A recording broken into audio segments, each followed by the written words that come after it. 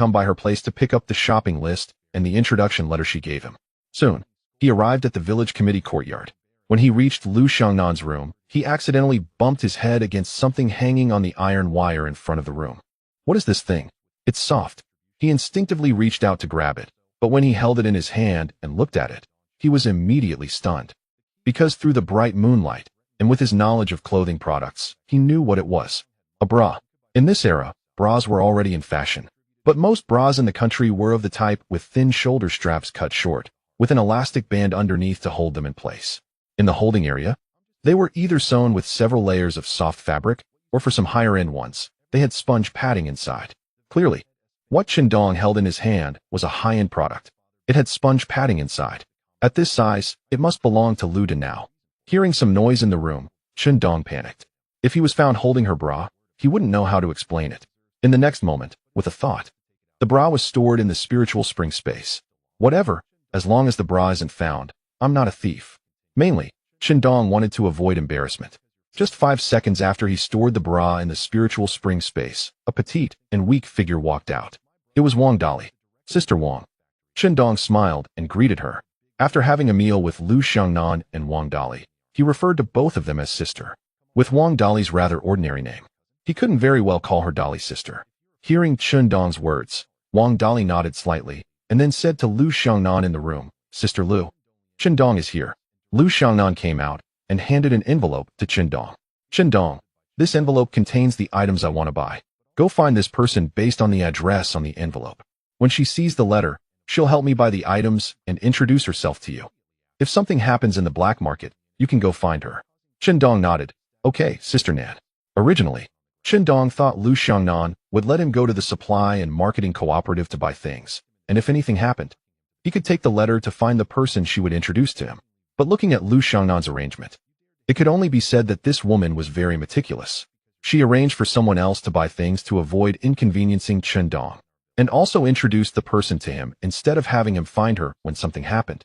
Lu Xiangnan said, the items weigh about 20 to 30 pounds. Can your tall frame carry them back? Qindong couldn't help but laugh. Sister Nan, don't worry about 20 to 30 pounds. Even if it's 200 to 300 pounds. My tall frame can carry it back. Lu Xiangnan smiled. Then I can rest assured. But still, be careful on the way. Qindong shook his head confidently and said, Sister Nan, you can rest assured about this. I've been hunting for many years, and my safety awareness is fine. I'll bring a gun and a few hunting dogs. In this era, firearms weren't prohibited, so even if you walked down the street with a gun, it wouldn't be a problem. Of course, the public security would check him. But he had a forest hunter's license, so carrying a gun wasn't an issue. After Qindong left, Lu Xiangnan shook her head and smiled. Before I became the village chief here, old General Chun got the news and left this place. Now he is sick in the hospital, so it's unlikely that he will return to live here while I'm the village chief. Does this count as disturbing old General Chun's peaceful later years? Wang Dali said. Maybe old General Chun is really sick. Lu Xiangnan smiled non-committally and said nothing more. Her family asked her to become the village chief in Chunlu village, which indeed had some intentions of winning over military big shots. Although old General Chun had hidden his name and lived in his hometown after the resistance against the Eagle Sauce War ended, he had not involved himself in the military's internal leadership. However, many of his old comrades now held important positions in the military, although the military and politics are unrelated. If she could win over military big shots, it would naturally be greatly beneficial for her future development. Among the elders in their circle, who had not participated in many wars, and later had military personnel enter the political arena. So, if they could gain support from the military side, the benefits were self-evident. Although Lu Xiangnan didn't like this arrangement, she also knew that there was nothing wrong with it. Dali, do you have anything else to buy? While Qindong hasn't gone to the city yet, you can still mention it, Lu Xiangnan said. Living in the mountain village was indeed very inconvenient, as many things couldn't be bought even at the supply and marketing cooperative in the town, let alone in the county. Wang Dali shook her head. Sister Lu, I don't have anything else to buy. It was almost time to sleep. Lu Xiangnan went to collect the clothes she washed during the day, but found that her bra was missing. Where did it go? Strange, I clearly hung it on the clothesline. Lu Xiangnan shone her flashlight around the clothesline, trying to find the bra she washed during the day. Chapter 211. The Anomaly in the Spiritual Spring Space. Wang Dali asked, Sister Lu, what are you looking for? Lu Xiangnan then awkwardly mentioned that her bra was missing. Wang Dali had a somewhat strange expression. Is that all that's missing? Could it be that someone stole it? Lu Xiaonan shook her head. Who would steal something like this? It probably just fell on the ground accidentally and was picked up by a dog. Dogs love to grab bits of fabric and rags. If Dong knew what Lu Xiaonan said, he would definitely want to say, sister. As someone who has experienced life in a later era, I must tell you that in that time, there were certainly perverted criminals who specialized in stealing bras and underwear. With a size like yours, it would definitely be the favorite of a perverted criminal. Jiang Shooting, the owner of Zhonghua Trade in the black market, located at number 38. People's Road in the black market. After leaving Lu Xiaonan's house, Dong stored the letter she gave him in the spiritual spring space, then looked at the name and trade address on the envelope, which made him pause. Jiang Shooting. This name sounded very familiar. The famous female boss in the black market. In a few years, Zhonghua Trade Company would be one of the top companies in the black market. And Jiang Shooting's name was quite significant in the business circles of the black market. Compared to Zhou Anlin, the intermediary spy supported by the spy organization, the business he did was much larger. Dong had met Jiang Shooting a few times at banquets and had exchanged pleasantries. She gave Dong the impression of a social big sister, with a head of French wavy long hair, and she liked to wear women's suits, trench coats, and kipeos. At the beginning of her business, when Dong heard that Jiang Shooting, as a woman, had built a large business, not only did people in the commercial circles of the black market respect her, but even the big bosses in the underworld gave her face. She was a woman who could navigate both the black and white worlds. Originally, Dong admired her exceptional capabilities. He didn't expect she had such a significant background. At the very least, a woman who could be contacted by Lu Xiaonan was certainly not simple. Indeed, in this era, wanting to build a strong business without some connections was impossible. It's just that realistic. Of course, it cannot be denied that Jiang Shooting must be very capable. However, the size of her business was likely greatly related to her background. Dad, you really picked a good shovel. Sister Lu really treats me like a younger brother, introducing me to such a powerful person. Dong couldn't help but admire his father's foresight. Lu Xiaonan had indeed been unknowingly tied to the old Qin family by him. Back at home, Su Yun and Zhou Honglian had already packed up the things he needed to take to the city the next day. Bring 2 sets of replacement clothes. The black market is about 180 to 190 miles away, and it would take a day to make a round trip. Plus I have to visit my uncle and aunt's house. The fastest I can come back is in 3 days. Besides the replacement clothes, Dong also had them pack some marinated deer meat for Air Mao, Jiang Aigua, and his uncle and aunt. As for fresh meat, forget it. Although he has the spirit spring space to keep it fresh, the deer hunted the day before yesterday would be considered third-day meat after being transported, and others would think it's definitely not fresh meat. There's no need to bring fresh meat over. As for the remaining 200 to 300 pounds of fresh meat, Dong told his parents to help make it into jerky.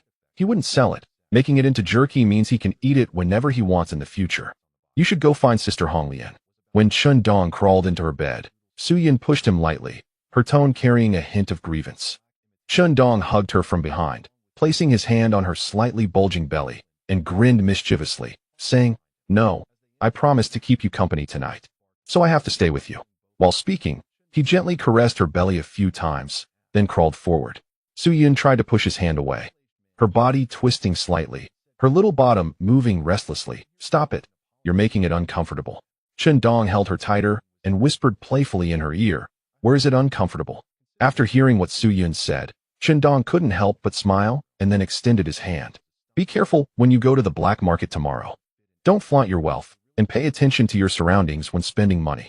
After being released, Su Yun felt much more relaxed.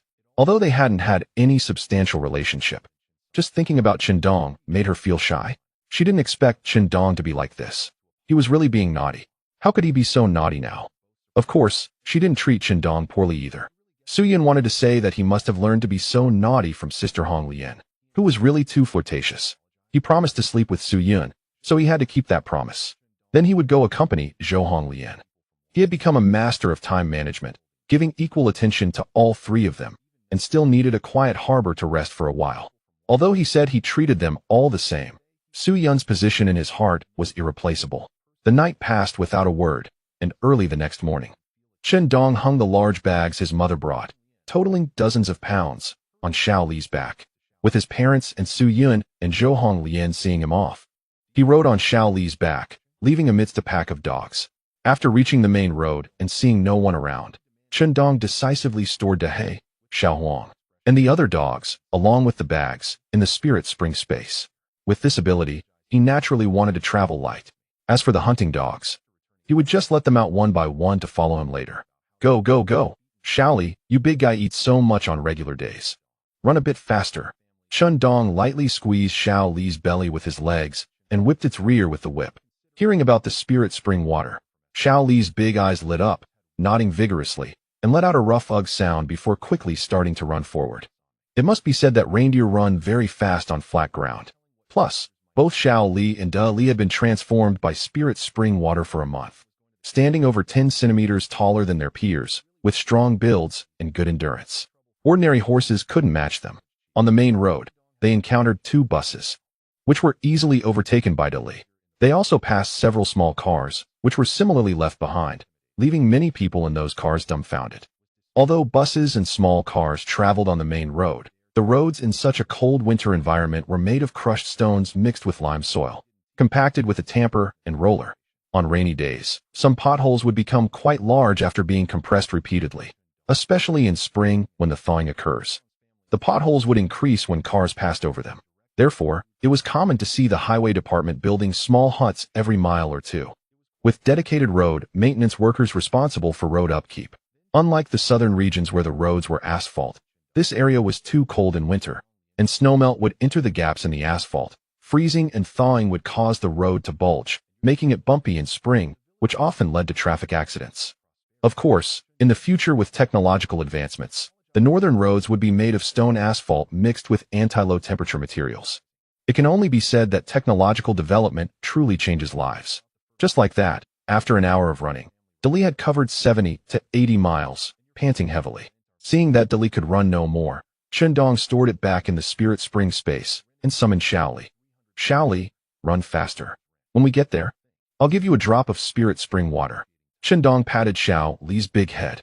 Xiao Li shook its head with its big horns, letting out ugh sounds. And upon hearing about the spirit spring water, its large eyes sparkled. These two knew that spirit spring water was a good thing. After all, having consumed so many drops of spirit spring water, they knew what it was as soon as it was mentioned. Then, Xiao Li started to run wildly. After more than an hour, they arrived at the outskirts of the black market. He didn't rush into the city, as making such a short journey from Chunlu-tun to the black market would easily raise suspicions. Anyway, he wasn't in a hurry to see the patient. He found a secluded spot by the river, releasing Da Li and the other hunting dogs. Da Li and Xiao Li were now in a weakened state after just exercising, so Dong gave each of them a drop of spirit spring water. The spirit spring water had a restorative effect. After drinking a drop, they lay with their tongues out and looked dazed. Lying in the grass, Dong relaxed and looked at the items in the spirit spring space. Among the animal carcasses, the northeast tiger was the most imposing. There were also 2 bears and over 30 sika deer with antlers. Additionally, there were several wild ginseng plants, especially a century-old wild ginseng. These were all worth money. In the spirit spring space, there were also quite a few living creatures. Among them, 2 large and 3 small lynxes were also valuable. Unfortunately, the spirit spring space could only store items and pause time. It couldn't raise these creatures. Otherwise, he could breed some things in the spirit spring space. Dong thought to himself. Just as he was thinking this, he suddenly noticed that a previously foggy area within the spirit spring space had a section where the fog seemed to have disappeared, revealing a door-like space. What is going on? Could it be dangerous? Dong felt a sense of caution. However, the next moment, he didn't hesitate and entered this door with his consciousness. What is there to be afraid of? He was reborn because of the spirit spring space. If it really brought him danger, he wouldn't be able to stop it even if he wanted to. Once his consciousness entered this door, a beautiful landscape appeared before him. Immediately afterward, a lot of information flooded into his mind. Chapter 212. Could it be that you little brat have hooked up with someone? In this space of about 1,000 meters, animals can be raised and crops can be planted. The diluted components of the spiritual spring water are contained here. If animals and crops grow here, both the growth speed and the quality of the meat of animals and crops will greatly improve. In the future, there will be opportunities to expand this space, allowing for the breeding and planting of more things. From the information in his mind, Dong understands what this space is all about. This space can indeed be used for breeding and planting. He can control the planting of crops and the breeding of animals through his thoughts. Here, thoughts can form as if they were entities, allowing operations similar to those in the outside world when breeding and planting crops. Additionally, the seasonal changes in this space correspond to the seasonal changes in his environment. This means that whatever season it is where he is in reality, it is the same season in this space. So, does that mean I can plant crops and even raise some animals in this space in the future? Right now, there's nothing planted in this space. The distant green mountains and waters are merely illusions of the space, and the bare land, hills, and slopes within this space are empty. If I have time, I should buy some vegetable seeds, flower seeds, and grain seeds to plant here. The few wild ginseng plants I dug up can be planted here. As for animals, I want to bring any from the spiritual spring space for now. If I raise some deer here, what if they ruin the wild ginseng I planted? However, later on, I can get some cages or fences to keep them in and see if the meat from the animals raised here is really as good as they say. I was worried about those few little tiger cubs, even if I let them go in autumn and then skin them to sell. The lynx skins in autumn 1T fetch a high price. Just like bear bile, the quality of bear bile varies with the seasons. Many animal skins are similar. As autumn approaches winter, many animals grow suited for the cold winter. The price difference between lynx skins now and in autumn is significant. Now it's good. I can raise them here, feed them meat every day, and then skin them for money in autumn. He thought about it and decided not to plant the wild ginseng here. First, planting wild ginseng is pointless since its medicinal effect isn't as good as the spiritual spring water. If he sells the wild ginseng in the future, buyers will look at the age, not how effective it is. What is the use of planting wild ginseng here for 10 or 8 years? Even if the medicinal effect improves significantly, it won't increase its age, so it's not very useful. Looking at it this way, having an extra breeding space doesn't seem to be very useful. There are no useless items, only useless people. I need to think about how to make use of this space. 2 hours passed in a flash. As it approached 11 o'clock, Shindong felt it was about time, so he rode on Dolly, with Xiaoli loaded with supplies beside him, along with several dogs, including Da Huang, Dahu, and Xiao Wang, and entered the black market in a grand manner. His act of riding a reindeer on the road attracted a lot of attention, and many people looked at him with curiosity. Although people in the black market often see reindeer, it's still quite rare for someone to ride a reindeer like a horse. Soon, after asking passers-by, he arrived at the People's Hospital. He arranged for the reindeer to be watched in the parking shed, and it cost $1 to keep an eye on the 2 reindeer. As for the hunting dogs, Shindong instructed Da Huang to have them stay quietly at the hospital entrance. If anyone tried to do anything to them, they could just run away. He wasn't worried about the hunting dogs. With Da Huang around, the hunting dogs wouldn't get into trouble. After inquiring with the hospital front desk nurse, he went to the ward where his uncle Chen Dachuan was staying. Just as he reached the ward door after going upstairs, he saw Ermao, dressed in plain clothes, standing at the balcony door, smoking a cigarette. Ermao noticed someone approaching and instinctively turned his head, but when he saw it was Dong, he was momentarily stunned. Wow, Xiao Wu, why are you here? Upon seeing Dong appear with a big bag, Ermao was taken aback, swore, and quickly flicked the cigarette out the window. He stepped forward to Dong, patted his shoulder, and shook his head in surprise, saying, "What brings you here?" Dong shook his head and smiled. "Ermao, you dog. Flicking your smoke outside. What if it hit someone? What face would you, a public security officer, have left?" Ermao tugged at his clothes and grinned. "I'm not in uniform. Who would know I'm a cop? If it hits someone, I'll just say it was you." Dong slapped his shoulder hard. "Damn. You want me to take the blame again? I went to the county yesterday, planning to bring you some venison. When I got to the police station, you were nowhere to be found. After asking Ming at the police station, he told me that you were sick and came to the city, and that you and your sister-in-law both came to the city. In the end, I gave all the venison I brought for you to Lin Daybody instead. So I figured I'd come visit you today. Didn't you say last time that you were only dealing with an old injury, and that you were staying at your sister's house in the county for a few days to conveniently get some medicine? Uncle came to the city, and you didn't even tell me." Ermao shook his head.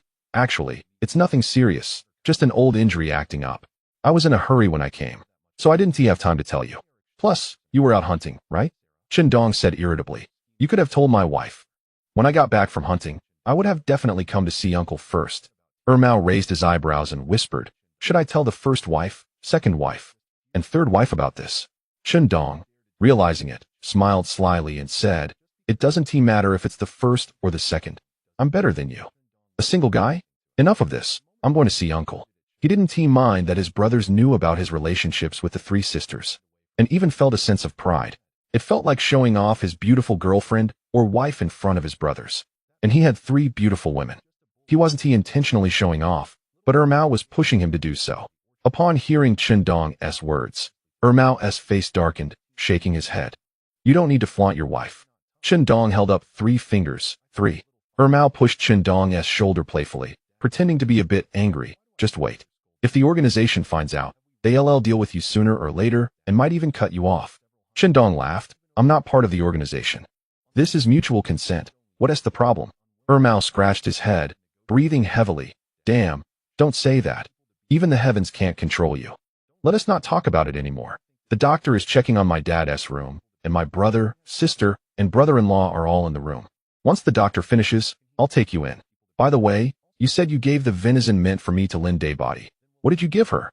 You gave it to her, and it won't end well. She must have spoken to you with a cold face, right? Chen Dong replied. I originally said I'd bring her some wild game. You know that from the van. I just gave her a bit more. I think you have a bit of a bias against her. When I gave her the venison yesterday, she was quite happy and was chatting with me. He didn't tell Ermao about getting beaten and spitting blood yesterday and going to the hospital. She was still laughing and joking with you? Is that for real?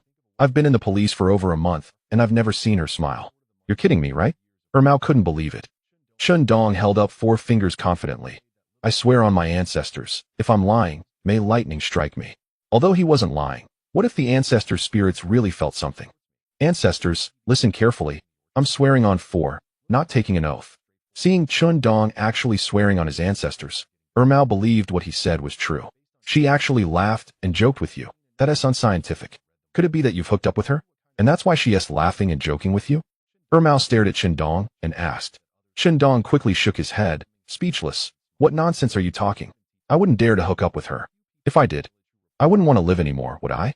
Besides, she knows I'm a married man. If I tried to hook up with her, she'd probably beat me to a pulp. Ermao shook her head, looking Chen Dong up and down. I admit you're a bit more handsome than me.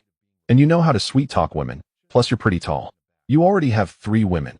You can't hook up with any more. What are you talking about? Chen Dong changed the subject. He mentioned bringing a lot of marinated deer meat, a piece of deer antler, and 2 wild ginseng plants he dug up to give to Chen Dachuan. He also said that he had made a lot of deer antler blood wine at home. And when it was ready, he would have Ermao take it home. Chapter 213. Chen Dachuan really felt he was blind. Chen Dong thought for a moment and took out 2 30-year-old wild ginseng plants as a gift for visiting Chen Dachuan. Whether he could eat this to nourish his body was one thing. Whether he gave it was another. Jiang Aigua helped his sister's husband become the farm's production director. And he couldn't fall behind in terms of face. 30-year-old wild ginseng isn't worth much, but it's quite rare. It's hard to find 30-year-old wild ginseng at the market. Even 20-year-old wild ginseng is already considered good. As for his parents, they had spiritual spring water to drink, which was much better for nourishing the body than wild ginseng. After returning home, he planned to give his parents a 50-year-old wild ginseng, so they could soak it in wine or something. Although the effect wouldn't be as good as the spiritual spring water, it would give them some good thoughts. Later, when others asked them how their health had improved so much, they could say it was due to the wild ginseng. This would effectively raise the price of wild ginseng. With Big Huang and the other dogs around, they could help find wild ginseng, and he wanted to think of ways to dig up more. When Ermao heard that Chen Dong had actually hunted 22 spotted deer the day before, her eyes widened as big as copper bells, exclaiming that he must have had some lucky streak. She said he must have made a lot of money. Chen Dong nodded and smiled, saying he made some money. Ermao didn't ask how much, but expressed her amazement that Chen Dong could still dig up wild ginseng. With deer antler, wild ginseng, and so much deer meat, he really made a fortune. Chen Dong shook his head and laughed, saying, "What fortune?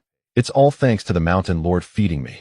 This is all stuff I got from the mountain, not bought with money." An older male doctor, accompanied by several younger doctors, walked out of Chen Dachuan's hospital room. Ermao led Chen Dong into the ward.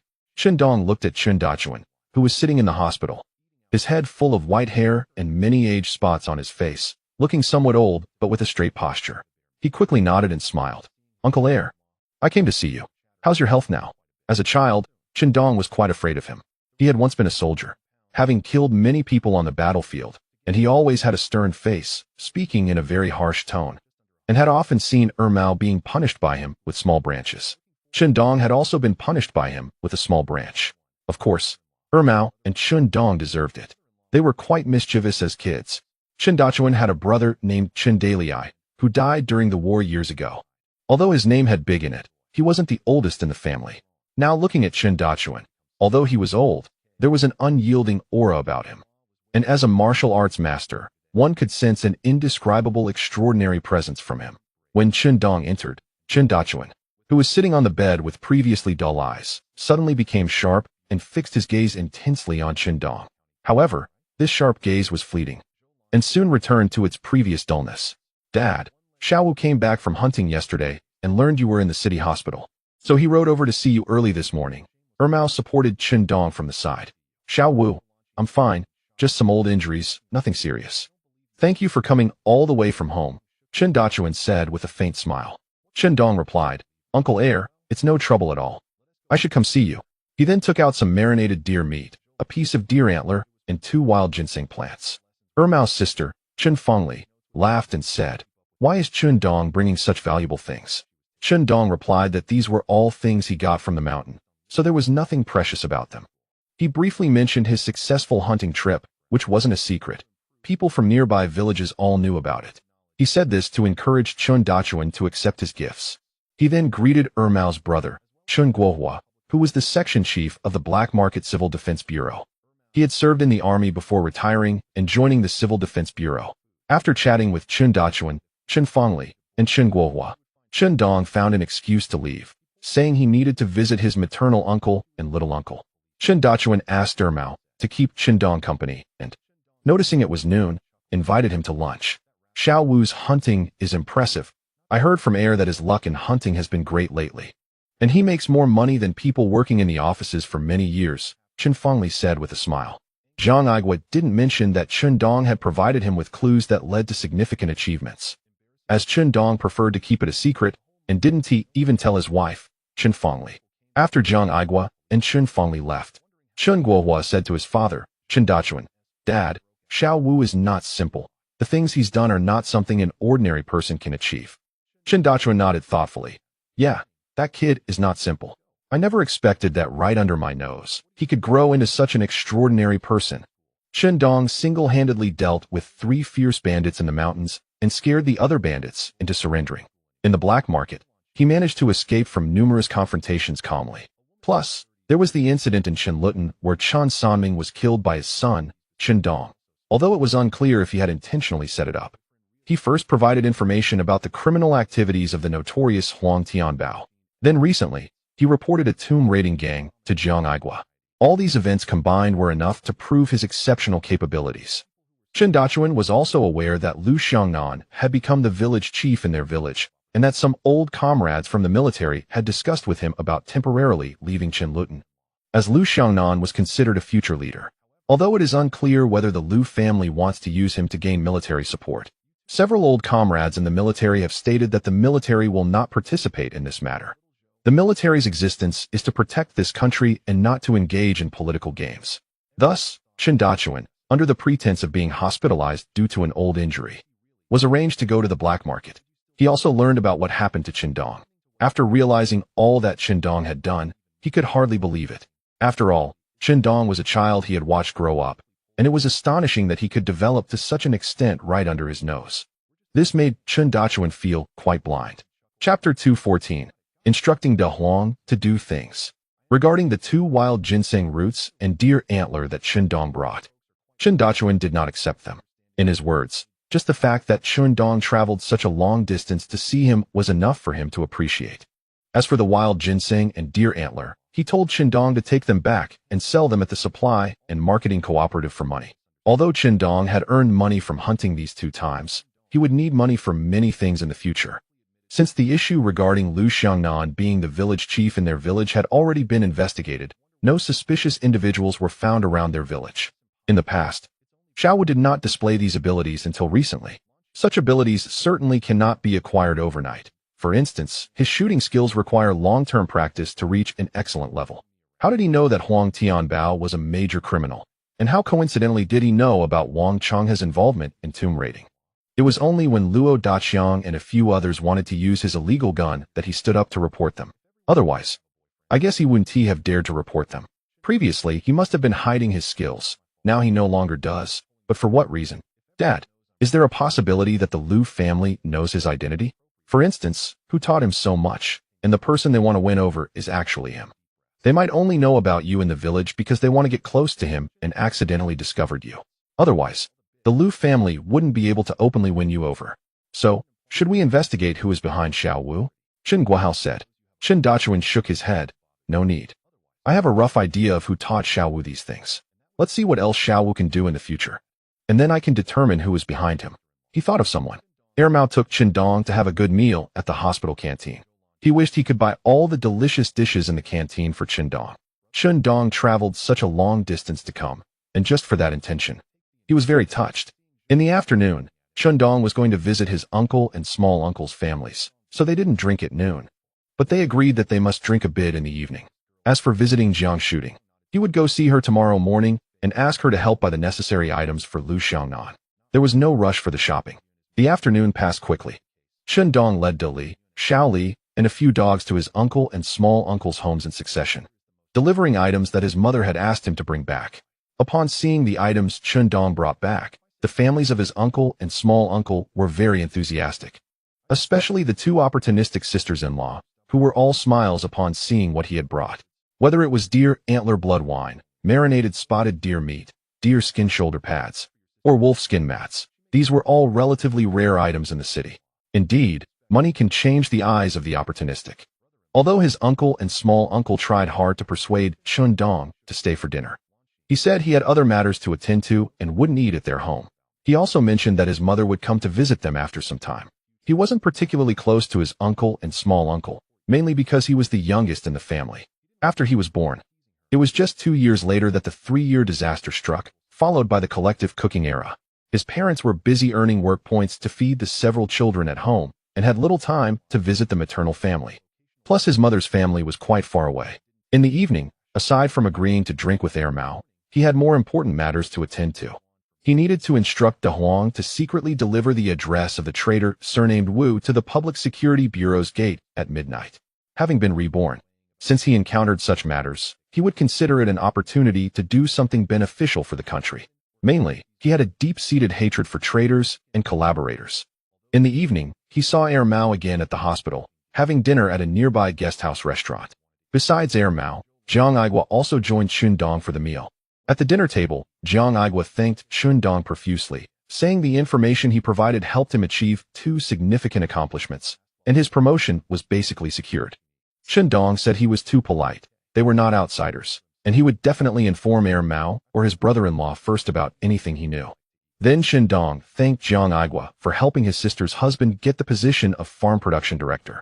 Jiang Aigua said he was also being polite, as Chen Dong said. They were not outsiders. Jiang Aigua just happened to have relatives in high positions at the farm. Plus, Du Gang had a good reputation and deserved the position. Otherwise, even if his relatives helped a lot, they might still face opposition from other leaders. Jiang Aigua also mentioned that the reward for reporting the tomb raiding team that had been captured would be coming soon, a total of 5,000 yuan, which would be given to Chen Dong once the money arrived.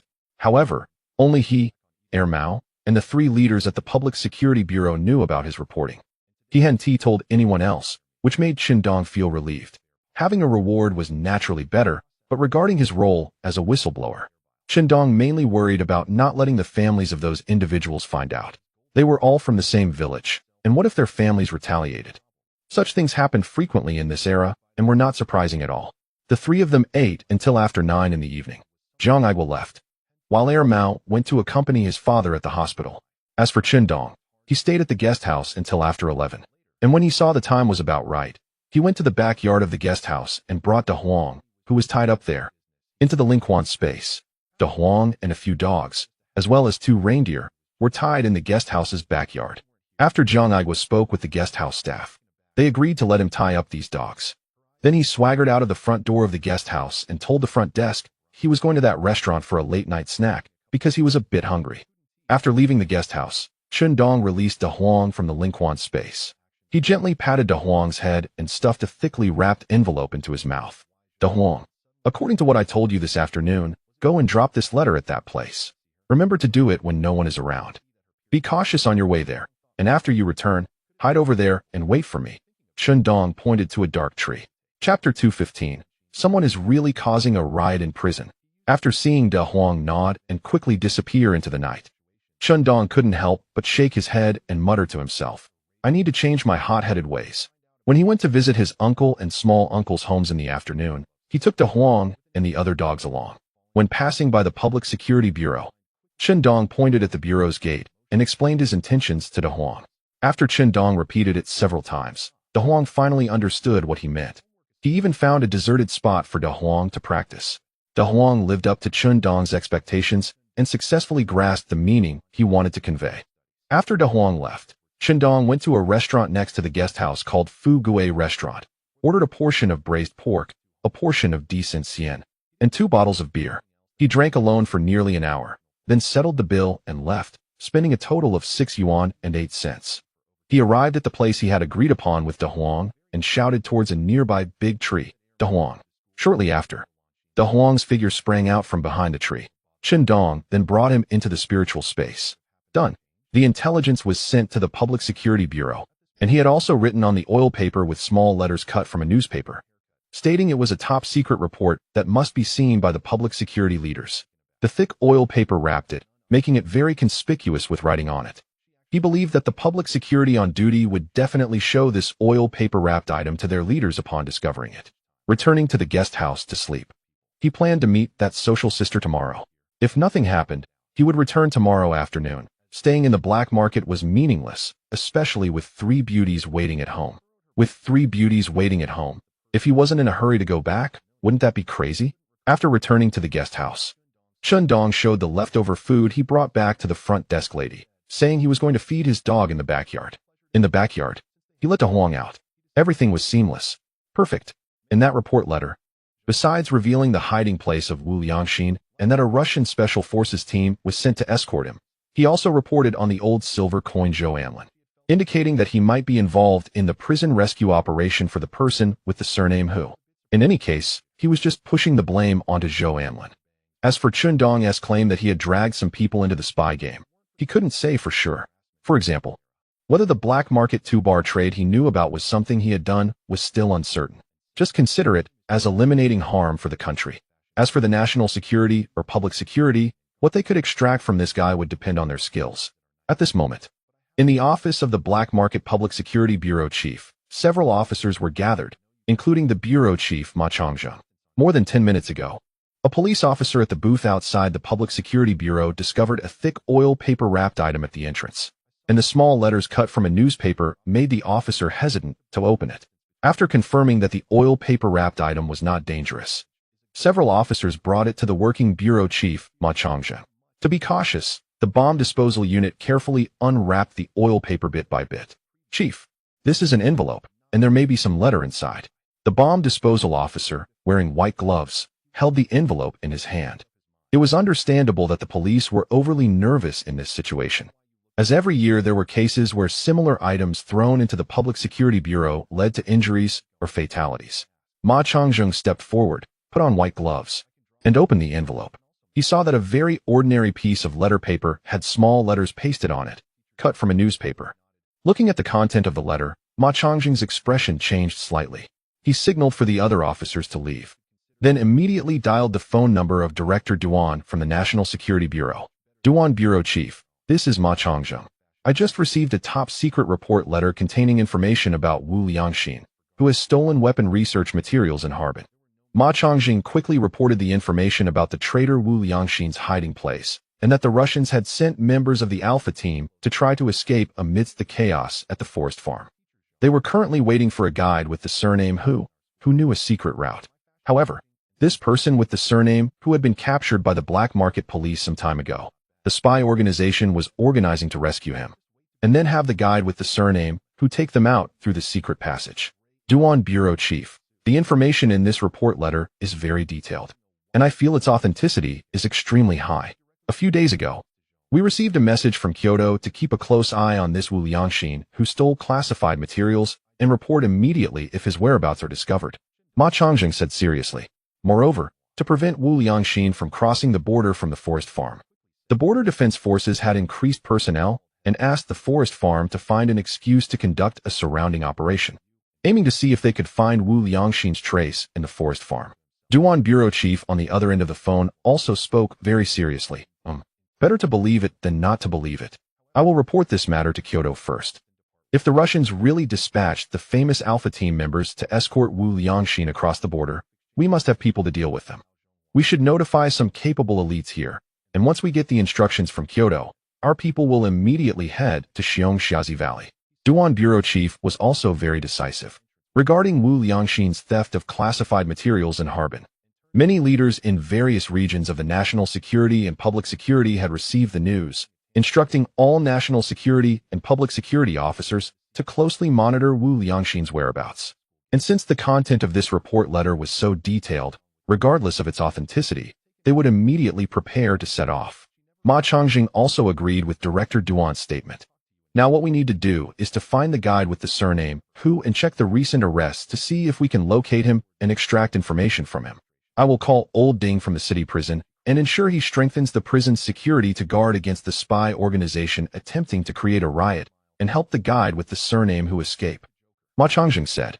After hanging up the phone with National Security Director Duan, he immediately dialed the phone number of Ding Dashin, the leader in charge of the black market prison. Without any pleasantries, he got straight to the point.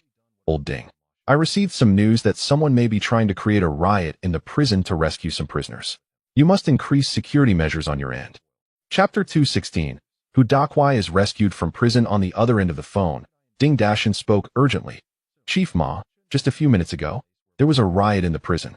Some prisoners somehow got hold of a gun and shot several prison guards, while someone outside detonated explosives, blowing a big hole in the prison wall, and some prisoners have escaped. My people are maintaining order in the prison, and we're about to call the Public Security Bureau and National Security Bureau for assistance in capturing the escaped criminals. After hearing this, Ma Changjing was first taken aback, then shouted, What? Someone really planned a prison riot to allow criminals to escape? Who are you people? At midnight, as Zhou Anlin just drove back to his residence and turned on the light, he saw two men in black sitting on his sofa, which startled him. Instinctively, he asked. One of the men took out an identification card and said, We are from the Black Market National Security Bureau. We suspect you of colluding with foreign forces to plan and participate in the recent prison riot, which involved significant criminals escaping from prison. Therefore, we request you to come with us to the National Security Bureau for an investigation. Hearing the words of the man in black, Zhou Anlin felt a pang in his heart. His face changed slightly, and he nodded with trembling lips. Okay. Inside, he felt as if all the air had been let out of a balloon. He knew it was over for him. Since the National Security Bureau could trace him here, it proved they had gathered considerable evidence. For him, he simply couldn't figure out how he was exposed. He believed that he had been extremely thorough in his liaison work for the spy organization, almost flawless. But how did he get exposed? Especially since he had indeed cooperated in contacting spies, helping to relay some information during the recent prison riot rescue. But the incident had just happened. Then the national security arrived at his door.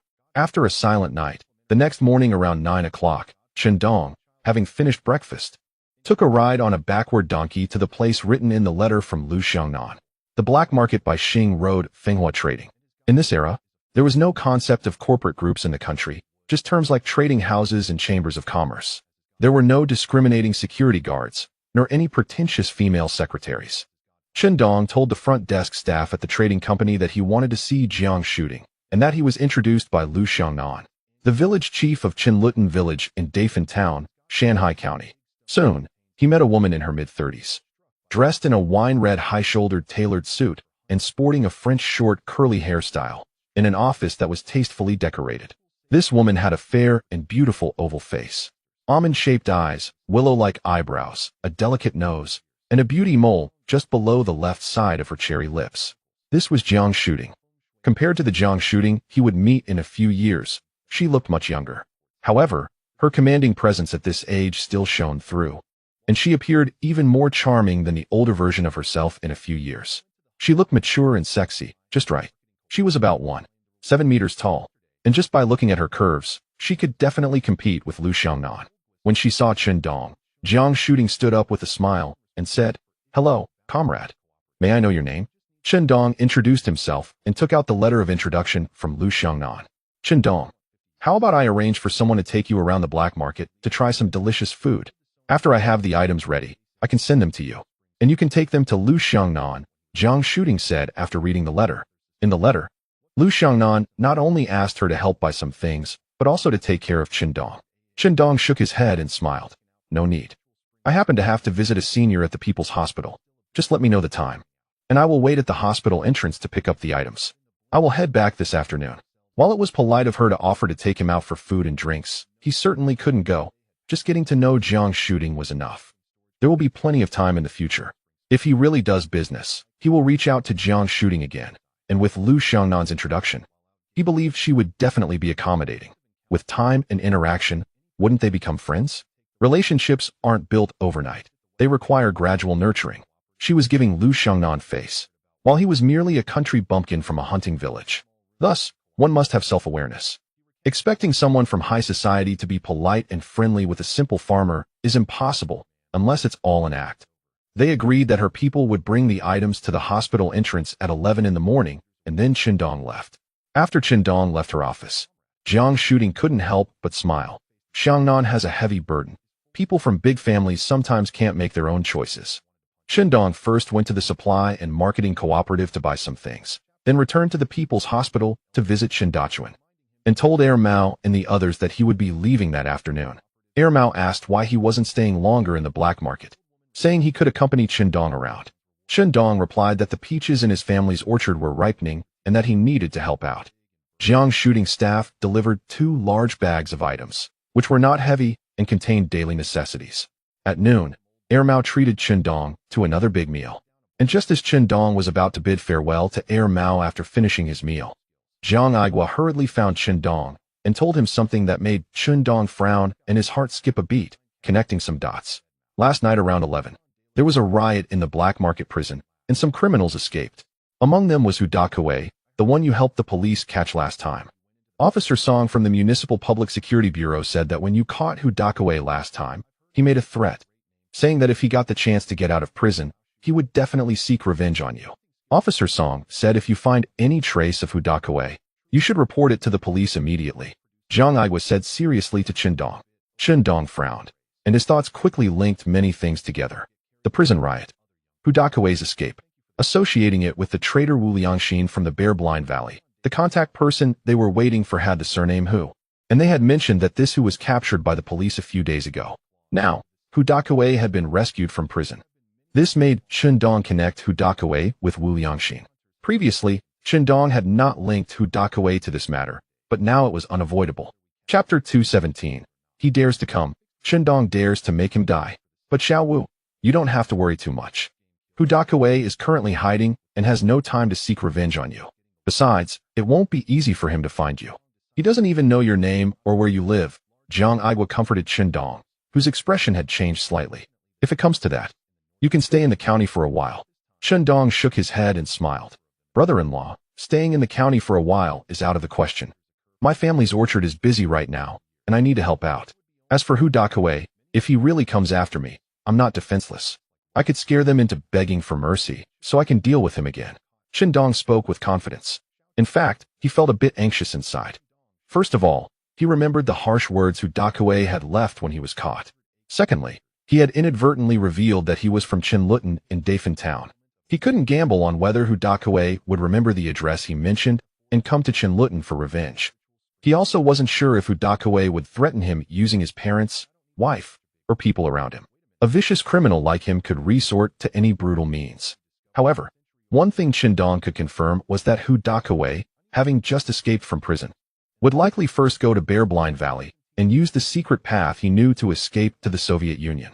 Of course, Chen Dong couldn't be 100% sure that Hu Dakue was indeed their guide. The main point was that all these clues pointed to Hu Dakue being that person. Xiao Wu, I know your marksmanship is good, but don't be reckless. If you really find any trace of Hu Dakue, report it to the police immediately. Jiang Igua said hurriedly. Chen Dong nodded. Brother-in-law, I understand. I'm leaving now. After saying goodbye to Jiang Igua and Mao, he rode on Dali, followed by Xiaoli and several dogs like Da Huang, quickly leaving the black market. While riding Dali, He occasionally used binoculars to observe the surroundings, checking for any suspicious individuals. Am I just going to wait for Hu Dakawei to come find me? I can't just sit back and wait. But when will he come? 3 days, 5 days, 10 days, half a month, or even longer. I can't keep living in fear. However, I also can't be sure if Hu Dakawei is indeed that guide with the surname Hu. If it really is Hu Dakawei, after he escapes from prison, he will definitely be arranged by the spy organization to have Xiongxiazi Valley pick up Wu Liangxin. The public security and national security must have already started sending people to Xiongxiazi Valley. If Hu Dakawei is indeed the guide, and he encounters national security and public security, he is very likely to be captured or even shot dead. I can't go to Xiongxiazi Valley to stir up trouble. Thinking of taking down Hu Dakawei, if I go, it will definitely arouse suspicion among some people. After all, why would I run so far to Xiongxiazi Valley? The key is that there are many national security and public security personnel there. Although Qindong really wants to personally take down Hu Dakawei to eliminate his worries, otherwise, he would have to be on guard for an unknown period of time in the future. But first, he is not sure if Hu Dakawei is indeed the spy guide with the surname Hu. Secondly, there must be many public security and national security personnel heading to Xiongxiazi Valley now. If he goes there, the likelihood of getting discovered is very high, and he will definitely raise suspicion. I should prepare near my home first, and after returning, I will draw Hu Dakawei's appearance to let the Huang and the dogs remember it. Then, once that person is spotted around the village, I will be able to get the news immediately. As long as that kid dares to come, I will dare to kill him.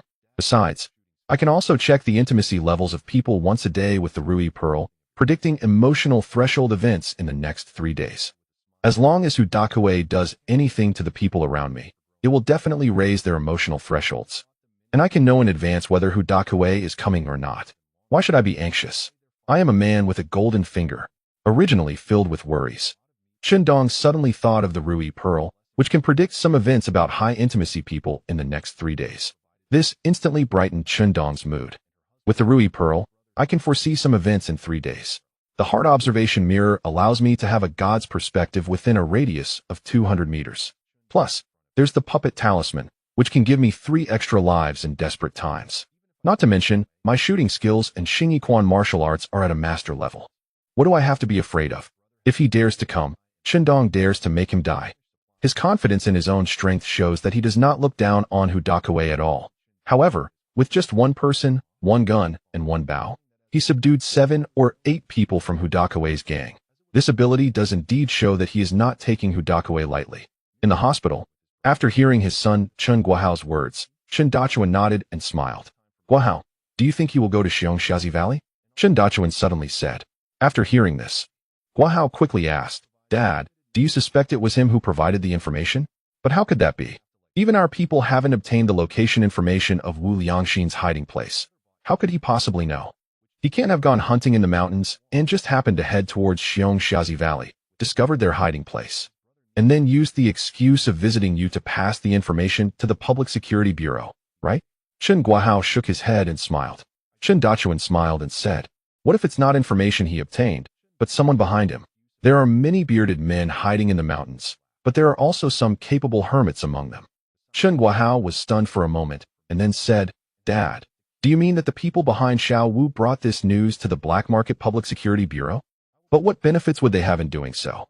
Chen Dachuan said seriously, there are always some anonymous people willing to do things for the country and the people. On the way back, Qindong was not in a hurry.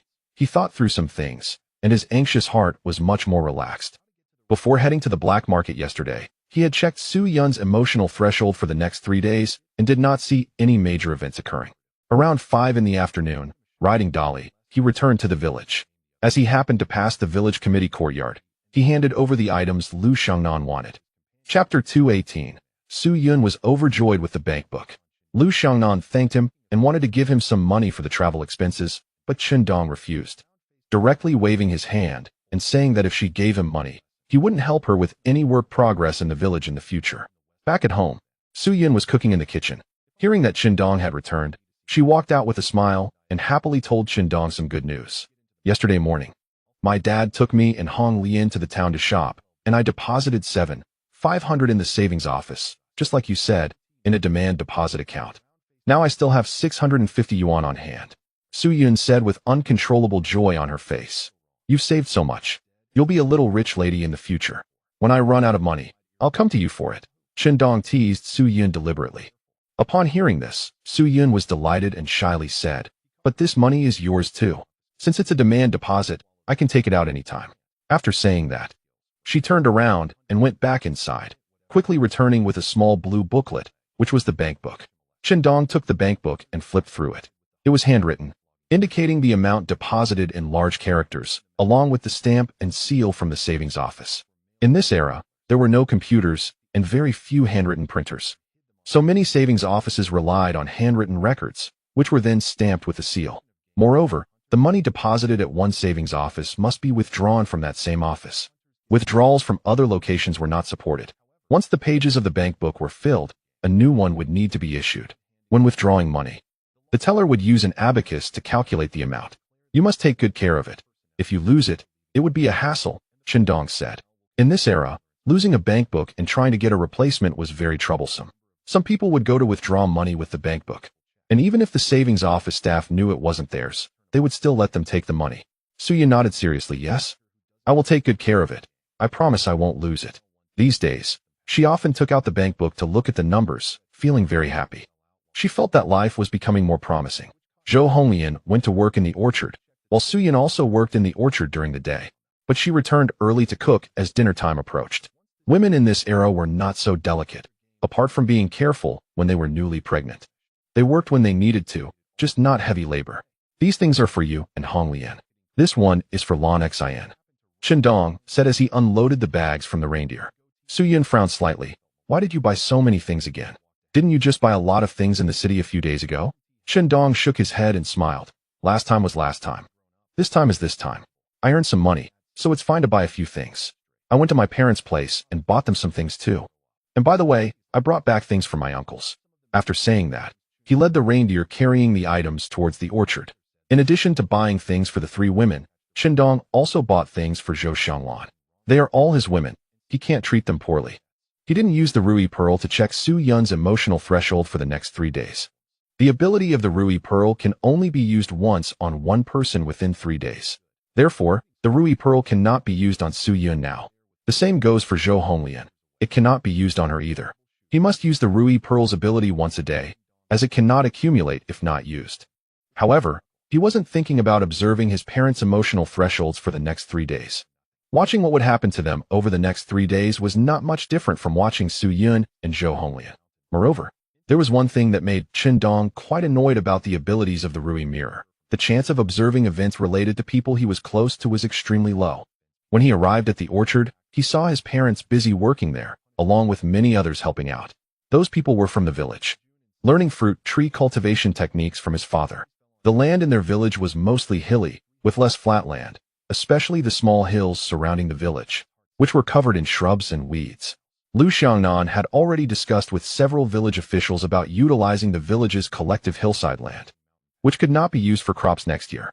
They planned to plant fruit trees and other economic crops suitable for hilly areas. She intended to contract the hillside land to villagers for planting fruit trees and other crops at a very low rent. However, many villagers were learning fruit tree cultivation techniques from Old Chun, but it was uncertain how many were genuinely interested in planting fruit trees next year. In Dong's view, there were probably not many. Many people came just to join in the fun, primarily to get a free meal. The main participants in learning to plant fruit trees were mostly the women from the village. During this first year, when the responsibility fields were divided, any family that could have a full meal every day considered themselves to be doing well. To put it bluntly, many people came just to get a free meal. Although a meal wasn't worth much, it could fill their stomachs. This was actually part of Dong's plan, but he hadn't explained it in detail to his father. If he had, his father and mother would probably think that treating them to lunch was a big loss, given his mother's temperament. This arrangement was quite good. There were people to help with the orchard work, and his mother thought it was just a simple meal. As for those working, they felt they were getting a free lunch. What more could they want? It was a win-win situation. Otherwise, with over 100 acres of orchard, even though the fruit trees were sparsely planted on the hillside, it was impossible to rely solely on his parents, plus him, Su Yun, and Zhou Honglian. The 5 of them would not be able to manage it all. During busy times, he would have to spend money to hire help. The cost of hiring wasn't something that could be solved by providing a single lunch, and they would have to pay wages as well. If it came to that, no matter how much his mother hated spending money, she would still have to pay the workers. When Chundong arrived, many of the women helping out greeted him. He could now earn money and had a strong presence in the village, making him the most popular guy around. Some women looked at him with strange expressions, as if they wanted to get close to him. Chundong wanted to tell them, "You odd-looking ones, I'm not interested in you." Chapter 219. Chundong thought of a response strategy. Chundong greeted them with a smile and then found his parents, telling them about delivering items to his uncle in the city. His mother was delighted to hear that his uncle's family was very satisfied with the gifts he sent, and she couldn't stop smiling. At her age, she also wanted to have some face when she returned to her maternal home. Now she finally had some face. After putting the items in his parents' room and chatting briefly, Chundong left. He planned to find Zhou Xianglan. It wasn't to ask her for help, but to use the Rui Pearl on her to see if there were any events in the next 3 days that would trigger her emotional thresholds related to him or his family. He also intended to give her the items he had bought for her, just as he thought of her. He had just come down the mountain and was on his way home when he saw Zhou Xianglan riding a bicycle with her daughter, Xiao, slowly coming from a dirt road in the setting sun. "Sister-in-law, what are you doing with the child?" Chundong greeted her with a smile. With a thought, he used the Rui Pearl on Zhou Xianglan. Immediately, scenes of events that would happen to her in the next 3 days appeared above the Rui Pearl in the spiritual space. At first, the images presented were unremarkable, but later, the displayed scenes filled Chundong with a strong sense of murderous intent. From the events that would trigger Zhou Xianglan's emotional thresholds in the next 3 days, he first saw her joy after settling old grievances in the village tonight, followed by her anger upon learning that a large portion of the village's collective funds had been embezzled by Chun Sanming and Chen Zhonglin. Tomorrow morning, she would be annoyed because a bachelor named Air Bangzi from the village was harassing her, leading her to scold him. Later, she would feel troubled because of financial work in the village. The day after tomorrow morning, she would hear that Chun Laoshu and his wife were killed in their dreams in the orchard at midnight, as well as the news that Chun Jun's wife and their daughter at home were also killed in their sleep, along with Chun Liang's wife and their 2 children. This would instantly turn her mood to one of sadness. That night, his parents, elder sister-in-law, and younger niece, along with his second sister-in-law and her children, would also be killed. This surged a tide of murderous intent within Chundong. "I took the child to check the east cornfield. If it doesn't rain today, we will have to water it." Zhou Xianglan stopped her bicycle, pretending to be nonchalant during the day. While speaking, she reached out to rub Miao Miao's head. "Miao Miao, quickly call uncle." Obediently, Miao Miao sweetly called out uncle to Chundong.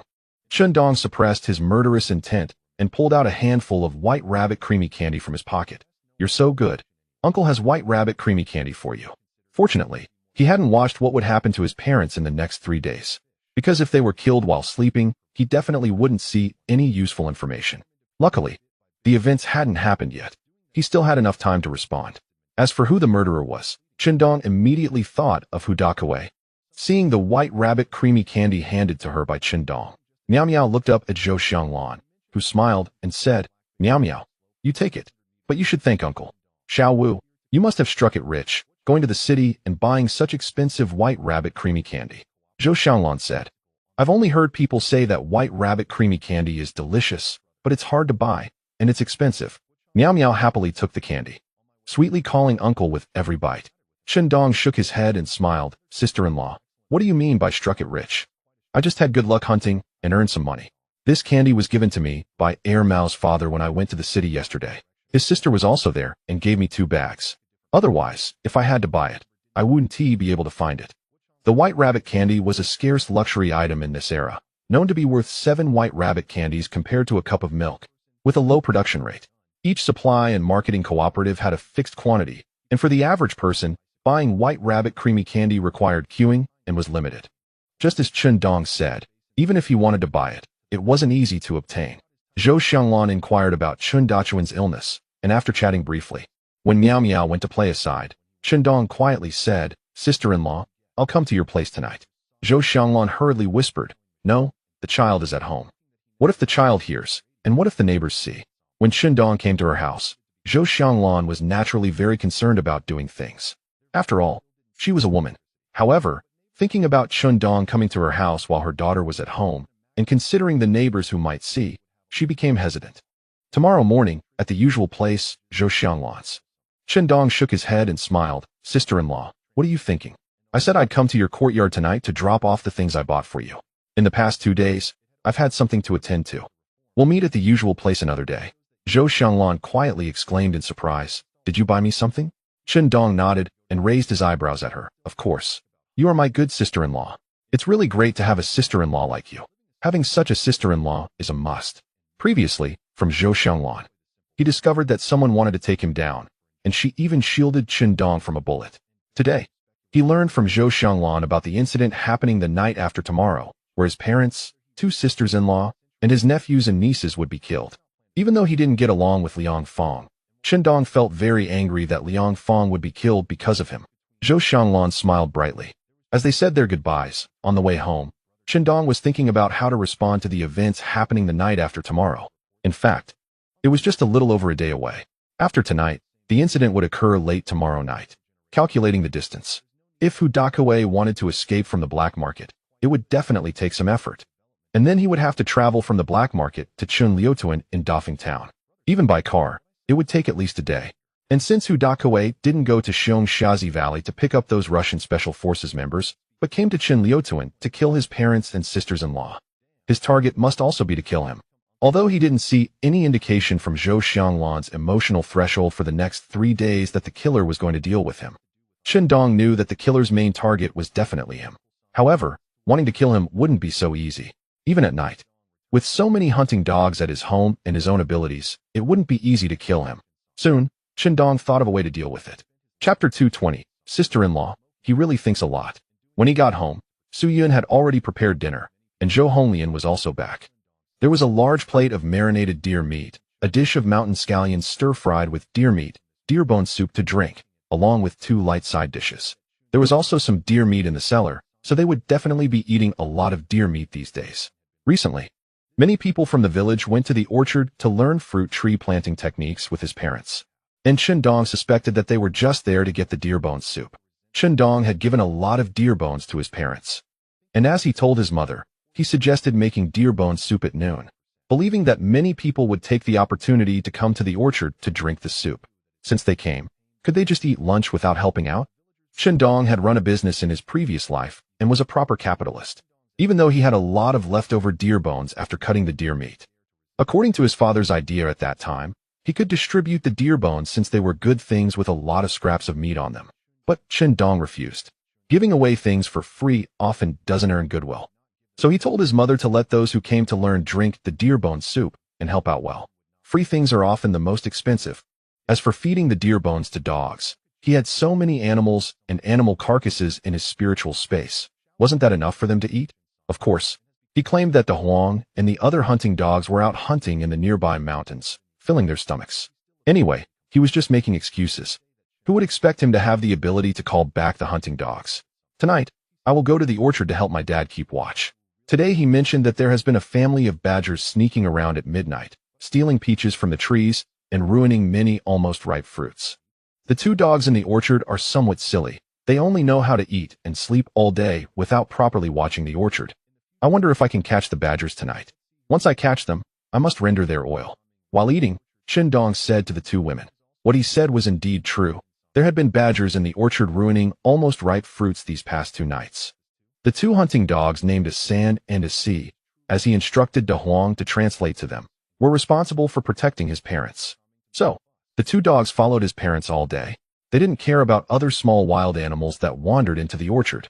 This made his parents very angry, saying that the 2 dogs were too silly and didn't know how to drive away the animals that entered the orchard. But Dong found it amusing and told his parents that he would give up one of his hunting dogs to train one specifically to drive away small wild animals from the orchard. He didn't think a San and a Si were doing anything wrong. They completed the tasks assigned to them very well and ignored everything else. Tomorrow and the day after, I plan to go into the mountains to dig up those 2 wild ginseng plants. I've heard that wild ginseng grows in clusters, so I want to look around and see if I can find a few more wild ginseng plants. If I can dig up 100-year-old ginseng, it can sell for several tens of thousands, and we would be rich then. Dong smiled at the 2 women again.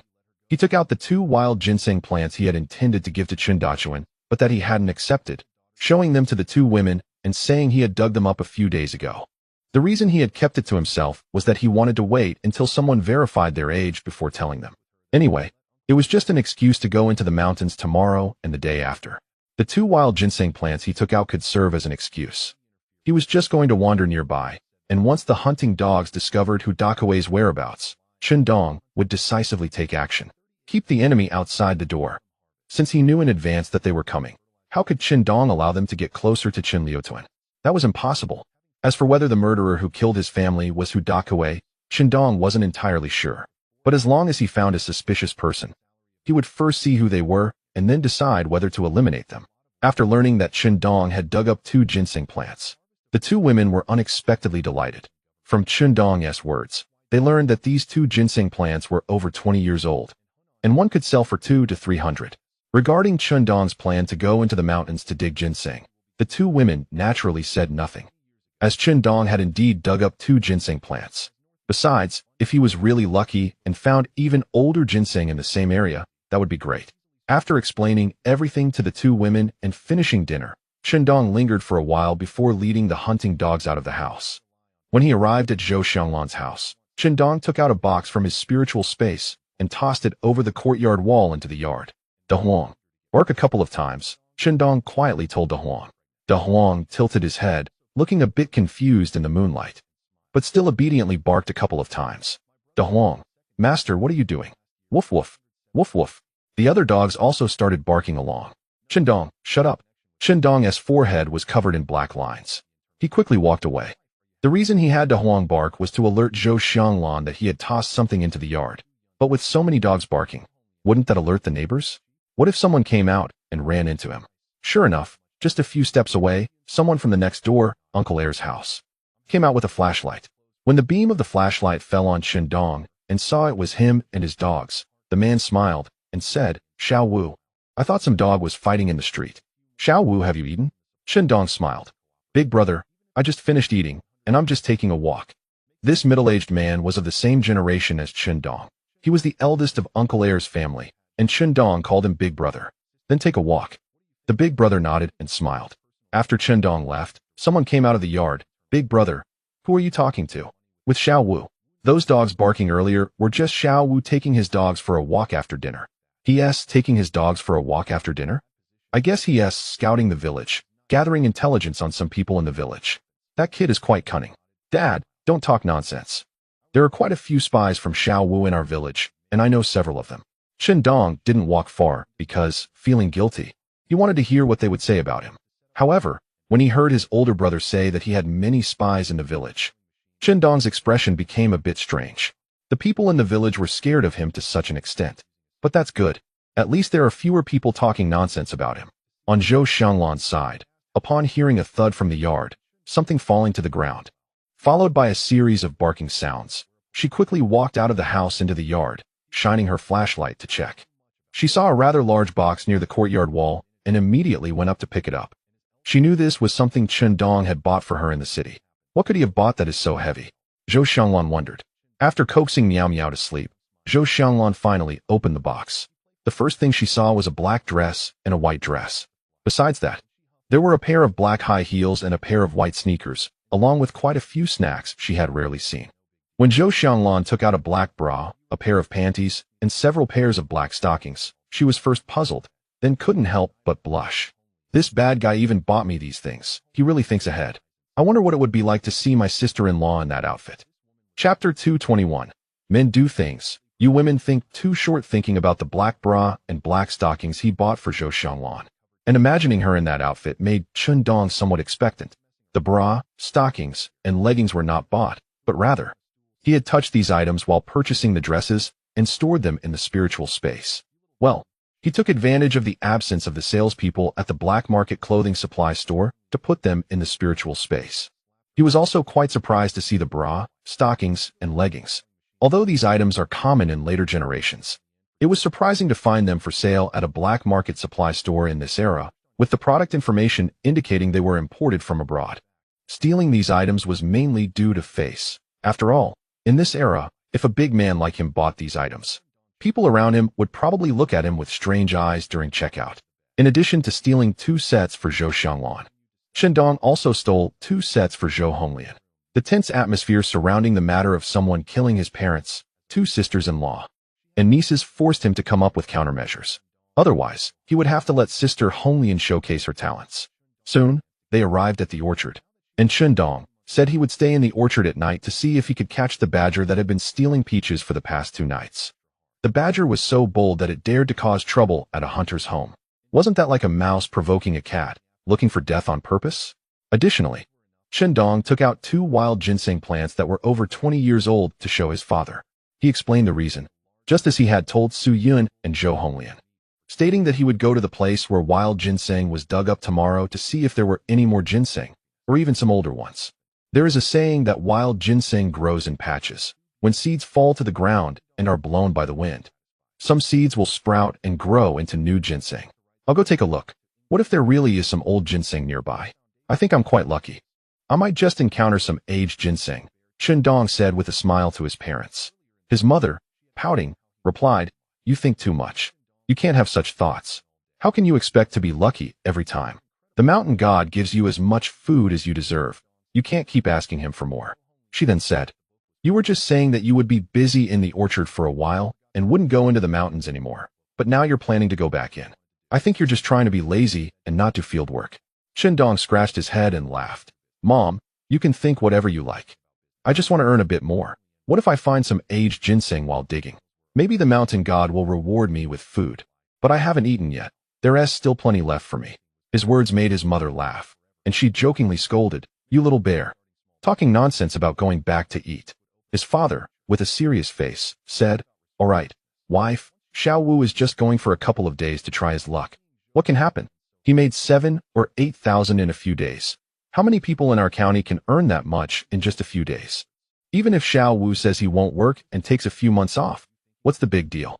Men do things, you women think too short." As soon as his father mentioned how much money Shindong had made in just a few days, his mother quickly waved her hands and said, all right. Let Xiao Wu go to the mountains and try his luck." When it came to money, his mother became obedient. After all, Shindong had indeed earned a lot. So, it was settled. Shindong chatted with his parents for a while longer, discussing his elder sister's family, his second sister's family, and Su Yun's childbirth, until his mother couldn't help but bring up Zhou Honglian again, mentioning that someone wanted to arrange a match for her. His father scolded her not to worry about it, reminding her that Zhou Honglian had said she was not considering finding a partner for now. When it came to Zhou Lanxin, Shindong didn't mention her plans to take the university entrance exam. Otherwise, his mother would likely ask who would pay for her college expenses, as she couldn't expect Shindong to cover everything, could she? Naturally, the money would be Shindong's. At least, that's how Shindong thought about it. After all, Zhou Lanxin was now his woman. Who else should take care of her? Of course. Shindong had seen too many videos and online stories about men spending money to support their girlfriends through 4 years of college, only for the girlfriends to fall into the arms of other men after graduation. That would be infuriating. If that happened to Shindong, he would make Zhou Lanxin vanish from this world. Forget about being magnanimous or open-minded, talking with his parents until after 10 o'clock at night. Shindong urged them to rest quickly, as they still had to work the next day. As for him, he could just stay in the orchard shed. The reason he chatted a bit longer with his parents was that he felt a sense of loss about losing them when he saw what Zhou Xianglan had. Although his parents were doing well now, he wanted to get closer to them. After his parents went back to sleep, Shindong took a flashlight and walked around the orchard before leaving it. De Huang and the other dogs were sent out by him, and he sketched a portrait of Hu Dakuei, asking De Huang if it recognized him. De Huang barked and nodded that it did. Then, Shindong instructed De Huang to lead the other dogs to search for this person's whereabouts within a 2-mile radius of the village, and if they spotted this person, they should come to find him immediately. He also instructed them to report to him as soon as they saw anyone carrying a gun near the village. Recently, De Huang had done this kind of task with the other dogs, so it was quite familiar with it. As for the 7 new dogs, even though they hadn't experienced this before, they had De Huang, who could act as a translator since he was proficient in dog language. Now, only Xiao Huang was following Shindong. Chapter 222, Wang Dali. He has some skills, but not much. Ah San and Ah Si guard their parents, usually at night.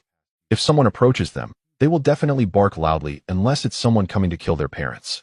If that happens, they will be killed immediately. Otherwise, their father will surely wake up upon hearing the barking, not just be killed in his sleep. In Zhou Xianglan's emotional threshold image, she hears about their parents being killed in their sleep, killed while lying in bed. It's possible that Hu Dakuai came with other experts, or that they were equipped with night vision gear.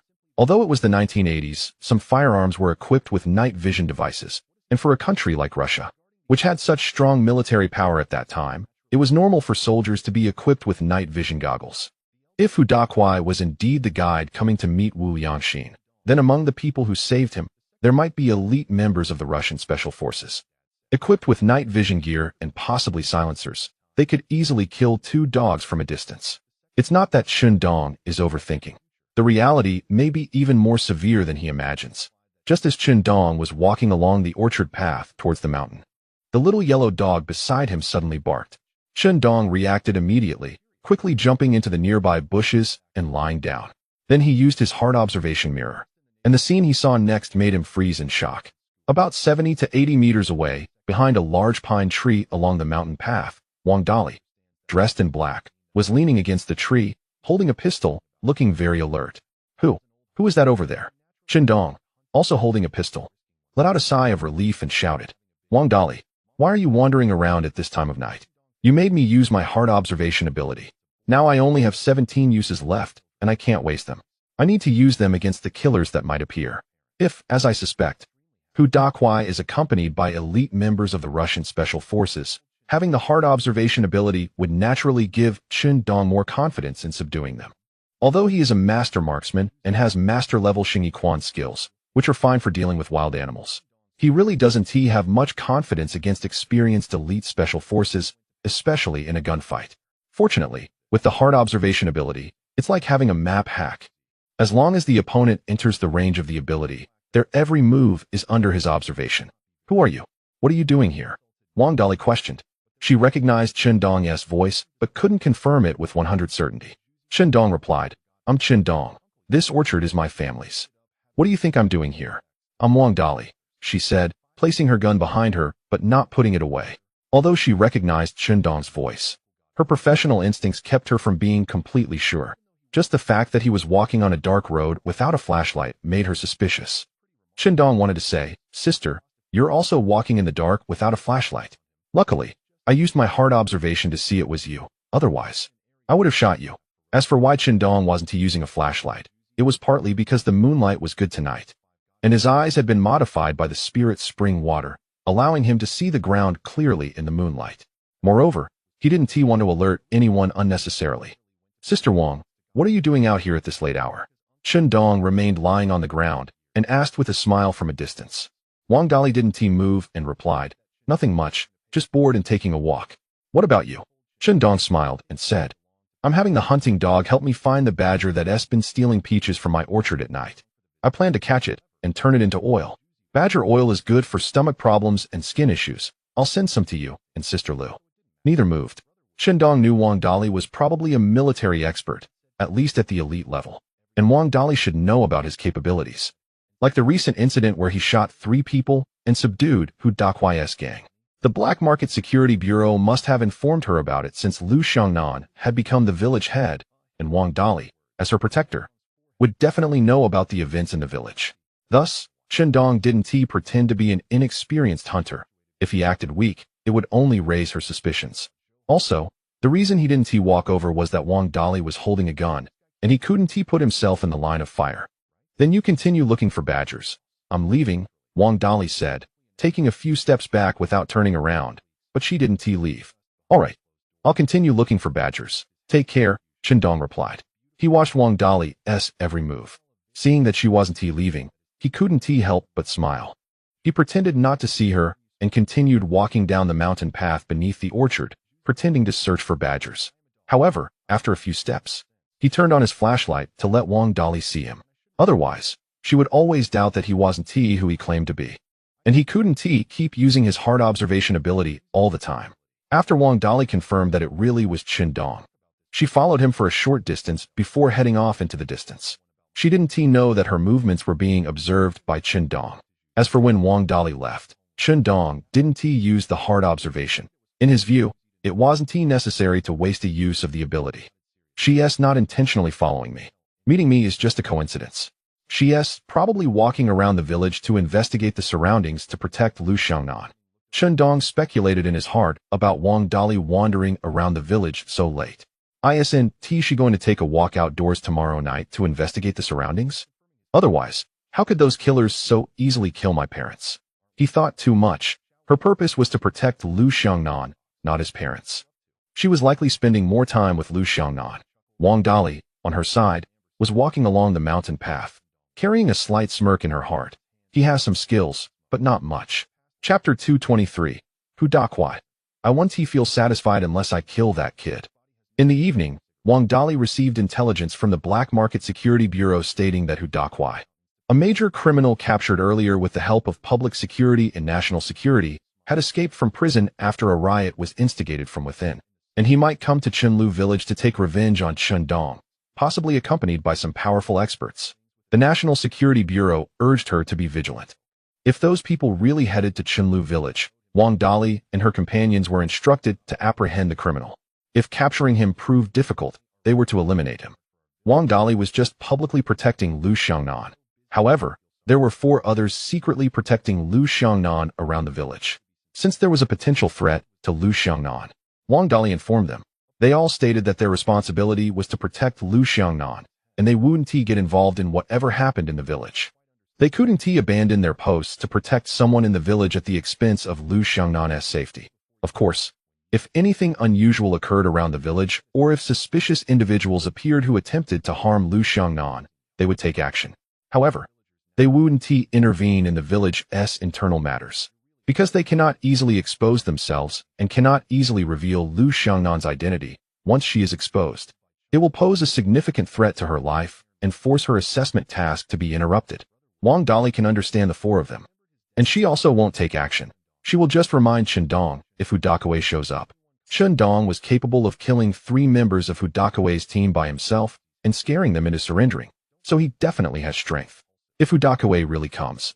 After reminding him, she believes Chen Dong should be able to handle him. She is a professional soldier, taking the completion of the mission as her duty, and protecting Lu Xiangnan is above everything else. However, the National Security Bureau mentioned that there might be experts following him. This situation can only be gambled on the assumption that there are no experts following. After a brief encounter with Chen Dong, his reaction ability and vigilance towards danger are present, but in Wang Dali's view, not substantial. Having left the black market, the next part of the journey is basically safe. Late at night, in the mountains near the black market, 3 shadows appeared under a large pine tree. In the moonlight, a man in his 30s with Russian blood and speaking with a northeast accent said, "Damn, the national security's response at the black market is really too fast. All 3 of our escape routes have been blocked by their people. I really suspect that there are moles among those involved in this operation. Otherwise, how could all 3 routes be blocked? If we hadn't reacted quickly and sacrificed a few people, it would have been impossible to escape safely from the black market. Who? We sacrificed so many people to save you. Now it's your turn to play your role. We need to head to the pickup point immediately and safely send the person we need to our country," the attractive female Russian said with an undeniable tone. Hu Dakwai nodded after rubbing his head and said, "Alyosha, rest assured about this. You rescued me, and I will cooperate with you to lead the person to enter your country through that secret passage." He didn't say any polite words. They rescued him because they wanted to use him to know that they could bypass the border and directly access the underground passage dozens of miles away, reaching Russia. Although he didn't know who the person to be picked up was, he knew the situation was definitely not simple. Otherwise, they wouldn't risk so much and use so many hidden lines, sacrificing so many people to send experts to rescue him from prison. The woman named Alyosha and the half-Russian man named Lu Qingyuan were both there to rescue him from prison. Hu Dakwai had witnessed their skills. Their marksmanship was excellent, having shot down quite a few from the national security and public security. In close combat, they could fend off 7 or 8 national security and public security personnel. Their martial skills were formidable. After spending over a day in the black market, evading several chases, they finally brought him out safely at night. When he was caught by the public security, Hu Dakwai thought he would spend the rest of his life behind bars. Given his crimes, he was waiting to be shot. A few days ago, a new inmate privately told him that someone would rescue him from prison, and then he would continue to lead people through the secret passage in the old forest to smuggle them into Russia. At that time, Hu Dakwai was stunned. He didn't expect those who made him do things would actually send someone to rescue him from prison. He was skeptical about this matter. However, when the prison riot happened last night, and a person dressed as a prison guard brought him to the prison wall, and he witnessed the wall being blown open and several people rushing in to take him away, he finally believed they were really there to rescue him. Now, having temporarily escaped to safety, he still felt like he was dreaming. Tonight, we'll find a place nearby to rest, and we'll set off at dawn. Lu Qingyuan tossed Hu Dakawei a water mist and a compressed biscuit, saying it was food to eat and rest well. Hu Dakawei asked, "Aren't we going to hurry tonight? What if those from the national security and public security catch up?" Lu Qingyuan shook his head. "No need to hurry. The mountains are so vast. It's highly unlikely they could catch up to us here, and they would think we ran deeper into the mountains, definitely looking for us in that direction. We are safer hiding here. We have been on the move all day and are exhausted. Resting for a night will give us better strength for the journey." Hu Dakawei gave a thumbs up. "Makes sense." Next, Lu Qingyuan and Alyosha covered the flashlight with their hands and took out a terrain map to discuss the route. They spoke in Russian, which Hu Dakawei couldn't understand, but looking at the locations they pointed to on the map, he saw the position of Shanghai County, which stirred a killing intent in his heart. "Where is the person to be picked up now?" Hu Dakawei asked. Lu Qingyuan replied, "When we arrive, you will know." Chapter 224. The killer is getting closer. Hu Dakawei said, "I think I have the right to know. After all, I am the one who will lead your person to the secret passage. I am quite familiar with this area of forest and can give you some suggestions." After hearing what Hu Dakawei said, Lu Qingyuan discussed it with Alyosha in Russian and then said to Hu Dakawei, "Okay, we can tell you our next destination." Lu Qingyuan then called Hu Dakawei over to look at the map together, and when Hu Dakawei saw their target, he looked at the large Feng town below Shanghai County, and then found a small place marked Chenlutan on the map. "You are coming with me to kill someone. This person is in Chenlutan. If I don't kill this person, I won't feel good and won't be in the mood to lead you to that secret passage," Hu Dakawei said. Thinking of Qindong, he wished he could dismember him to relieve his hatred. A night passed without conversation.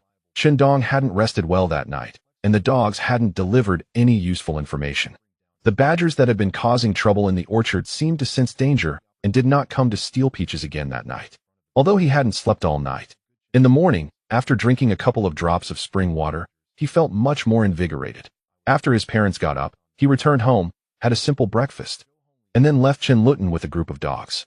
Thinking about the time getting closer for him to kill his parents, sister-in-law, and others, he felt a sense of oppressive tension. At this moment, many hunting teams were entering the old forest, and the hunting operation in Hongxing Forest Farm had begun. Yesterday, many from the national security and public security, disguised as hunters, under the guidance of some experienced hunters, headed in multiple directions toward Bear Blind Valley. Several teams were getting closer to Bear Blind Valley. "We will first arrange personnel within a 10-mile radius of Bear Blind Valley, waiting for the experts sent by the military to parachute into Bear Blind Valley, and we just need to coordinate with them. Once they possibly escape from Bear Blind Valley, our people can surround them immediately, making it impossible for them to escape," said several leaders from the National Security Bureau and Public Security Bureau, their expressions serious. In addition to the national security and public security from the black market, several cities surrounding the old forest had sent elites over. Moreover, the Border Defense Army had also dispatched several elite teams, and their people were already approaching Bear Blind Valley, just waiting for the special team members sent by the court to arrive, at which point they could conduct a carpet search of Bear Blind Valley. "The court has issued an order regarding the traitor Wu Liangxin. Alive, we want to see him. Dead, we want to see his body. The authenticity of this intelligence has been confirmed. After all, the information regarding the Russian spies inciting a riot in prison and rescuing a prisoner with the surname who was accurate. Even the information about Zhou Anlin being an intermediary for the traitors was precise. From Zhou Anlin's words, we learned that the person they were going to rescue is named Hu Dakawei. Indeed, he has the surname Hu. Therefore, there is no question about the authenticity of this intelligence. Now we just need to spread the net and wait for the elite team sent by the court to arrive. Then we will act against the Xiongxiazi Valley. If the intelligence is correct, there are a total of 6 people in the concealed cave of Xiongxiazi Valley, including 3 Russians who are members of the Alpha Team, and among the other 3 is the traitor Wu Liangxin. The Alpha Team is the strongest and most mysterious unit in the Russian army, although there are only 3 of them. The court does not dare to be careless and has dispatched a special military team to come. Aces against aces. The goal is singular, to capture these Russian Special Forces members. Although their invasion of our country is infuriating, their value is also significant. Sometimes, killing the enemy is not the most important thing. Rather, it is what can be gained from the enemy that holds value. I wonder if the person with the surname who has been rescued by now. It's been several days, and there hasn't been a single piece of news. In the cave, Wu Liangxin was feeling increasingly anxious and restless. These days in the cave, he has not been able to eat well or rest well, and he has been lacking sunlight, making his complexion look somewhat sickly pale. He could only ventilate the cave in the early morning and evening. At other times, he had to stay inside. Old Wei comforted him, saying, "Director Wu, stay calm. We've waited so many days, we don't mind waiting a few more. Waiting is better than rashly going out and being spotted, which would expose our whereabouts. If that happens, getting into Russia won't be so simple. And you could even be captured. You should know what the outcome would be if you were captured, right? Director Wu, the lack of noise means we haven't been exposed. At least that's a good sign, don't you think?" Having spent so much time with Wu Liangxin, he naturally knew what his weak point was. He was very afraid of death. After hearing Old Wei's words, Wu Liangxin nervously shook his head and said, "Old Wei, don't scare me. All right. I understand the seriousness of this matter, so let's wait a bit longer." Katerina coldly replied, "Alyosha and Lu are members of our Alpha team. With their abilities, rescuing Hu from the prison is completely feasible. You can rest assured about this. To safely reach our country, you need to maintain your patience." Just then, two more Russians walked in from outside, one of whom, Yankovsky, said, "The narrow gap above the cave next door leads directly to a large underground cavern below. And there are many fish in that underground cavern. There are quite a few gaps in that cavern. As long as we don't make a big fire, the smoke from cooking fish for daily life definitely won't be seen outside. The key point is that place is sufficiently concealed. We just need to block that gap with some stones. I think unless we tell them, others will never guess we are hiding there." Katerina stood up decisively and said, "Pike, you stay here to wait for the rescue team, while I, Yankovsky, and Wu will enter that cavern." The other Russian nodded. Thus, they moved to the adjacent cave, leaving one Russian behind. A day passed quickly, and it was getting late. Shindong had been walking in the forest 3 miles outside the village for a whole day, instructing the dogs to search for suspicious individuals within a 3-mile radius of the village. The dogs found several suspicious individuals, but when he rushed over to check, they turned out to be ordinary people. From their conversations, it became clear they were from other villages or were outsiders looking for someone near the village. In total, Shindong found 4 individuals skilled in martial arts, with abilities estimated to be comparable to Wang Dali. Based on their aura, slightly straightened posture, and walking style, Shindong could basically confirm they were likely associated with Wang Dali, probably military personnel. Shindong did not hide his presence. If they saw him, so be it. He didn't want to waste his energy on stealth. Even if he encountered a murderer, he could just explain later that he was on guard against Hudakue. Besides, the other party might not take it seriously anyway. To protect his family, he didn't mind exposing some of his own activities. As night fell, Shindong's anxiety grew. The closer it got to the time the murderer would come to Chunlu village to commit a crime, the more tense and suppressed he felt. "Da Huang, you let Dahe guard near the orchard, and have Datu, Ada, and air watch over my sister-in-law's house, my second sister-in-law's house, and my house nearby. If you notice any suspicious individuals tonight, report to me immediately. As for you, Da Huang, look for suspicious figures near the edge of the village." Shindong patted Da Huang's head and explained until it understood his meaning. Then this dog translated Shindong's words to the others. Once they learned Shindong was giving them spiritual spring water, each wagged their tails and barked excitedly, showing their affection. Then the group of dogs dispersed, leaving Da Huang by Shindong's side. As for Shindong, he squatted by the edge of the village. He wouldn't go out at night, instead waiting by the village.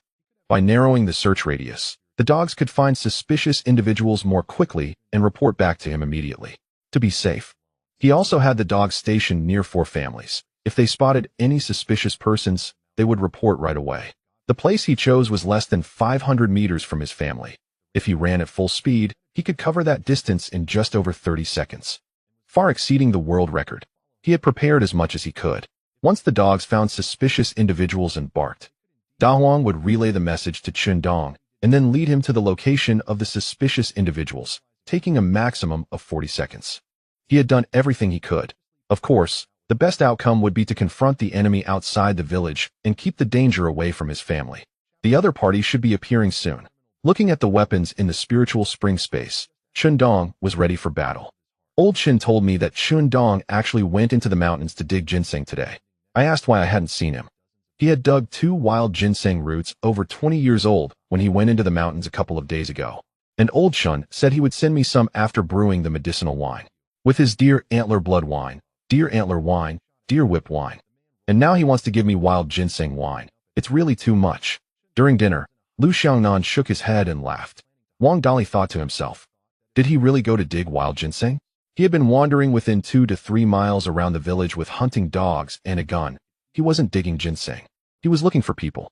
It seems he was also scared by Hu Dakui's escape from prison. Otherwise, why would he be wandering around the village? He must be on guard against Hu Dakui's arrival.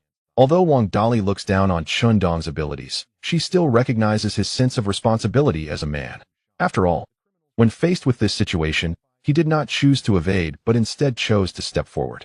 This sense of responsibility is not something that just any man possesses. In the evening, I will go out again to see if I can discover any suspicious individuals. If I do, I can inform him about them. Wang Dali thought to herself. At around 1 in the morning, in a farmer's house on the outskirts of Wangzhuang, Wang Changshan, who was sleeping, suddenly felt a sharp pain in his chest. After waking up, he heard a cold male voice say, "Kid, do you know where Qin Dong from Qinlutan lives? Speak up, or I'll kill you." As his eyes adjusted to the bright light of the flashlight, he saw a glinting dagger pressed against his chest. A man with a thick beard stood by his bed, looking at him with a fierce expression. This startled Wang Changshan, who had just returned from his dreams, causing his heart to race and his body to tremble as he nervously said, "Big brother, please don't kill me. I know where Qin Dong lives. He should be staying at his family's orchard right now. I heard my neighbor say yesterday that he just came back from hunting and has been watching over the orchard because the peaches are about to ripen." Upon hearing this, Hu Dakuai coldly replied, "Take me there right now, or I'll kill you." After a long day's journey, they finally arrived at Dafeng town from the black market. Originally, Alyosha and Lu Qingyuan's plan was to head towards Xiongxiazi Valley. However, upon seeing Dafeng town on the map, Hu Dakuai was reminded of how he had killed his 3 brothers, which frightened a few of them into voluntarily abandoning their resistance against Qin Dong. This made Hu Dakuai think of using Alyosha and Lu Qingyuan to kill Qin Dong. Initially, Alyosha and the others disagreed, but Hu Dakuai insisted and threatened them with knowledge of a secret passage, which forced them to agree to take a longer route to Dafeng town. They were to kill this person named Qin Dong. "Kid, weren't you very powerful? I don't believe that 2 elite Russian special forces can't kill you." Holding a flashlight in one hand and a gun in the other, Hu Dakuai followed behind Wang Changshan towards Qinlutan. Alyosha and Lu Qingyuan quietly followed behind him. After more than 10 minutes, they were about to reach Qinlutan. "Hu Dakuai, stop, there's a situation." Lu Qingyuan's warning came from behind Hu Dakuai. Hu Dakuai felt Lu Qingyuan pull him back with force. In front of them, about 20 to 30 meters away, a female voice asked, "Who are you?" Chapter 226. The Russian beauty gets shot in the head. On Qin Dong's side, he heard barking from the east end of the village. Then, Da Huang was whining at Qin Dong, pacing back and forth. Seeing this, Qin Dong quickly said, "Da Huang, let's go check it out. Could it be that the murderer has come?" Without thinking much, Qin Dong activated his heart observation mirror and quickly ran after Da Huang, matching his speed. In less than a minute, when he reached the bend in the road at the east end of the village, the heart observation mirror showed him the situation happening about 60 to 70 meters ahead and the people involved. He realized that the person he was waiting for had finally arrived. At the entrance of the Irma Road outside the village, Wang Dali, dressed in black and of small stature, was engaged in a knife fight with a tall man who looked like a half-Russian. The half-Russian was also wielding a dagger. From their rapid exchanges, it was clear that Wang Dali was at a disadvantage, having been stabbed twice in the chest, blood flowing from the wounds. Not far away, Hu Dakuai was crouched at the downhill path, holding a gun, instructing a person in front of him to shine the flashlight on the 2 who were fighting. The person in front of him looked nervous and was trembling all over. Qin Dong had some impression of this person. He should be a man from Wangtuan. Seeing him like this, Qin Dong understood the situation. It must be that Hu Dakuai encountered him and threatened him to lead the way to Qin Dong's home. However, now that Wang Dali had run into them, if things went normally, Hu Dakuai would still kill his parents and elder sisters. In that case, the only possibility was that Wang Dali would be killed by this male Russian. But with Wang Dali, There were also those 4 hidden bodyguards. Given their abilities, it was impossible for them not to notice what was happening here. So they were either secretly guarding Lu Xiangnan or had been killed. However, it seemed unlikely that 4 of them would be killed by one Russian. So could it be that they knew what was happening but didn't come over? Or they did come but were also killed? After seeing the fight, Chen Dong slowed down and carefully approached while holding his Type 56 rifle, planning to wait for an opportunity to shoot the Russian after Wang Dali and the man had a chance to separate. Naturally, saving people was the priority, and capturing the leader first. This Russian was very likely a member of the Alpha Squad. He had to take him down first. As for Hu Dakuai, he was just a weakling. Even Da Huang could easily take him down, since he had encountered Hu Dakuai. Then his parents, elder sisters, Su Yun, and Zhou Honglian would be safe. Unless there was another group of his enemies who coincidentally wanted to wipe out his family at this moment. Just as Chen Dong was gradually approaching, from the perspective of the hard observation mirror, he noticed a very beautiful female Russian lying in the bushes about 10 meters downhill behind Hu Dakuai. She seemed to be wearing something like night vision goggles on her head, holding a short-barreled semi-automatic rifle. The front of the rifle's barrel was fitted with a silencer. She was aiming this gun at the two fighting, with a slight smirk on her face, showing a hint of mockery. Because she hadn't expected to encounter a woman with impressive skills in this impoverished area. From her movements, she appeared to be a military expert. You didn't expect that I would be hiding behind, did you? Now I want to see if there are any other military experts in this village. If there are, hiding here allows me to deliver a fatal blow to any other experts who come. Alyosha thought to herself. She could clearly see that Wang Dali was not Lu Qingyuan's opponent, and Lu Qingyuan had not used lethal force. Otherwise, Wang Dali wouldn't just have 2 stab wounds. But more, Lu Qingyuan was using Wang Dali as bait to attract more of her companions to come over, allowing Alyosha, who was hidden in the shadows, to take them out one by one. When Chen Dong saw Alyosha lying in the bushes, he was momentarily stunned. Damn, there's actually a top-notch ambusher here. If I hadn't rushed over, wouldn't Wang Dali be doomed? He didn't know if they were members of the Russian Alpha team or not, but regardless, their combat skills were extraordinary. It was very treacherous. Wang Dali was clearly not a match for this male Russian, and the reason he wasn't finishing it quickly was that he wanted to bait them. Given their strength and cooperation, they were indeed qualified to implement such a strategy. Chen Dong was somewhat surprised to see Alyosha and couldn't help but marvel at their coordination. Even if your cooperation is seamless, facing someone like me who has a full map hack, the outcome is already predetermined. Chen Dong held the 56 rifle, standing on tiptoe to slowly find an angle to shoot Alyosha in the head. At the same time, through his mental observation, he found no one else around. Are Wang Dali's 4 accomplices really not coming? Or are they currently protecting Lu Xiangnan? On Wang Dali's side, she had been stabbed again and was at a disadvantage. From the first 2 exchanges with her opponent, she knew that the other party was a seasoned warrior. If it were just a matter of martial arts, she was likely no match for him. She could tell that her opponent was deliberately holding back, probably trying to draw out others. But she knew that no one would come, as they were secretly protecting Lu Xiangnan and couldn't expose his whereabouts. Therefore, the battle here was solely her responsibility. With no one to support her, the shadow of Chen Dong flashed through her mind. During the day, Chen Dong had been wandering around Qinlutan, likely to guard against Hu Dakuai seeking revenge. She wondered if he was doing the same at night. If so, would he come to support her? If he did come, wouldn't that also mean he was walking into a dead end? Perhaps if she desperately killed the Russian in front of her, she could save him. If he came over, it shouldn't be a problem for him to deal with Hu Dakuai, right? Feeling the injuries she had sustained, she was nearing her physical limit. Next, she could only resort to a final desperate move. Although after using that move, the outcome waiting for her would be a dead end. She had seen too many comrades sacrifice themselves, so she was not afraid of death. Now she just hoped to use this final move to kill the Russian in front of her. Just as she was about to unleash her desperate move, a gunshot rang out from not far away. Bang! The shooter was naturally Chen Dong. After finding the angle to shoot Alyosha in the head, he decisively pulled the trigger, blowing Alyosha's head apart.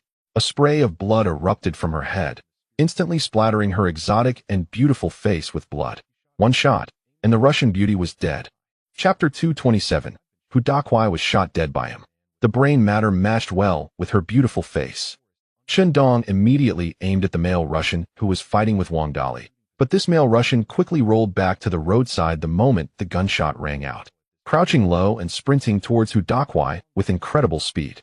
Seeing this, Chen Dong aimed his 56 rifle at him again and pulled the trigger. Bang! Oops, missed. Watching a bullet land beside Lu Qingyuan made Chen Dong feel a bit embarrassed. Chen Dong aimed at him and shot again. Bang! The bullet missed again. Damn, he can dodge. From his left and right dodging, sometimes stopping, sometimes sprinting, Chen Dong couldn't help but admire this Russian for being quite interesting. When he first saw him sprinting, Chen Dong had already predicted where to shoot. However, the Russian's movements exceeded his predictions, skillfully evading 2 of his bullets. Bang! Let's see how you dodge this. But his slick moves dodged the bullet again. Chen Dong was completely impressed by his skills. This dodging is incredible. Dodging 3 of my shots. Impressive. I'll show you who's impressive. As the male Russian got closer to Hu Dakuai, Chen Dong directly aimed at Hu Dakuai. He pulled the trigger. Bang! Suddenly, a bewildered Hu Dakuai felt an unprecedented sense of danger. After realizing it, everything went dark, and he lost consciousness. Because he was shot in the head, Hu Dakuai was dead. Dead beyond recovery.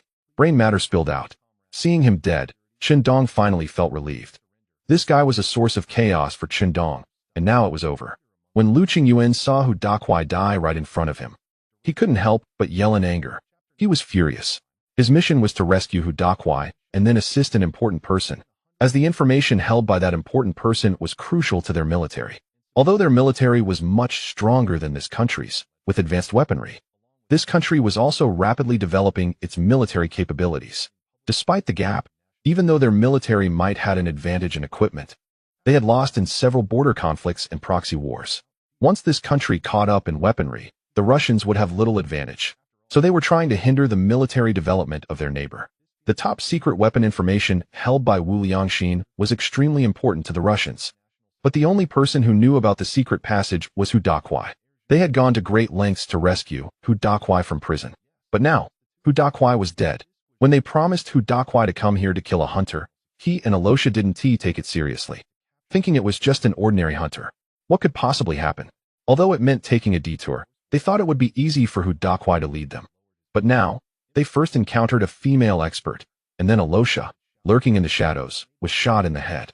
The person they needed to protect, Hu Dakuai, was dead right in front of them. The mission failed. How could he not be angry? With the mission failed, trying to take that important person away would be a troublesome matter. Bang! He rolled to dodge a bullet. Then he rushed in front of Wang Changshan, pinning him in place with a gun to his head, while crouching down, using Wang Changshan as a shield. He yelled towards the direction of the gunfire. I know you're a military expert. If you don't want this ordinary person to die, then put down your weapon and come out immediately, or I will kill him. Since Hu Dakuai was dead, what Lu Qingyuan needed to do now was to escape and inform Katrina to execute the second plan. That was to find a way to get Wu Liangxin from the mountains to the border, and then contact others to forcefully break through the border. Besides the second plan, there was also a third plan, which was to use brutal methods to extract the location of that top-secret information from Wu Liangxin. Oh, threatening me. Seeing Lu Qingyuan actually threatening him with Wang Changshan's life made Chen Dong smile. Thinking about the scene where he yelled after shooting Hu Dakuai, Chen Dong almost laughed out loud. He understood the importance of Hu Dakuai. They had gone to great lengths to rescue him. He was the one who brought Wu Liangxin through the secret passage to the Russian country. But now, Hu Dakuai was shot dead by him. It was like in a game where others were engaged in a fierce battle, and he just snuck in to steal the victory. He wasn't even mad. Help me. Help me. I don't want to die. Wang Chonglin, with a gun to his head, trembled and shouted loudly. Don't kill him. I'll come over right now, Chen Dong said, lowering his voice. He then took a dog leash from the spirit spring space and put it around Big Yellow's neck. After gently patting Big Yellow's head, he leaned close to its ear and whispered, Big Yellow, walk towards him, but take it slow. As he spoke, he pointed in Lu Yuanqing's direction. Big Yellow slowly walked towards Lu Yuanqing. As it walked, the iron chain made a noticeable noise against the ground. Meanwhile, Chen Dong was on his toes, circling around to find an angle to shoot Lu Yuanqing in the head. This Russian definitely wouldn't expect that he was using a map hack. Even though he had stepped on his flashlight and broken it, in Chen Dong's line of sight, it was still as bright as day. As long as he moved quietly and found the right angle to shoot him, it would be the Russian's end. As for Wang Chonglin, who was being held hostage, Chen Dong didn't care about his feelings at all, as long as he wasn't the one who killed Wang Chonglin. Whether it was this Russian or someone else who did it, what did it matter to him? Chapter 228. They Russians are so sinister. On this dim moonlit night, Dong was over 60 meters away from Lu Yuanqing. With some trees around blocking the moonlight, the visibility was quite dark, making it impossible to see him from such a distance. He hoped that Lu Yuanqing wouldn't harm Big Yellow. Dong silently prayed. Big Yellow was very important to him. After all, among all his dogs, it was the only one that had been blessed with a hunting dog talisman. With an intelligence comparable to that of an 8 or 9-year-old child, easily understanding his words. If something happened to it, Dong would be heartbroken. However, facing a Russian who could maneuver skillfully, if Big Yellow didn't draw the fire and distract him, giving Dong the opportunity to take a shot. How could he finish this quickly, dealing with such a battle-hardened Russian Special Forces soldier? Dong's ability to come up with this strategy in such a short time was already impressive. Big Yellow thought, "Master, you're amazing. Is a dog's life not worth something?" As Big Yellow slowly covered more than 20 meters, Dong had found the right angle to shoot him in the head. At that moment, Lu Yuanqing was leading Wang Changshan down the path, slowly moving down the slope. His plan, of course, was to escape. The mission had failed, Hu Dakawei was dead. And the opponent was not simple. He had no choice but to flee. He had already made the worst assumptions. If he couldn't escape, the people from the organization would eventually find this place. With such masters in a small mountain village, things were definitely not simple. Just as he was about to leave, a bad premonition hit him. He wanted to shield Wang Changshan with his body, but the next moment, bang! Dong shot Lu Yuanqing in the head. Before Lu Yuanqing died, he couldn't understand why he heard the sound of someone approaching from the side, yet the gunshot came from another direction. Also, how could they see so far at night? Could it be night vision goggles? But the most advanced night vision goggles from Russia only had a maximum visibility range of over 30 meters, while his seemed to work at 70 or 80 meters. Had their military developed night vision equipment capable of seeing that far? This mountain village really had secrets. Lu Yuanqing was shot in the head. Wang Changshan, who was threatened by him, fainted from fear, and his life or death was unknown. 2 Russian agents and Hu Dakawei were dead. Dong's final worries disappeared. His heart finally relaxed. His parents, 2 sisters-in-law, and his nephews and nieces were safe. He naturally didn't need to worry so much anymore. Thinking about how torturous the past few days had been, it seemed easy for him to kill the 2 Russians and Hu Dakawei, but it was night, and the Russian's vision was affected while he was using a map hack and wasn't affected. Otherwise, if he had to fight them during the day, it wouldn't have been so easy for Dong to take them down. Looking at Wang Dali lying on the ground with serious wounds, bleeding heavily and pale, Dong wanted to leave, but hesitated.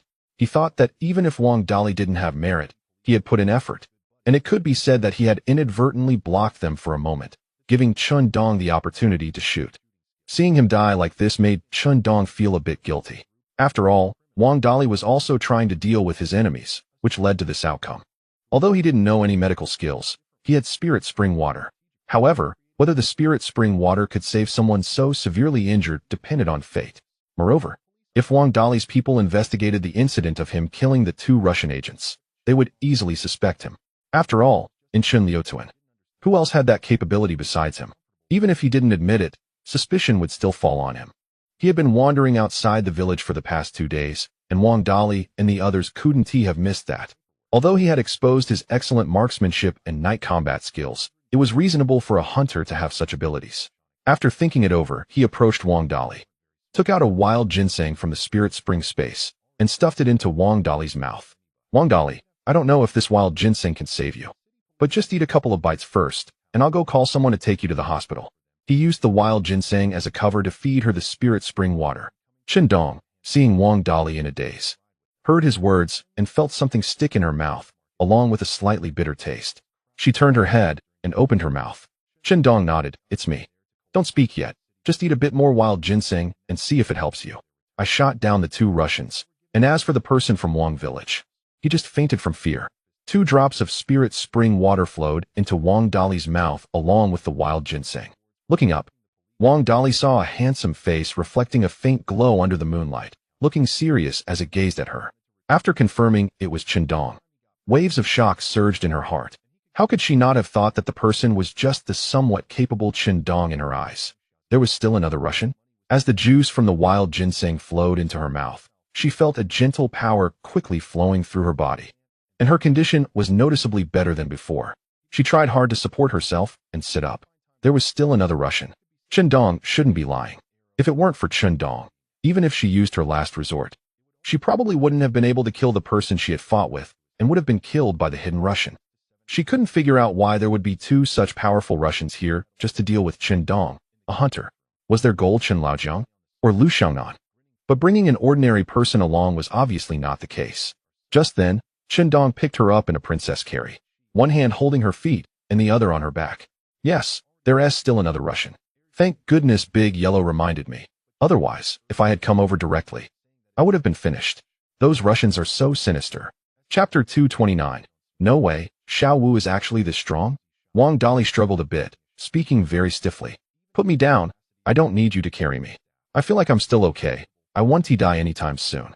Seeing that she was ungrateful, Chen Dong decisively put her down. To save you, I fed you the century-old wild ginseng that I had finally dug up. Watching Wang Dali take out a small flashlight, turn it on, and stagger toward the shot dead Hu Dakawei, Chen Dong said from the side, "Don't worry, if I don't die, I'll compensate you." Wang Dali replied. Chen Dong wanted to say, "You promised to pay me for the century-old wild ginseng." Under the flashlight's beam, Wang Dali saw the deaths of Hu Dakawei, Alyosha, and Lu Qingyuan in succession, and when she saw that all three had died from headshots, her eyes were filled with shock as she looked at Chen Dong. At night, Chen Dong was able to make 3 headshots with a 56 rifle that didn't have night vision or magnification. Wang Dali really didn't know how Chen Dong managed to do it. A headshot on a hidden female enemy. A headshot on a male enemy holding a hostage. A headshot on Hu Dakawei. The key was that it was nighttime. How did he do it? Wang Dali didn't ask further.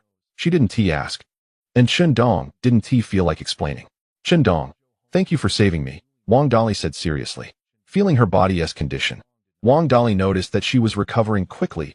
Even the pain from her injuries was lessened, and her stamina and mental state had improved significantly. Could it be that he really fed her century-old wild ginseng? Otherwise, how could the effect be so good? Chen Dong, you promised to pay me for the century-old wild ginseng. You have to compensate me. I was counting on selling that ginseng for a lot of money to give my wife a good life. Don't worry, since I promised to give you money, I won't skimp on it. Just leave this to me. You can go home, Wang Dali said. Chen Dong nodded. All right, I'll go home. It was best for her to handle this, so Chen Dong wouldn't have to explain anything. However, Chen Dong was not very reassured about going home. After all, 2 enemies had come, and he wasn't sure if there were more lurking around the village. Even if those enemies wouldn't target his parents, it didn't mean they wouldn't target him or someone else. So he couldn't go home tonight. He couldn't let his guard down when he was so close to finishing a long-distance run. Can you give me a set of that equipment? Chen Dong suddenly thought of something. Looking at Alyosha wearing night vision goggles and a short-barreled semi-automatic rifle equipped with a silencer, which made him show a covetous expression. Theoretically, it's not possible, but I can help you apply for it, Wang Dali replied. She wanted to say, if you have that ability, why do you need this equipment? Chen Dong really wanted to say, I need it. I absolutely need it. I can't keep hanging around on this map. A silencer paired with night vision goggles. And this gun looked really impressive. Chen Dong was definitely tempted. Watching Chen Dong disappear into the night, Wang Dali was shocked by his shooting skills. Able to make every shot a headshot at night, while also wondering who he really was. How did he know I wasn't an ordinary person? Did he hear it from General Chen? Wang Dali was puzzled.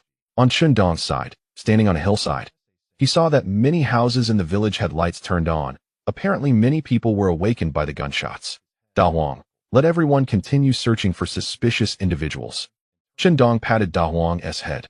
On Wang Dali's side, she used a signal to call 2 of her companions to handle the scene and told them what had happened, urging them to relay the information to the military as soon as possible. Upon hearing the details and that the 2 enemies and Hu Dakawei had all been shot dead by Chen Dong from a distance, the 2 bodyguards also showed shocked expressions. They hadn't expected such a skilled marksman to be in the village. They also suspected that Chen Dong's impressive skills might be related to Chen Dachuan. Dali, what is going on with the gunfire outside?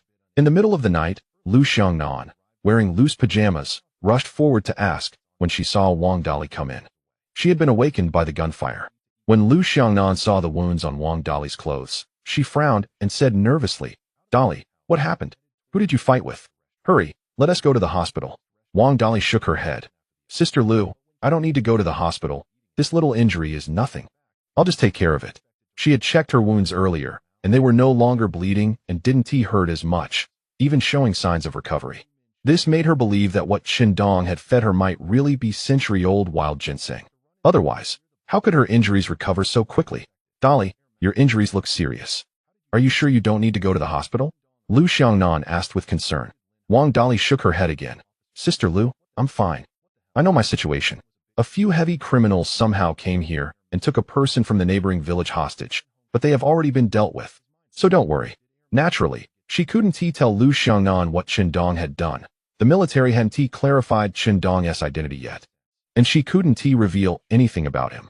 Her mission was to protect Lu Xiangnan, and as for Qindong, he shouldn't pose a threat to Lu Xiangnan. Sister Lu, can I ask you something? How much is a century-old wild ginseng worth? Wang Dali thought about what Qindong had fed her and immediately asked. Lu Xiangnan replied, a century-old wild ginseng would cost at least 60,000 to 70,000, or even over 100,000. Upon hearing Lu Xiangnan's words, Wang Dali couldn't help but exclaim, no way, is a wild ginseng that expensive? At least 60,000 to 70,000, even over 100,000. With her monthly salary of just a few dozen dollars, when would she be able to pay Qindong back? She had already promised to pay him back. Now she felt like the sky was falling. She might as well die. How was she going to repay Qindong this money? What? Xiao Wu shot and killed Hu Dakue and 2 members of the Alpha team from a distance, without any assistance, just relying on his instincts? In the morning, Chen Dachun couldn't believe what Chun Guohao said about Qindong encountering 2 Alpha Special Forces and Hu Dakue in Shenlu village last night, shooting them dead with headshots. Chen Dachuan shook his head in disbelief. No way, Xiao Wu is that strong? Chen Guohao also shook his head. Yes, after hearing the news from the military. I couldn't believe what I heard and confirmed the authenticity of the matter again. The military's message confirmed that the incident was real, and the person responsible for protecting Lu Xiangnan witnessed it with their own eyes. If it weren't for Xiao Wu's intervention, that person might have been sacrificed. At night, without any assistance, making 3 headshots from a distance, his shooting skills were truly impressive. With such marksmanship, he was no less than some legendary marksman. It seems Xiao Wu also possesses extraordinary talents and abilities that ordinary people do not have. The military wants me to see if I can get more detailed information about Qindong from you, like why he has such precise capabilities at night. Chen Dachuan said, you should tell the military that Xiao Wu might be a descendant of those people. I think they will understand. Chapter 230 Mom. Is this ginseng enough for you to call me a good son? Last night, who was shooting at the east end of our village that scared me awake? I was also frightened awake by the gunfire, and I don't know who fired the shots. Did anyone get hurt? There shouldn't be anyone in trouble, right? If something really happened, the police would have come by now. I guess someone was just playing around with a gun at night. Otherwise, who would go hunting at such a late hour? Who's got the time to hunt at night, especially near our village? Around 8 in the morning, Qindong was relieved after confirming that there were no suspicious individuals or any Russians around. He then pretended to come out from the mountains. Under the big millstone at the village entrance, a group of people was gossiping about the gunshots they heard last night. Xiao Wu, you just came back from the mountains, right? I heard your dad say you've been digging for ginseng these past few days. Did you find anything? Xiao Wu, did you find any wild mountain ginseng? Xiao Wu, your luck has been so good lately. You must have found some wild mountain ginseng, right? Xiao Wu must have found wild mountain ginseng. He's been very lucky lately. How could he not have found any? Digging for ginseng is more reliable than hunting. It's not that easy to dig for ginseng. You should just focus on hunting. Many people greeted Qindong with smiles when they saw him. His father had told others about his ginseng digging. So many people knew. Qindong had previously dug up 2 wild mountain ginseng plants that were about 20 years old, so he wanted to try his luck again. The old folks said that wild mountain ginseng grows in patches. So he thought about going back to where he found those 2 plants to see if he could find some older ginseng. Guess what? I actually dug up a plant that looks to be 50 or 60 years old, along with a few that are 20 or 30 years old. The old folks really weren't lying to me. Qindong smiled and told everyone. Among those people, some said things that seemed like compliments when he talked about digging for wild mountain ginseng, but sounded a bit sarcastic. Could Qindong tolerate these people? He had to show off and hit them back. As for not flaunting his wealth, no way. The last time he brought home so many game animals. Some nosy people in the village could figure out that those animals would sell for a lot of money. Therefore, for Qindong, there was no such thing as not flaunting wealth. As long as he was impressive enough, even if he showed off, those envious folks in the village wouldn't dare say anything. Even if they were really envious, they could only hold it in. Sure enough, when they heard Qindong say he found 50 or 60-year-old wild mountain ginseng, some of the sarcastic people's expressions changed instantly, as if their father had just died. Qindong first returned home and found no one there. Then he knew Su Yun and Zhou Honglian must be in the orchard. Soon, he arrived at the orchard. At that moment, his parents were busy with a group of people in the orchard. Zhou Honglian was among the busy crowd, while Su Yun was sitting at the entrance of the orchard's little house, weaving nylon baskets with a few women. When Qindong returned, many people greeted him. His mother came over, speaking in a strange tone. "Xiao Wu, you're back. How did it go? Did you find any ginseng?" Qindong put down the bag he was carrying and took out the wild mountain ginseng wrapped in tree bark and moss. "Mom, look at this. Be careful. This one is 50 or 60 years old. Besides this 50 or 60-year-old ginseng, there were also 3 that were 20 or 30 years old. Mom, how about it? Does this count as finding ginseng?" Qindong raised his eyebrows proudly at his mother. However, after saying this, he felt that it was a bit inappropriate. Showing off and hitting back at his own mother didn't seem right. But what his mother said next made Qindong suddenly feel that he had been too easy on himself when showing off in front of her. Looking at the wild mountain ginseng wrapped in tree bark and moss that Qindong handed over, claiming it was 50 or 60 years old, and that he had also dug up 3 20 or 30-year-olds, she was first stunned, then smiled broadly, and said, "Xiao Wu, I didn't expect you to be quite capable. I knew you were lucky and would definitely find some ginseng. I didn't think you really did. You really are my son." Qindong's mouth twitched. It seemed that his mother's sudden change of attitude was far beyond his expectations. He really wanted to pull out that 100-year-old wild mountain ginseng and pointed at his mother's face, saying, "Mom, is this enough for you to call me a good son? You. Just a few days ago when Xiao Wu said he was going into the mountains to dig for ginseng, you laughed at him and told him not to dream, saying he didn't have such good luck. Look at him now. He found ginseng, and you're saying this again. Aren't you ashamed?" His dad chimed in, teasing his mother, and then stepped forward to take the wild mountain ginseng wrapped in tree bark and moss from her hands. "Let me see what is going on with this ginseng." After hearing her husband's words, his mother looked at him angrily and reached out to snatch back the ginseng he had taken. "I didn't laugh at Xiao Wu for dreaming. Besides, Xiao Wu is my son. Can I say a few words? Don't move around, or you'll break the roots on the ginseng. If that happens, it will sell for a lot less. A 5-year ginseng can sell for several thousand. If the roots break, it won't look good. And then it will sell for a lot less," his dad said seriously as he quickly reached out. Upon hearing that it would sell for much less, his mother didn't dare to move. Chapter 231. A small-minded man. Do we really need to rush this much? His dad carefully unfolded the tree bark and moss, then saw the ginseng inside. Looking at the numerous roots on the ginseng, he leaned forward and began counting the roots. By counting the dozens of roots, his dad excitedly said, "This ginseng is at least 50 years old. If you take it to sell at the supply and marketing cooperative, it should be worth at least 5,000 to 6,000 yuan. Adding in that Qindong also dug up 3 20 or 30-year-old ginseng plants. The ginseng he harvested these past 2 days could sell for 6,000 or 7,000 yuan, which made many people envious. "Wife, you should do less work and just sit here directing things." Qindong smiled at Su Yun, who was working hard. Su Yun's face instantly turned red, and she muttered softly, "This work isn't tiring." Being told this by Qindong made her feel quite embarrassed. However, seeing Qindong return and actually dig up ginseng made Su Yun very happy. "Xiao Yun, your Xiao Wu is really capable. He can earn so much money just from one trip into the mountains. Yeah, Xiao Wu is really capable. He earns money so well. And he cares so much for his wife. Xiao Yun, you're really lucky. It's so enviable. Xiao Yun, with Xiao Wu making so much money, you can build a new house or buy a house in the county with electricity and heating and get a big TV to watch shows all day." The women working with Su Yun praised her, their tone filled with envy. Listening to others praise Qindong made Su Yun very happy. What they said was true. Qindong was indeed good at making money, and he had made significant gains from his trips into the mountains. If he sold the ginseng he dug this time, he could make several thousand yuan, and then he could save a lot of money at the savings bank. As for building a new house and buying a house in the county, Qindong had mentioned wanting to build a new house, but it was too busy this year, so it definitely wouldn't happen. They could wait until next year to build. After all, if there was money, they could build a new house anytime. As for buying a house in the county, Qindong's parents were in the village, so they wouldn't go to the county to buy a house. Dong took a stroll around the orchard and exchanged a few playful glances with Zhou Honglian, agreeing to a challenge at noon.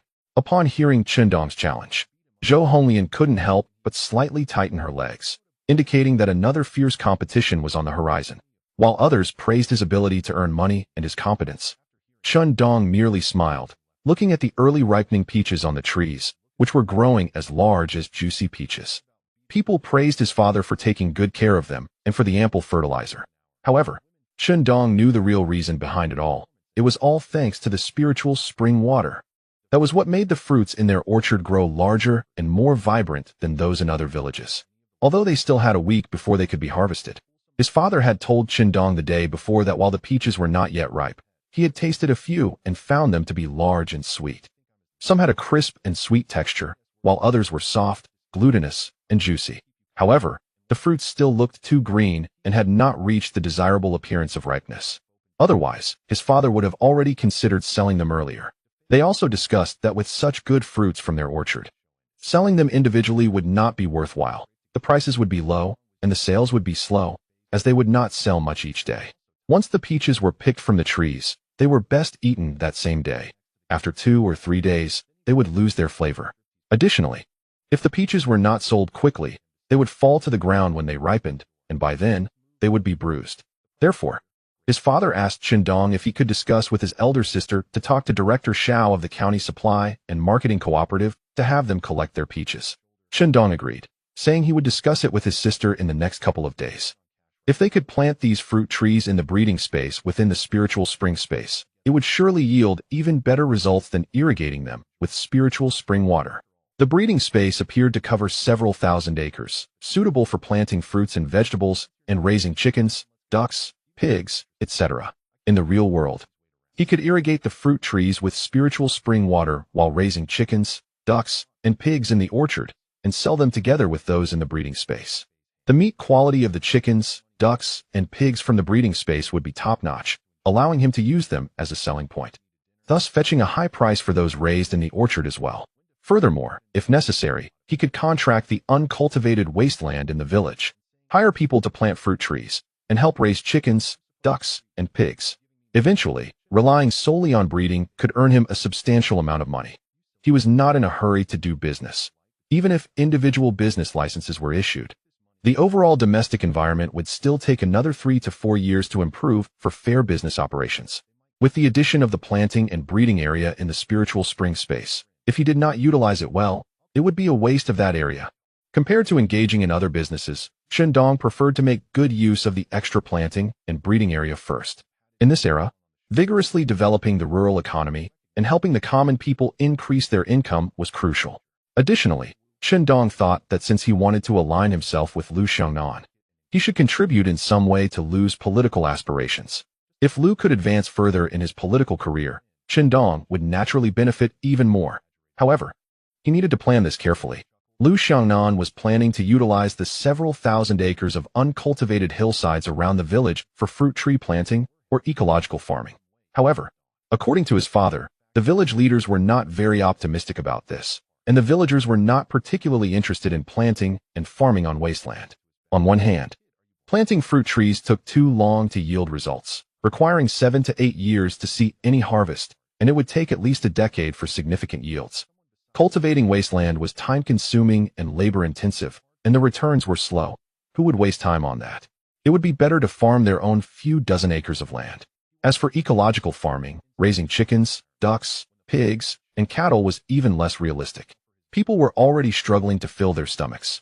Who would spend money on grain for that? In short, the returns were slow, and the investment was high. Only those with money could afford to play this game. Dong knew that new varieties of fruit trees had emerged that could bear fruit in 2 to 3 years. However, buying seedlings would cost money, and coincidentally, Dong happened to be the richest in the village. After touring the orchard, Dong left, as he didn't need to help with the many people working there. He had observed Zhou Honglian's emotional threshold for the next 3 days through his Rui Pearl. Nothing significant had happened. Liutuan remained calm. Dong, didn't you go into the mountains to dig ginseng? Did you just return today? As soon as Dong exited the orchard, he encountered Liu Xiangnan, who was followed by Wang Dali, dressed in black. Dong smiled. Yes, village chief, I just got back. Did you find ginseng? Lu Xiangnan asked. I dug up a ginseng over 50 years old. I also saw a 100-year-old ginseng king, but I lost track of it, and it ran away, Qindong replied. A 100-year-old ginseng ran away? Lu Xiangnan asked, puzzled by Qindong's words. Qindong nodded with a smile. Yes. Older ginseng can become spiritual and run away upon seeing a human. Lu Xiangnan quickly realized Qindong was joking and laughed, saying, after the founding of the country, spirits are not allowed to become spiritual. How could ginseng possibly become spiritual? If ginseng could become spiritual, then so many people wouldn't be able to dig up 100-year-old ginseng. Right? Qindong laughed. Spiritual ginseng would choose a ginseng digger it finds pleasing. What do they call it in books? Treasures are obtained by those with fate. Even if I were to obtain the 100-year ginseng king, it might end up in someone else's hands. It's all about fate. But fortunately, I still dug up a wild mountain ginseng over 50 years old. My dad said it could sell for 6 or 7,000. While speaking, he deliberately glanced at Wang Dali. Dali, you should have a rough idea now, right? You see, the only reason you can follow Lu Dali out is thanks to my 100-year ginseng king. Don't forget to pay me. 2 drops of spiritual water could sell for over 10,000. And Qindong thought that was pretty good. That was why he wanted to take out that 50-year ginseng. He wasn't just trying to sell it for profit, but wanted to make money from Wang Dali. He was subtly hinting for Wang Dali to give him more money. After all, she was so straightforward and insisted on giving him money. Qindong was also straightforward. He decisively chose to ask for money. Wang Dali, upon hearing Qindong's words, looked dejected and listless. She could certainly tell that Qindong was intentionally reminding her in front of her. Does he have to rush so much? She thought. I said I would give you money. I will definitely give you money.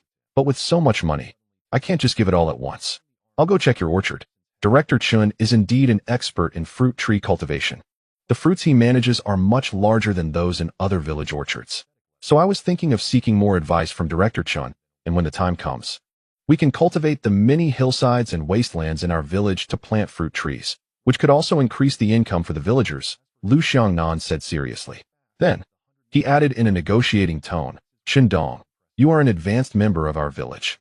How about you take the lead in contracting a piece of mountain land and buy a batch of early low-stump fruit tree seedlings developed by the Agricultural Research Institute. Chapter 232 Good Sister-in-Law. I'll be quick. Qindong smiled and said, Sister Lu, you have your eye on me, huh? I need to think about this. Managing an orchard requires too much effort for me, and it doesn't earn as much as hunting and digging ginseng, which brings in money quickly. Sister Lu, your calculations are sharp. You're looking at my earnings and asking me to invest money as the leader. Although Qindong had plans in this regard, he couldn't just agree to whatever she said immediately. He had to discuss it with Lu Xiangnan properly. Even if he eventually agreed, he needed to let Lu Xiangnan know that by contracting the barren mountain to plant fruit trees, he was making a significant sacrifice for her sake. Qindong laid out the facts. If he could earn so much from hunting and digging ginseng, why would he want to contract an orchard that doesn't earn much and takes so long to pay off? Qindong, you can't think like that. Your luck in hunting and digging ginseng can't always be this good. Contracting an orchard can be seen as a stable endeavor. Eating from the mountains isn't very stable and carries certain risks, Lu Xiangnan said. Qindong replied, Sister Lu, contracting barren mountains to cultivate orchards also carries certain risks. Whether it can make money is still uncertain, and my family already has an existing orchard. There's no need for me to contract barren mountains to cultivate orchards. However, he said he would think about it, as what she mentioned about opening up the mountains for orchards was still a long way off. After they parted ways, Lu Xiangnan shook her head. She actually agreed with what Qindong said. Qindong had earned so much from hunting and digging ginseng, and his family already had an orchard. Investing in contracting barren mountains and buying saplings to create a new orchard indeed seemed unnecessary. However, since Qindong had the most prestige in the village and also had money, it would be most suitable for him to be the leader in contracting the barren mountains for orchards. Qindong held a small piece of paper that Wang Dali had thrown at him. After unfolding it, he saw a few strong characters written on it. Go to Nanwakio to pick up the weapons. There will be someone to give them to you. The weapons from the Russians are agreed to be given to me. After returning home, he rode his reindeer straight to Nanhua. Go get the weapons. He was very eager for the set of weapons from the Russians. Night vision goggles, silencers, and short-barreled semi-automatics. Simply too cool. A few minutes later, Qindong arrived at Nanwakio. At Nanwakio, there was a river not small in size, called Marin Gully. The river was over 10 meters wide, with the deepest part being 7 or 8 meters deep, serving as the main water source for irrigation for several nearby villages. The river's upper reaches came from the old forest, said to be snowmelt and mountain spring water, and the downstream connected to a branch of the Nun River. The river was rich in fish resources, with many cold-water fish. And some specialty fish from the Nun River came here to spawn. Many people would cast nets or fish in the river. Due to the complex riverbed topography and the many reeds on both banks, it was impossible to completely block the river when casting nets. Many people in the village would fish in the river, and in Chundong's eyes as a future person, even though some villagers were good at fishing, their skills were not high enough to catch fish worthy of Marin Gully's good fishing conditions. It was common for some people in the village to fish by the river for a treat. In this era, people couldn't afford pork, so eating fish was considered a luxury. Eating fish wasn't rare, but fish meat naturally couldn't compare to pork, beef, and lamb. So its price was even lower than that of grain. There weren't many sellers of fish in the market. Fishing was difficult, and fish meat lacked much appeal. Arriving at the bridge, Chundong saw several old men fishing on the riverbank and thought to himself that with their fishing skills, they couldn't even compare to a big yellow fish diving into the water. Fishing was an activity Chundong enjoyed in his old age before his rebirth, and he was quite good at it. Looking at these fishermen, Chundong really wanted to try his hand at fishing. Chundong, right? I'm Zhonglin. I just moved to your village less than a month ago, and I like to fish in my spare time. Here's some fish I caught. Try it. A man in his 30s, with dark skin, handed Chundong a burlap sack. Chundong looked into the sack and saw several lively big fish. One big carp, one catfish, and he even spotted a big pike weighing around 5 or 6 pounds. Among these fish, there were some dark things wrapped in plastic. The burlap sack felt heavy in his hand. Seeing the plastic-wrapped items, Chundong realized that these were the gun and night vision equipment he wanted. Thank you, Brother Jiang. Next time I hunt and catch something big, I'll let you have a taste, Chundong said with a smile as he slung the sack over his back. Initially, he thought they would use some mysterious method to hand him the gun. However, the way they gave him the gun was quite crude. Zhonglin nodded and smiled. All right, I'll remember this. Next time you hunt, and if you forget to give me some meat, I'll come to your house to ask for it. The incident last night, where Chundong shot 2 Russian experts, had already earned him their respect. Among these people, the strong were respected. After exchanging a few pleasantries with Zhonglin, Chundong left with the burlap sack. He was eager to return home to study the Russian equipment. However, not long after he left, after storing the burlap sack in his spiritual space, he saw a woman walking over from the nearby field, a slight sheen of sweat on her forehead. Sister-in-law, you're just wandering around in the bean field? Chundong smiled at the woman. She was none other than Zhou Xianglan. Upon seeing Chundong, Zhou Xianglan nodded. Yes, I came to check on the bean field. Didn't you go into the mountains to dig ginseng? Yes. I just came back and missed you, so I came to see you, Chundong said, glancing around, raising his eyebrows, and speaking in a low voice with a mischievous smile. It's broad daylight. Don't think too much. Zhou Xianglan, hearing Chundong say this, spat out in annoyance. Then instinctively looked around and, with a slightly flushed face, said softly, You go wait at the old place. I'll come over in a bit. Chundong chuckled. Good sister-in-law. Before the battle with Zhou Honglian, he planned to practice with his sister-in-law first. Chundong waited for a while in the cave at the old place, and it wasn't long before Zhou Xianglan returned. She had changed into clean clothes that smelled fresh, clearly having taken a shower at home. When she stripped off her clothes, they felt damp to the touch. Zhou Xianglan took off her clothes and put on her socks and pants in front of Chundong, then actively hugged him, her hands roaming on his body. Bad guy, hurry up, sister-in-law is in a hurry and has to do other things. Chundong came back just to find her. And for the sake of his heart, she definitely couldn't treat him poorly, even though they were in a remote mountain cave. With a few of Chundong's dogs standing guard, she felt relatively at ease doing this in the cave. Otherwise, she wouldn't have been able to meet Chundong repeatedly at the old place. Seeing Zhou Xianglan in socks and a black bra, Chundong couldn't help but chuckle. She really understood him. The things he bought for her were being put to good use. All right, sister-in-law, I'll be quick. Chundong's hands were also restless. Suddenly, the socks were torn apart by Chundong himself. What are you tearing my socks for? It's meant to be torn. An hour later, Zhou Xianglan was the first to crawl out of the cave, walking away with a slight limp. Chundong was indeed quick, as she had said. But while his movements were fast, the time was long. Before long, she couldn't take it anymore and was ultimately carried by Chundong the entire time. After Zhou Xianglan left, Dong took out the set of Russian equipment that Jiang Lin had given him from his spiritual space. A set of night vision goggles. After examining them, Dong figured out how to turn them on and off. The battery used in these goggles is something I can't get my hands on. It looks like a custom-made battery. Once the power inside runs out, won't these night vision goggles just become a decoration? And this silenced gun looks pretty good. But it only has a little over 200 rounds of special bullets. Once those bullets are used up, if I don't have any more, wouldn't this gun also just be a decoration? This gun sacrifices range and lethality for the convenience of being silenced and easy to carry. The night vision capability shouldn't be too far. If it were, that female Russian would have discovered me long ago. Initially, he was quite envious of the Russian's equipment. However, with the master-level shooting skills granted by the Spirit Spring space, he quickly figured out the principles behind the firearms after handling them. So after a bit of research on this gun, Dong's enthusiasm for it diminished. Of course, for him, having the Russian's equipment does provide some enhancement, and as long as it can be used, it saves him a few uses of the mind observation mirror, which serves its purpose. Looking at the large area of sour jujubes in front of him, Dong had a thought and reached out to grab the root of the sour jujube. A small round pit about 40 centimeters deep appeared on the ground. He uprooted the sour jujube tree along with its branches and stored it in the Spirit Spring space. First, he collected some wild fruit trees into the Spirit Spring space. Once he had gathered enough, he would plant these fruit trees in the breeding space. Sour jujube tree collected. Wild goji berry tree collected. Little mountain walnut tree collected. How is there even a small hawthorn tree here? Collected. Cherry tree collected. In a short while, Dong collected quite a few wild fruit trees and some fruit trees that grew in the wild. In the mountains, there is no shortage of various wild fruits and wild fruit trees. He planned to transplant these wild fruits and wild fruit trees into the breeding space.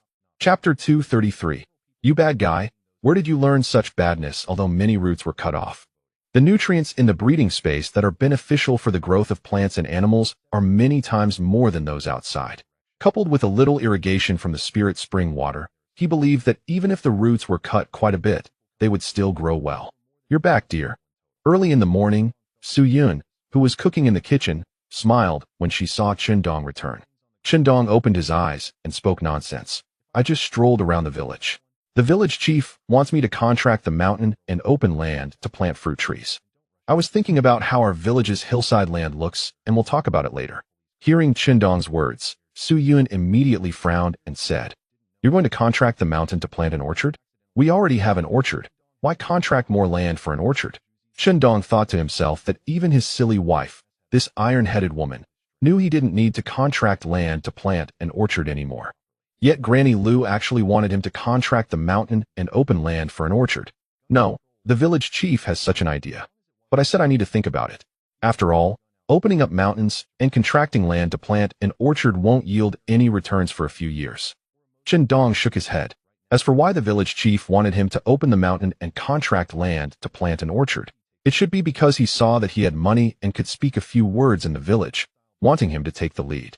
Otherwise, under these circumstances, no one in the village would take the initiative to do this. Dong continued. Su Yun shook her head and said, We can't just because we have money make you take the lead. The village chief is from a big city and sometimes thinks too idealistically. Opening mountains to plant fruit trees is a good idea, but who would be willing to invest so much money into something that won't yield returns in the early stages? It's not like the era of big communes where the state did this and counted losses and profits on the state's account. Dong nodded and smiled. That's right. So I told the village chief that I need to think carefully. Dear, you're really amazing. You actually found old wild ginseng. I heard from my dad that wild ginseng can sell for 5,000 or 6,000 without any problem. If we sell the wild ginseng, we'll be able to save a lot of money in the bank.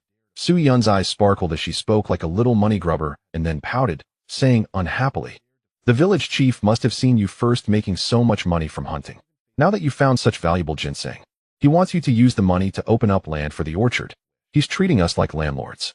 Dong reached out and pinched Su Yun's delicate nose, unable to help but laugh. Wife, the way you speak now is a bit like my mother, definitely a little money grubber. Hearing this from Dong, Su Yun's face turned red, and her waist and hips twisted a bit restlessly as she shyly said, How can that be? Our mother just said to let me manage your spending and save more money. Dong was taken aback and then shook his head. Wife, don't listen to what our mother says. She's very stingy with money. always thinking about how to calculate money and pinch pennies. You can't be like that. Mom really has it in for silly wife, Su-Yun said, shaking her head. Wasn't she just being frugal to support you five? She said if it weren't for the money she scraped together, you would have starved to death as a child. Chindong. Silly wife actually spoke up for Mom and even explained for her. She's been brainwashed. I'm not that stingy. Didn't I give you 1,000 last time? Su-Yun said softly. Slap. What greeted her was Chindong's slap on her bottom. The two continued to chat, discussing the wild ginseng. Chindong didn't plan to sell these wild ginsengs. Once his father dried them well, he would order a few boxes to pack the wild ginseng. Perhaps they would be useful in the future or could appreciate in value. Anyway, they weren't short on money now. There was no rush to part with the wild ginseng. I won't go into the mountains for a while. If I do, I would be a dog. When Su-Yun asked if he would go into the mountains in the next few days, Chindong declared earnestly, Xiaoyun, how did you raise so many chicks?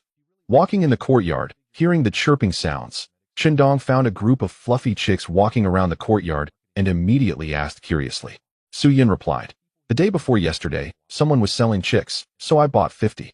I paid half the money first. And the rest will be collected on the 15th of August. Hens are 5 cents each, roosters are 3 cents each. And chicks that die prematurely are counted as 3 cents each. Our mom bought 300, saying that once the chicks grow up a bit, they will be free range in the orchard to peck at rotten fruits and small insects. In this era, some people selling chicks in the countryside do not collect cash, but instead keep accounts. When the chickens grow up, they charge according to the different prices for hens and roosters, and all dead chicks are counted as roosters. Alternatively, they collect half the money first, calculating it based on the price of roosters, and then collect the remaining half after the chickens grow up in the autumn. This method has a bit of a credit operation style. Mainly, in this era, they had just broken away from the collective life of the people's commune and had no money. Looking at the chicks walking around in the courtyard, Chindong had an idea. Once he planted more fruit trees in the breeding space and added some wild vegetables and grasses, he could raise 100 or 200 chicks to see how it goes. As for pigs, cows, and sheep, he could also raise a few. However, for pigs, cows, and sheep, he would need to build a pen to keep them. Otherwise, they would cause damage in the breeding space, ruining the planted fruit trees, wild vegetables, and other crops. I have raised so many chicks, and every day I can manage to take 3 to 5 without any issues. She definitely won't find out. Chindong thought to himself. The lunch was quite lavish, with chicken stewed with mushrooms, braised pork, steamed white fish, and stir-fried bok choy. The chicken and pork were brought back from the supply and marketing cooperative by those sent by Su-Yun to buy things in town. As for the white fish, it was given to Su-Yun by an old man in the village who liked to fish by the river, telling her to try something fresh. After seeing the white fish Su-Yun cooked, Chindong remembered that Jiang Lin had given him quite a few fish. So he made an excuse to go out for a while. When no one was paying attention, he took out the sack, and upon seeing the few lively big fish, Su-Yun was quite surprised. Chindong said that these fish were given to him by a brother who liked to fish. Su-Yun said she would make a spicy boiled fish for Chindong to try in the evening. Chindong smiled and said she had such culinary skills. At noon, Zhou Honglian returned and inevitably inquired about Chindong digging up that wild ginseng. Chindong, your luck is too good. You really managed to dig up ginseng that has aged for so long. The old lady had been talking about him a lot these past few days, basically saying that he dug up those 2 20-year-old wild ginsengs and then dreamed about finding even older ones. Now that he really found this ginseng, the old lady must be quite shocked. Chindong shook his head and smiled. The old lady isn't shocked. But we have a little money-loving one who has been scheming about how to save money since I got back. Su-Yun pouted with a slightly red face and huffed. I didn't. This drew laughter from Chindong and Zhou Honglian. After finishing the meal, Chindong asked Su-Yun to clean up first while he and Zhou Honglian went to sit in the room. Su-Yun pouted. Sitting here is called doing something? Just do it. More than 2 hours later, around 3 in the afternoon, Zhou Honglian lay on the bed like a limp rag doll. And only then did Chindong stop. He hadn't had enough fun with Zhou Xianglan in the morning, so naturally, he vented it all on Zhou Honglian. So, Zhou Honglian was somewhat of an innocent victim. Of course, for Zhou Honglian, it couldn't be called an innocent disaster since she did enjoy it. You little brother, you're too wasteful. My 3 pairs of stockings have all been torn by you, Zhou Honglian, who lay in Chindong's arms, said with a pout, showing a pained expression. Although she couldn't go out wearing stockings, as many people would definitely scold her for being provocative, she had heard other gossip-loving women say that some women in the city, who did half open-door business, liked to wear stockings or tights to tempt men. When Chen Dong bought her stockings and tights, she thought he wanted her to be like those women and be flirtatious. So today, she also tried to be charming. However, Chen Dong, the clumsy guy, actually ripped the stockings. This made Zhou Honglian feel a bit sorry. She felt that wearing stockings made her more feminine than usual.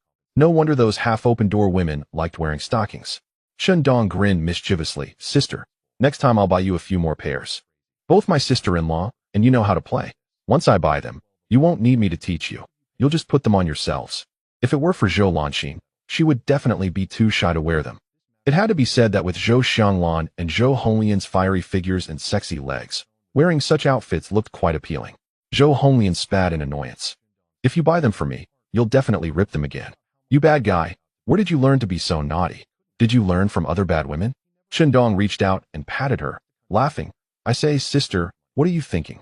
With you at home, how could I possibly go looking for those half-open door women? That's impossible. Chapter 234. Such a magical medicine. Zhou Honglian gently blew in his ear. Just know that. But don't go looking for those dubious women.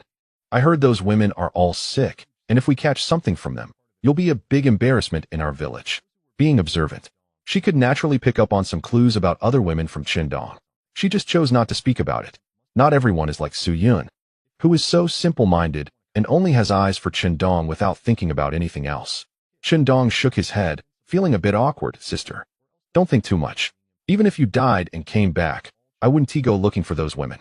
Zhou Honglian pushed Chen Dong's chest lightly and said with a hint of annoyance, You bad person, you can't just rely on me to bear everything.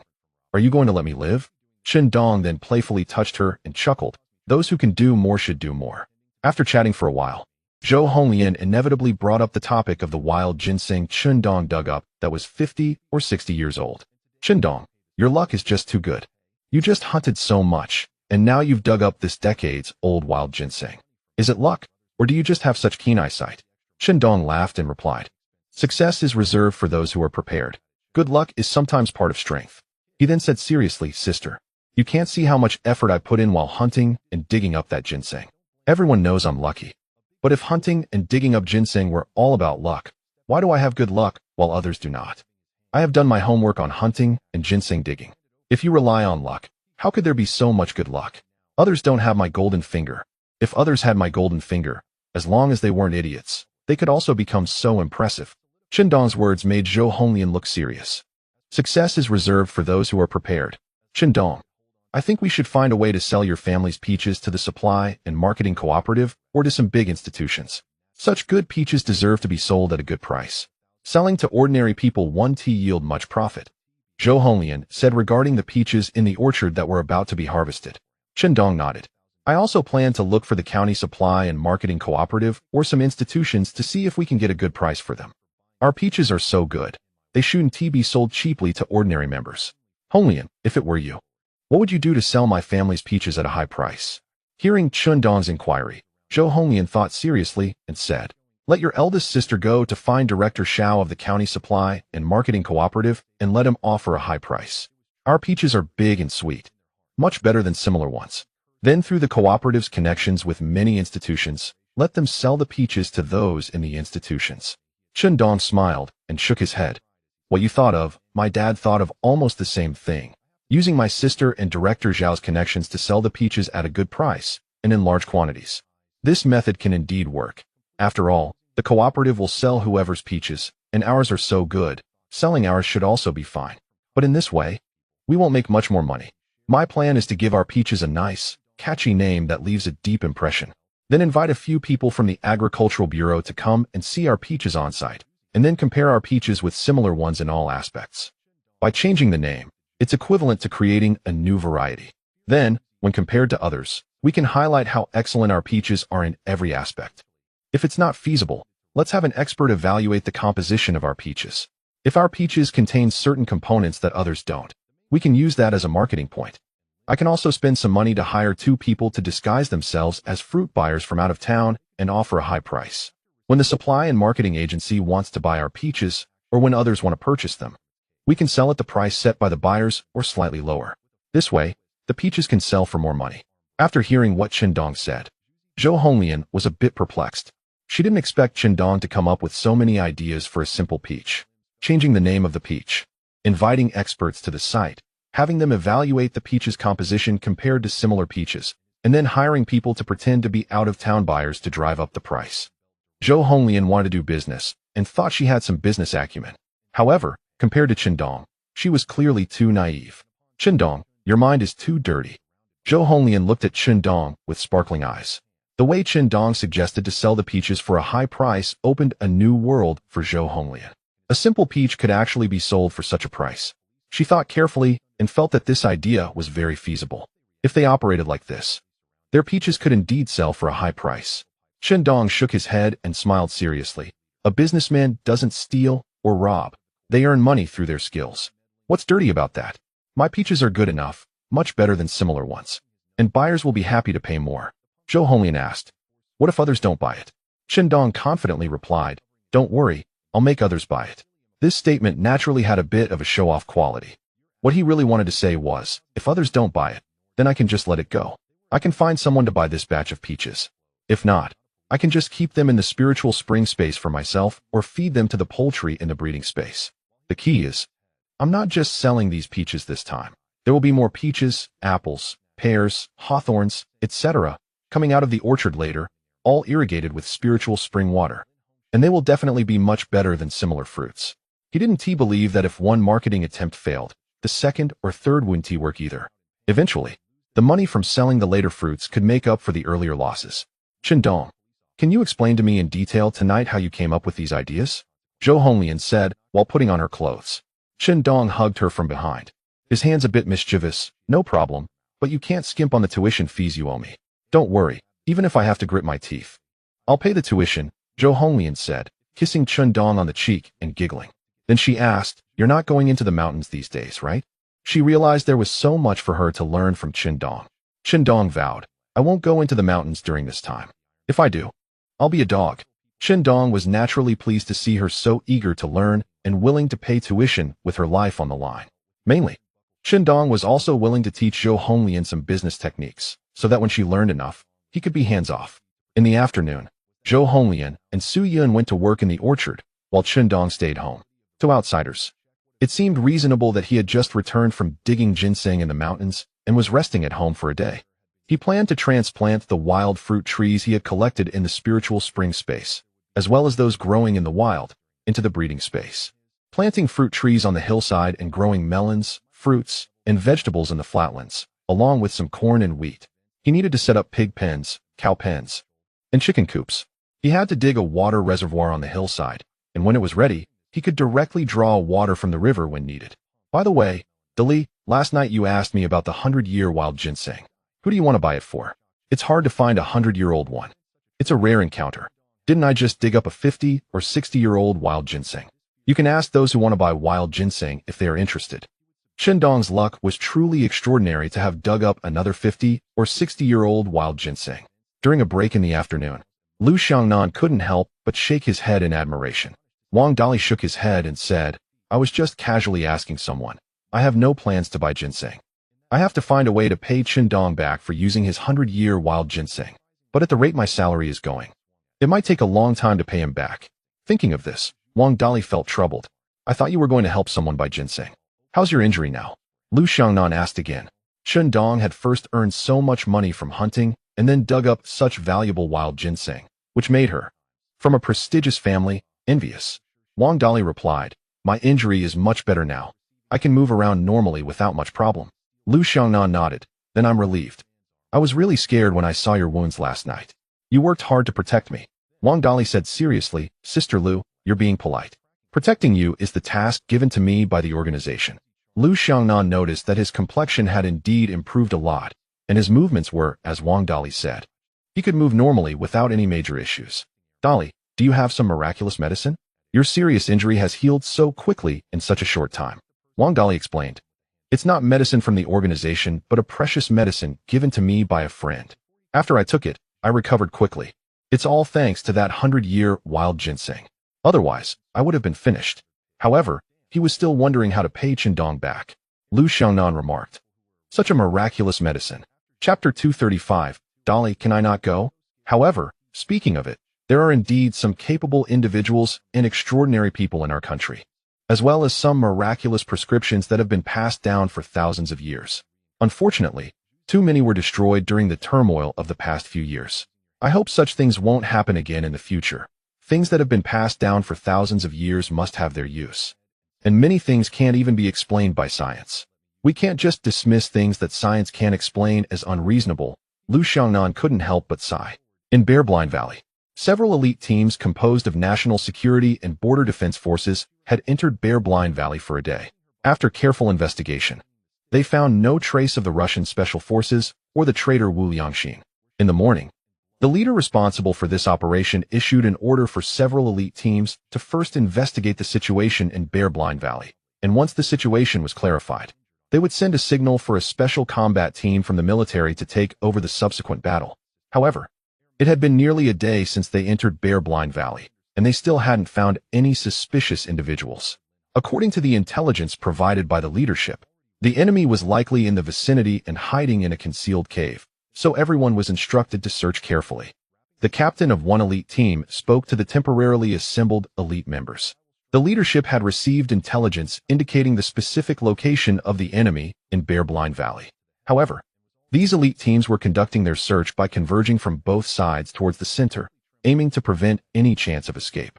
Of course, as long as they were in Bear Blind Valley, escaping was impossible, because in the area of Xiongxiazi Valley within a 10-mile radius, there are almost teams of national security and public security border defense forces formed to block the area, making it impossible for anyone to escape.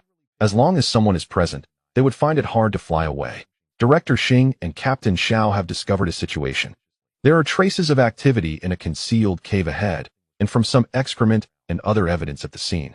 It appears that those individuals were active just in the past day or two.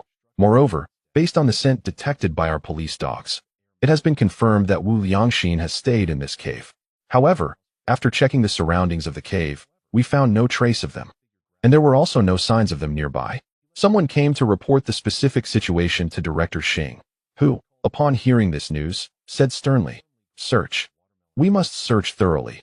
Even if we have to turn Xiongxiazi Valley upside down, we must find them. Our people have been surrounding this area for 3 days. It is impossible for them to escape from us. They may have sensed our encirclement and secretly moved to hide somewhere in the valley." Xiongxiazi Valley is neither too big nor too small, about 7 or 8 miles long and 500 or 600 meters wide.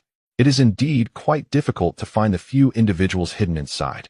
However, based on the clues obtained, Wu Liangxin and others had indeed hidden in Xiongxiazi Valley, and the information provided by that mysterious person was accurate.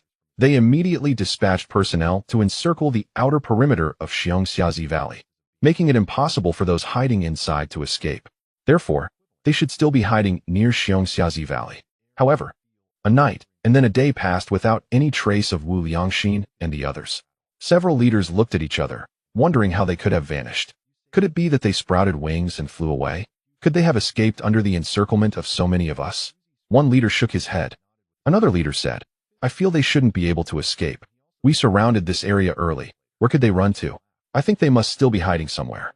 Another leader added, "I also feel they are hiding somewhere within the encirclement. We have so many people deployed outside early in the morning. It is unlikely they could just escape. Continue searching.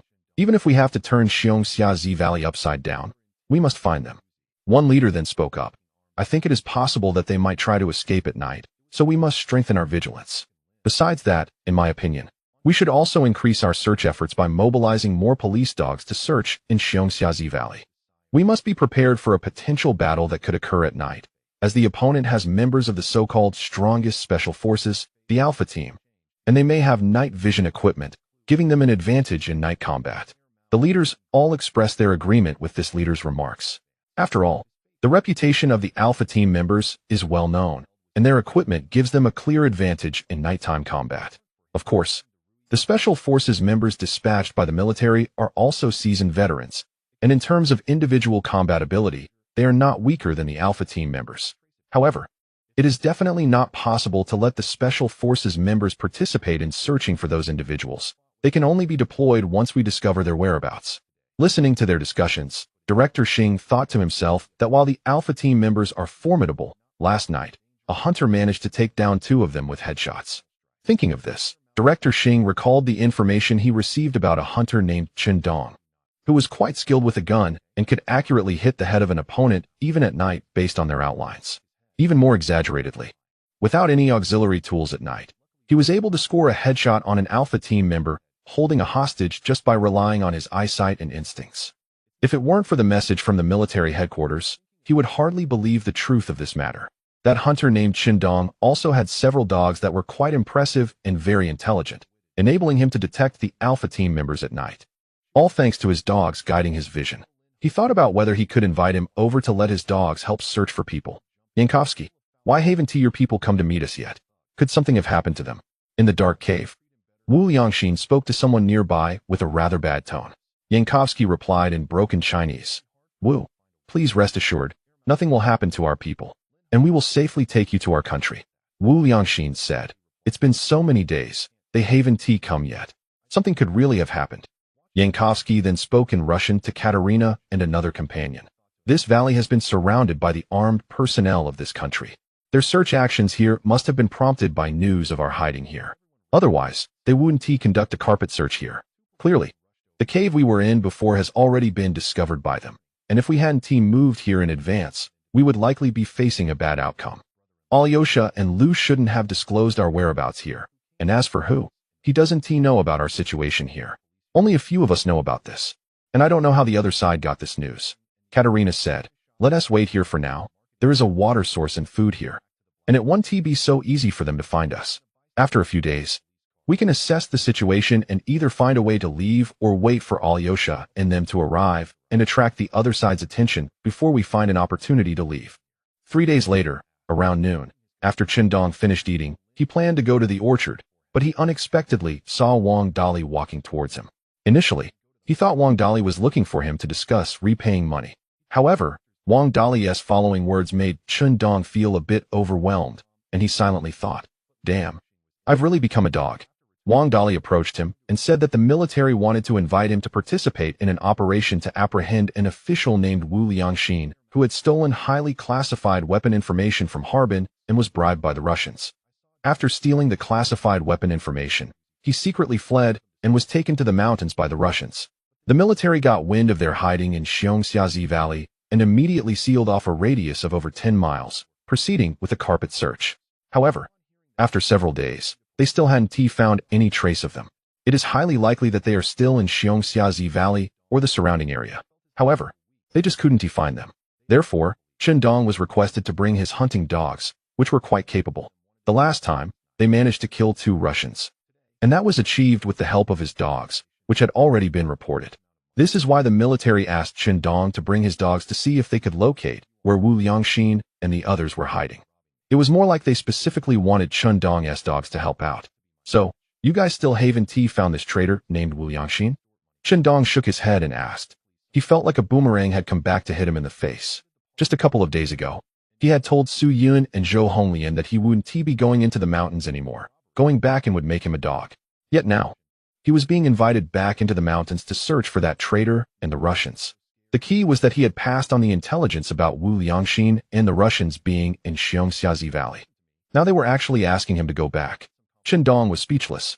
You should know that at that time he thought of a way to eliminate Wu Liangxin and those 3 Russians, and there wouldn't have been so many issues. So many days have passed, and the military and national security personnel still haven't captured Wu Liangxin and the others. That's quite impressive. He had clearly stated their exact location in Bear Blind Valley, just short of taking a photo for them to compare with the actual site. They had moved from their original cave. Thinking of your hunting dogs being exceptional, please take them with you, Wang Dali said seriously. Chen Dong, Dali, can I not go? Chapter 236. The leaders want us to follow you and assist you in your work. Wang Dali said with a stern face.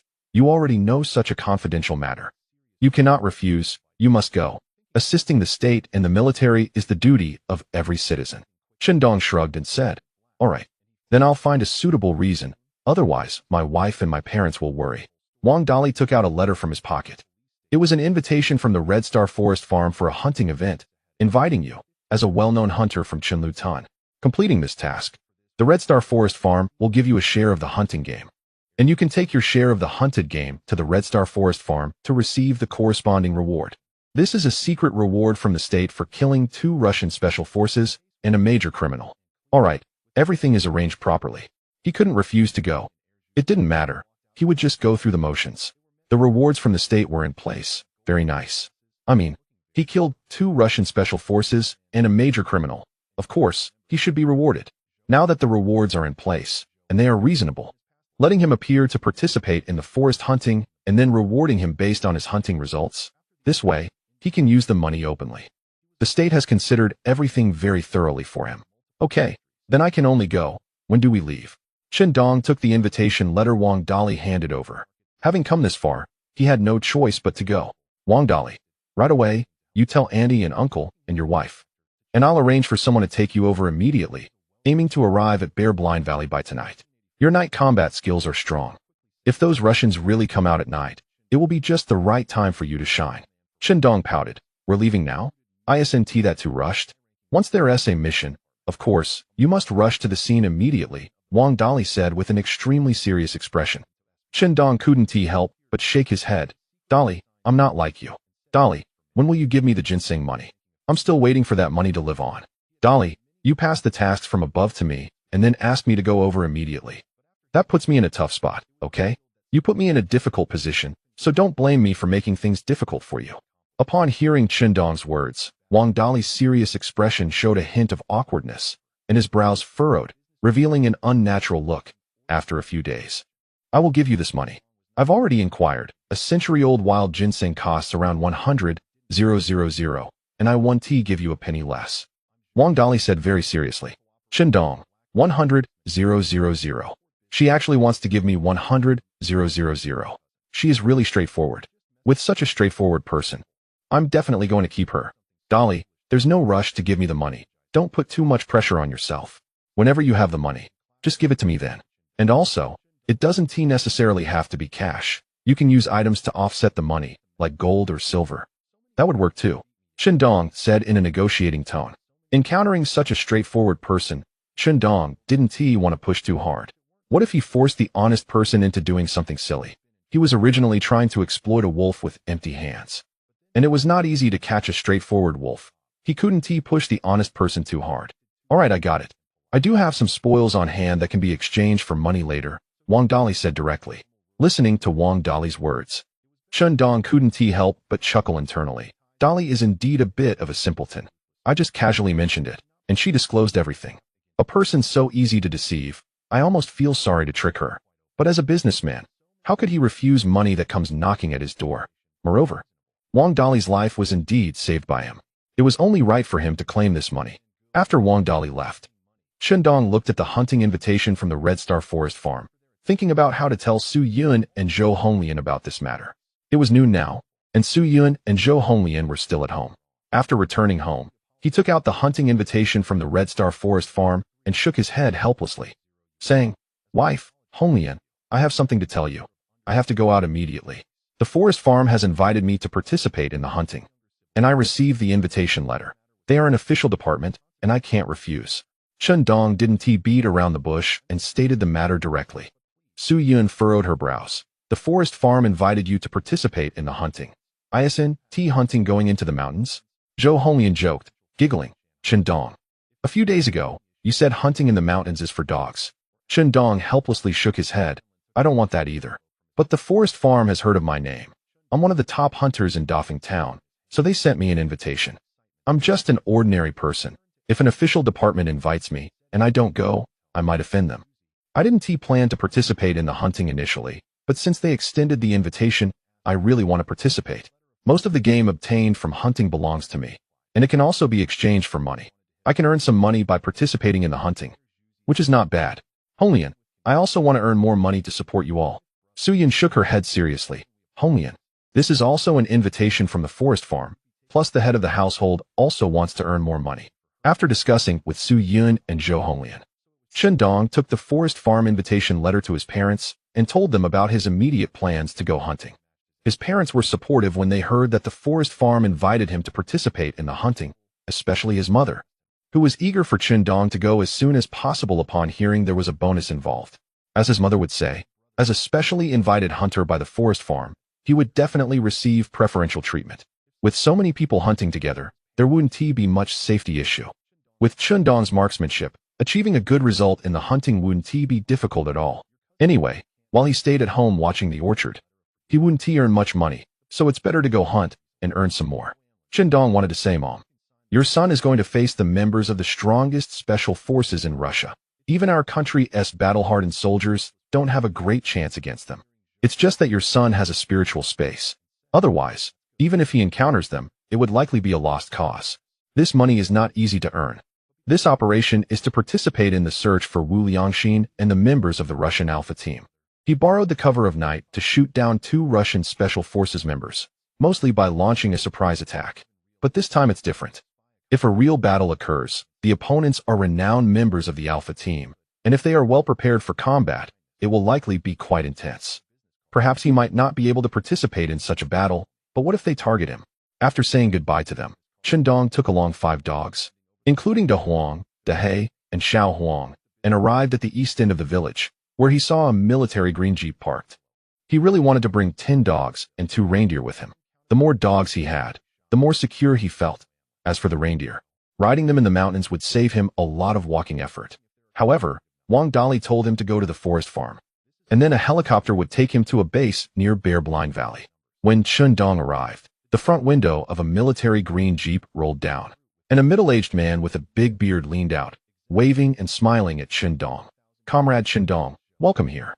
After Chundong got in the car, the bearded man took the initiative to greet him. Comrade Chundong, my name is Wei Daming. Chundong immediately smiled and introduced himself. Wei Daming was quite familiar and soon started calling Chundong brother. He was going to take Chundong to the county's Red Star Forest Farm. After arriving at the place, someone would take Chundong into the forest farm. Brother, your hunting skills are impressive. You actually received an invitation from the forest farm to participate in the hunting event. Wei Daming laughed. Chundong humbly smiled. It's just SOSO, nothing special. It's all thanks to my peers. Fewer people have been hunting in recent years. He didn't say much more to Wei Daming. After all, they had just met and weren't close, so he had nothing to share with him. An hour later, they arrived at the Red Star Forest Farm in Shanghai County. Someone took him to a helicopter, and if Chundong remembered correctly, this helicopter was a domestically produced G-5, the country's first helicopter, modeled after the Soviet helicopter. Soon, after a few minutes, he arrived at the forest base near Bear Blind Valley. Upon arrival, 2 people in black clothes, a man and a woman, took him straight to Bear Blind Valley. The man was named Zhang Long, and the woman was named Zhang Feng. They were twin siblings.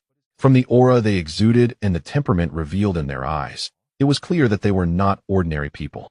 Chundong felt that they were at least as strong as Wang Dali. Comrade Chundong, the leader asked us to follow you and assist you with your work. If you need anything, feel free to let us know, and we will cooperate with you as much as possible. They were agents from the Black Market National Security Bureau, and the siblings had strong personal capabilities, possessing a special telepathic connection that allowed them to complete important tasks multiple times, making them black market ace agents. Initially, they looked down on the idea of following a hunter and taking orders from him. But after hearing that Chundong had shot and killed 2 members of an alpha squad in the dark just a few nights ago based solely on instinct, their disdain vanished. Even though they were ace agents, they had no chance against 2 members of a Russian alpha squad. However, Chundong managed to shoot and kill 2 alpha squad members in the middle of the night with just his instincts. Such strength left a deep impression on them. They had no doubt about the truth of this matter. The leader would never joke about something like this. So, even though Chundong looked quite young, they did not underestimate him in the slightest. Chapter 237. The Great Yellow Man Shows His Power. Brother Zhang, you're too polite. Let's just discuss things together. Chundong smiled. Judging by their attitude towards him, it was clear that they had been instructed by their leader to treat him with respect. One must say, the leader's considerations were quite thorough. This was not like some novels where invited guests are looked down upon. Such scenes are rather foolish to think about. Next, Zhang Long and Zhang Feng introduced Chundong to the specific situation as they walked. The specifics were similar to what Wang Dali had said, which was that the official personnel had turned Bear Blind Valley upside down, but still had not found Wu Liangxin and the others. Last night, the officials ordered people to leave Bear Blind Valley, and even those who surrounded the valley were arranged to disperse. In reality, it was a deliberate ruse to create the appearance of leaving. while the truth was that everyone had hidden themselves according to the nearby terrain to see if the people hiding would come out voluntarily. It was possible that at night, they would quietly escape from their hiding places. "Let's go into the valley and let my dog De Huang lead the way to see if we can find where they are hiding," Qindong said. It was already past 4 in the afternoon, and in 2 hours, it would be dark in the mountains. He wasn't keen on traveling in the mountains at night. He could understand why the leader wanted him there. After all, he was invincible in night battles. Not everyone could achieve that. Being able to shoot accurately without night vision goggles and relying solely on one's eyes to get headshots was no small feat in the past few days. "We have let several police dogs and search dogs look for them, but they haven't found where they are hiding. They must have used something to mask their scent," Zhang Feng said. Qindong patted De Huang on the head and smiled. "I don't know about other dogs, but I'm quite confident in my De Huang and the others. No matter how they mask their scent, there will surely be some clues left behind. First, take me to their cave. Let De Huang sniff the scent of those people. And then let De Huang search to see if they can find them." As Qindong said, De Huang and the others had been modified with spiritual spring water and were not comparable to ordinary dogs. Moreover, besides De Huang, there was Qindong himself. After arriving at the location, he would use his keen observation ability for a while, then walk for about half an hour. If he didn't see where they were hiding, then it was up to fate. Since he was there, he had to contribute. Of course, he didn't plan to exert all his strength. Using his keen observation ability was not necessary. Therefore, compared to De Huang, Qindong's abilities would be more effective. Upon hearing Qindong's words, Zhang Long and Zhang Feng said nothing, but Zhang Feng's face clearly showed dissatisfaction as the three of them headed towards Bear Blind Valley. While Qindong was walking in front, Zhang Feng quietly said to Zhang Long, "Brother, he's quite confident in his dogs. Look at his dogs. They are oral lunch hybrids, which are not nearly as good as our German shepherds, sheepdogs, and police dogs." Zhang Long whispered, "Xiaofeng, keep your comments to a minimum. There are many experts in the world. Perhaps his dogs are indeed quite capable." Zhang Feng showed a non-committal expression. Qindong slightly curled his lips. At around 6 o'clock, as the sun set and dusk fell, they quickly arrived at the cave where Wu Liangxin and the others had hidden after entering Bear Blind Valley. Qindong let De Huang enter the cave to sniff around, and then instructed them to smell the scent inside and go outside to find the scent of the people. "De Huang, tell them for that if they find where the scent is coming from, don't make any noise and come back to report to me." De Huang had just gone out for less than 2 minutes when, before Qindong and the others could go out, it ran back, pawing at the ground and making whimpering sounds, then used its paw to draw a character in the dirt. "Comrade Qindong, didn't you ask a few dogs to go find people? Why did it come back so quickly? Is it asking you for food?" Zhang Feng laughed.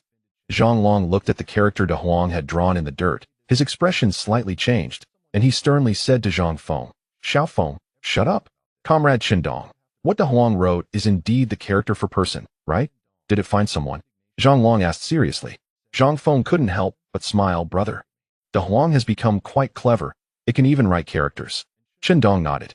"What De Huang wrote is indeed the character for person. I taught it that when it encounters a person, it writes the character. For it, it's a symbol. And it must have found someone. Let's go. De Huang, lead me over to take a look. Oh, I almost forgot about this." De Huang wrote the character, run, meaning person, on the ground in front of representatives from 2 countries, which undoubtedly made it seem like he was showing off his abilities in front of them. Although he explained it using just symbols, the shocked expressions on Zhang Long and Zhang Feng's faces after he finished speaking were enough to prove the impact De Huang had on them. "De Huang, you've put me in a difficult position. With what De Huang just did, it's going to make me stand out too much. If the military finds out how capable De Huang is, they might take him away in the future. This is very likely. After all, so many military and police dogs couldn't find anyone, and then De Huang showed up and located them. It wouldn't be surprising if the military decided to recruit such an impressive dog. Even if the military doesn't take De Huang, they might involve him in future operations. Wouldn't that mean I would essentially be half a member of the state? Damn it. I just want to be a carefree old man, not get involved with the government." Qindong felt a bit panicked. He thought maybe he should move his whole family away in the future. He didn't want to serve the country. He just wanted to be a carefree old man, have a few more women, and live a peaceful life, which was more important than anything else. De Huang led the 3 of them out of the cave and to a slope a few dozen meters away, where he started circling a large rock, sniffing around and making noises toward Qindong. Qindong signaled Zhang Long and Zhang Feng to be quiet. then used the ability of his heart observation mirror. Soon, he could see everything within 100 meters. He noticed a natural cave about 30 meters deep down the slope, where two Russians were pressing their ears against the wall, listening to the sounds outside. Upon closer observation, Chun Dong discovered a very concealed and small cave entrance, which was blocked by a large rock that blended in with the surrounding slope. No wonder so many people had been searching for days without finding any trace of them. It turned out they were hiding just below the cave where they had previously concealed themselves, and the entrance was specially camouflaged. If it weren't for De Huang, Chun Dong wouldn't have thought to use his heart observation mirror to check the situation here. It was so close yet so hidden. Who would have thought there was another cave near where they had previously hidden, and that the entrance was so concealed? Moreover, judging by the size of the cave, it was quite spacious, and having an underground river with fish was normal, providing both food and water. They could easily hide for another 10 days, or even a month. As for why other police dogs couldn't find them, it was likely due to some scent masking solution. Such solutions weren't uncommon. Some professional assassins and agents had them to evade police dogs, so that wasn't surprising at all. Chun Dong spoke quietly to Zhang Long.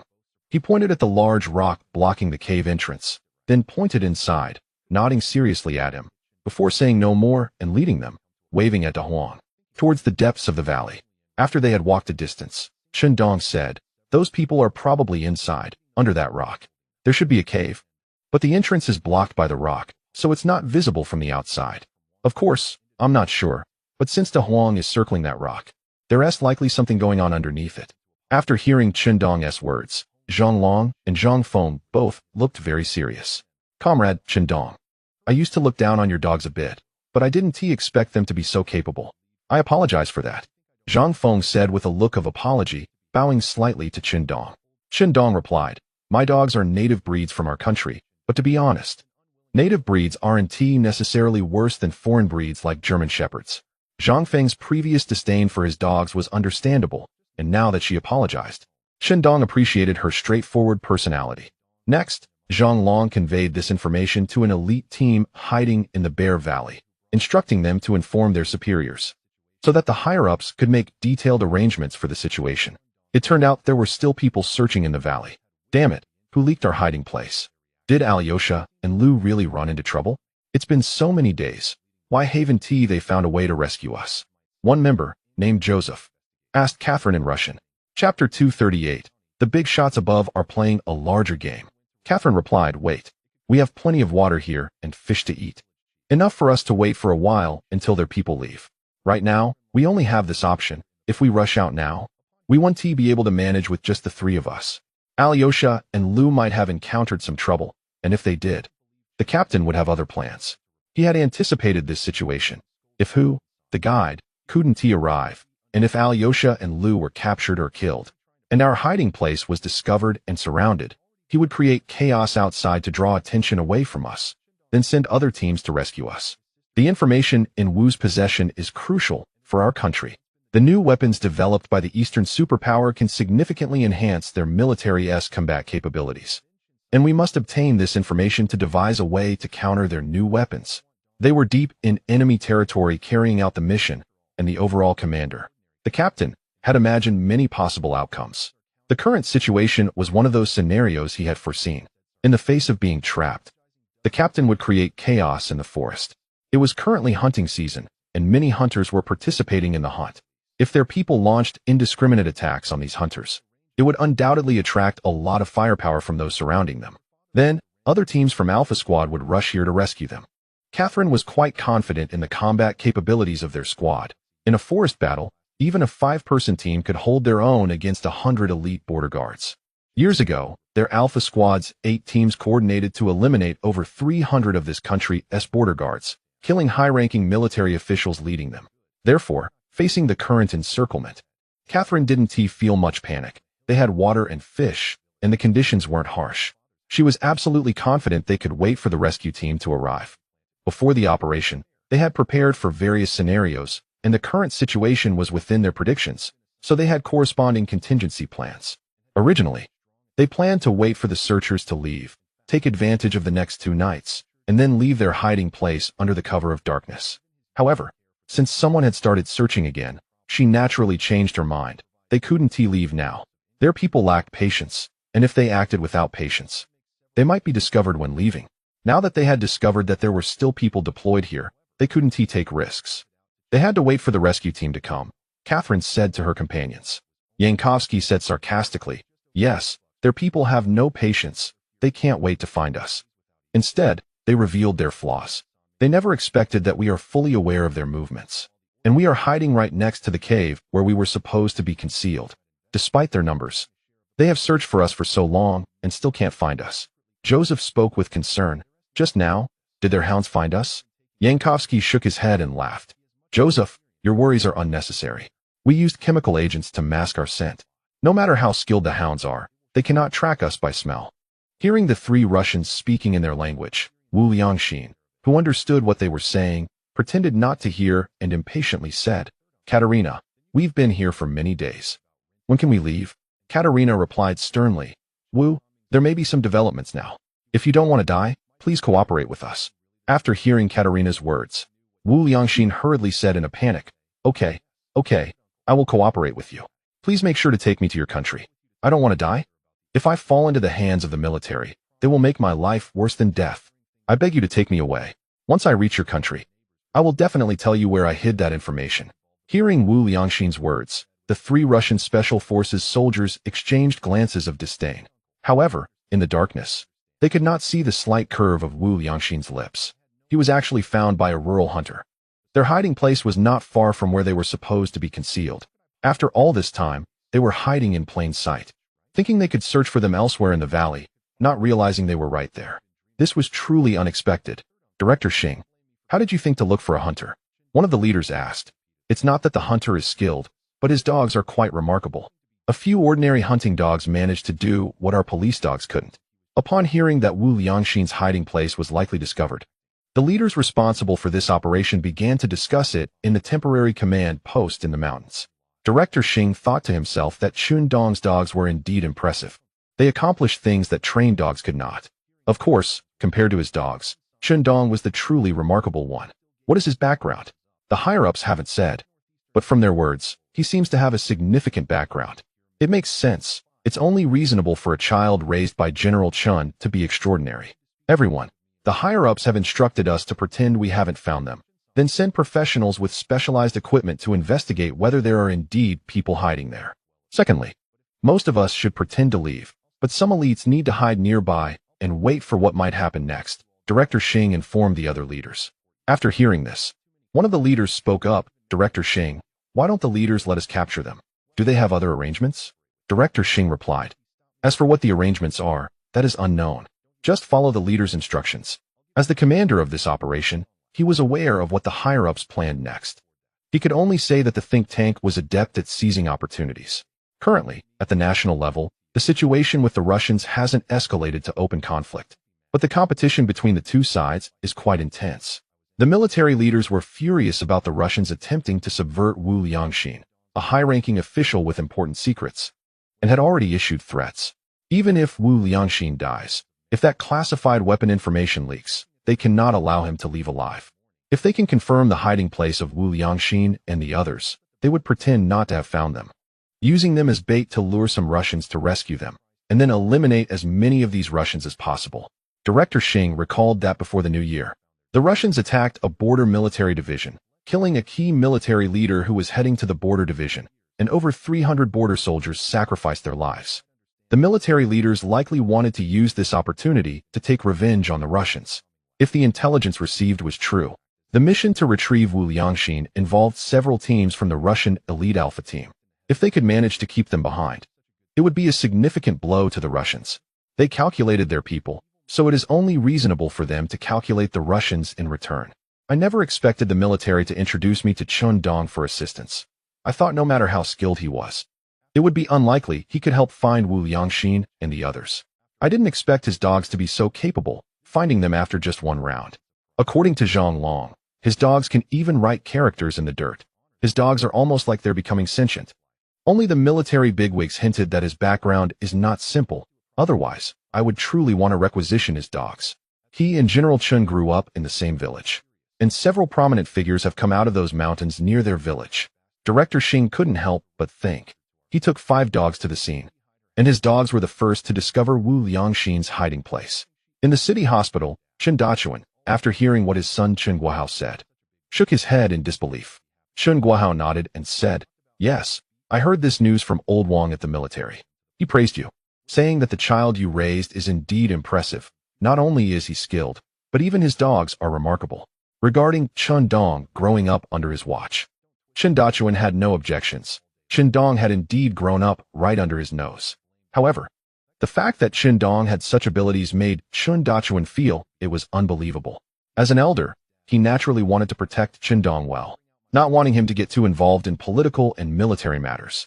This was also something that the person who taught Chen Dong these skills would not want to see. Upon hearing how incredible the dogs trained by Chen Dong were, he became even more convinced that the person who taught Chen Dong these skills was definitely not ordinary. Execute our plan. Katerina and the others have been surrounded. Those going to the black market to rescue the contact person, Alyosha and Lu, should have perished somewhere in the mountains, a middle-aged Russian said to a group of Russians. Chapter 239. Awesome. Rewarded with 500 yuan. York. Your team should investigate the place where Alyosha and Lu were captured or perished, and see what information they left behind, whether they were captured or sacrificed. If they sacrificed, blood for blood, create some noise to attract the enemy's attention. As for Steel, you two teams should conduct small-scale harassment activities around the mountains surrounding the bear. As for Sam and John, your team will follow me to infiltrate the vicinity of Bear Valley. Once we discover any movement from the enemy, we will split into two groups to rescue Katerina, said Akita, the captain leading 6 teams from the Alpha team on this mission, to the leaders and members of the 5 teams around him. These days, they have been quietly lurking in the mountains and forests. Due to the importance of this mission, several of their teams are secretly protecting Catherine's team. They chose not to reveal themselves because they didn't want the other side to know that their Alpha team has a total of 10 teams, 6 of which came to this country. After all, this mission is quite important to the Russian military. However, to avoid exposing too many of their members and triggering a response from this country's military, only Catherine's team is visible. A few days ago, when many national security and border defense forces surrounded Bear Blind Valley, they were already aware of it. In fact, some of their teams quietly escaped during the initial encirclement. They were puzzled as to how so many people surrounded Bear Blind Valley and how the information about Catherine's concealment was leaked. However, due to the overwhelming number of people surrounding Catherine's team, Akita could only order the other teams to stand by and observe potential developments before making corresponding countermeasures. Days have passed, and Catherine's team has not been found. However, Alyosha and his companion have not appeared, and they have already anticipated the worst for the two. It has been 10 days since Bear Blind Valley was surrounded, and in Akita's view, it should be the time when the other side's patience is running out. So it is now their turn to take action and rescue Catherine. They plan to create chaos to attract the other side's attention. Investigate the whereabouts of Alyosha and Lu Yuanqing, and if the two are dead, they will create a false appearance of revenge to draw most of the other side's personnel and focus their attention on themselves, thereby creating an opportunity for Akuta and his team to rescue Catherine. Under this premise, they believe that the military of this country will never expect that so many teams from the Alpha team have arrived, so they cannot possibly deploy a matching search intensity or personnel configuration for combat. Comrade Shindong, this is the number of prey you hunted during this hunting expedition. Congratulations. You have achieved 3rd place in this hunting expedition, with a total score exceeding 5,000 points, just under 500 points away from 1st place. According to our Forest Farms rules, the top 3 hunters with outstanding achievements in this hunting expedition can receive 80% of their hunted prey. We have exchanged the prey for money as per your request, and you will receive a total of 8,565 yuan. Here is your money. Please keep it safe. This is your certificate for achieving 3rd place in the 1980 spring hunting expedition at Red Star Forest Farm, along with a banner. Once again, congratulations on your excellent performance in this hunting expedition. On the 7th day after he found Wu Liangxin and others hiding in a concealed cave in Bear Blind Valley with his dog, Chen Dong left a temporary command post and chatted for a few moments with a man named Xing Aosen, who claimed to be the director of the Black Market National Security Bureau, before being taken to the living area of the forest farm. There, he met with the leaders of the forest farm, who gave him several bundles of money, a certificate for achieving 3rd place in the 1980 spring hunting expedition, and a banner. The state actually gave him an 8,500 yuan bonus. Dong did not expect the state to be so generous. He initially thought that based on his understanding of state rewards, he would be lucky to receive 500 or 1,000 yuan. After all, it's a state reward, don't think too much. But he didn't expect so much. The hunting expedition is based on performance, such as how many prey were killed during the event. And the prey is handed over to the patrolling staff of the forest farm, who then write down what prey was killed on the hunting score certificate. The prey is taken away by the forest farm's patrolling personnel, while the participants continue hunting. Originally, the hunting event was supposed to last for half a month. But after just 10 days, the forest farm announced that, for some reasons, the spring hunting expedition would end early. Dong looked at the hunting record sheet given to him by the forest farm, which detailed the time and location of his kills. To his surprise, the record showed that he had killed 2 adult Siberian tigers, 5 bears, and 3 human bears. The total score from all the prey that could be recorded was over 5,100 points, with more than 200 prey killed. Dong was astonished by this achievement. This score seemed too exaggerated for cheating. It made Dong feel like he had scored only 100 points on the college entrance exam, but somehow managed to get into a 211 or 985 university through cheating. However, since the state dared to give him this reward, Dong was willing to accept it. What was there to be afraid of? He earned this through his contributions. After securing the money, he held the certificate and banner, wanting to put them in his bag, but they were too big to fit. Comrade Dong, I will arrange a car to take you home, the forest farm leader said with a smile. This leader, named Wang Changjiang, is the second in command of the Red Star West Forest Farm. As the second in command, he personally received Dong and handed him the money, certificate, and banner. This was arranged by the higher-ups. Wang Changjiang was somewhat aware that something significant had happened in the old forest. Since Dong was arranged this way by the higher-ups, his identity must be quite remarkable. Good leader, thank you very much, Dong smiled. This treatment, being picked up and dropped off, plus receiving money, was quite comfortable. Wang Changjiang called someone over and instructed them to drive Dong home. Dong followed this person out of Wang Changjiang's office and soon arrived in front of a jeep. Just as Dong was about to get in the car, a few people walked by, chatting and laughing. Among these people was his older brother, Jun. In addition to Jun, Dong also saw old Guo Changlin, with whom he had previously had a brief acquaintance. The last time he shot a bear on the hillside, Guo Changlin had initially said that Dong's marksmanship was poor and wanted to take his gun to shoot the bear. In the end, Dong stunned them with his superb marksmanship. Old Chun, I was lucky this time and happened to encounter a big claw. Otherwise, I wouldn't even make it into the top 100 in this hunting expedition, Guo Changlin said to Jun with a smile. This time he shot a Siberian tiger, and along with other prey, his score reached 2,000 points, placing him in the top 100 of this hunting expedition. It should be noted that nearly 1,000 people participated in this hunting expedition, including many skilled hunters from other regions. Being in the top 100 was already quite impressive. Old Guo, you've struck it rich this time. You must treat us. Someone joked. Guo Changlin shook his head and smiled, saying, What do you mean I struck it rich? Let me tell you, Old Chin's younger brother, Xiao Wu, is the real winner. Before the hunting expedition, he shot over 20 deer, including 10 young sika deer. Just selling the antlers and deer meat could bring in several thousand yuan. If he had participated in this hunting expedition, he could easily have made it into the top 50 with his marksmanship. His marksmanship is truly impressive. Listening to Guo Changlin praise his brother in front of others made Jun feel quite proud, and he shook his head with a smile, saying, Xiao Wu just got lucky and ran into a herd of deer. Otherwise, he wouldn't have shot so many. As for old Guo saying he could make it into the top 50, that's definitely not possible. There are many experts from outside participating in this hunting expedition. Just as he finished speaking, he saw Dong approaching from the side, carrying a bag and holding a red certificate and a banner wrapped around a stick. Seeing this scene, Jun was momentarily taken aback. Xiao Wu, what are you doing here? Jun responded in surprise. Dong was also quite surprised. He didn't expect to run into his older brother here. It was such a coincidence. After a moment, he smiled and said, Big brother, I came to participate in the hunting event.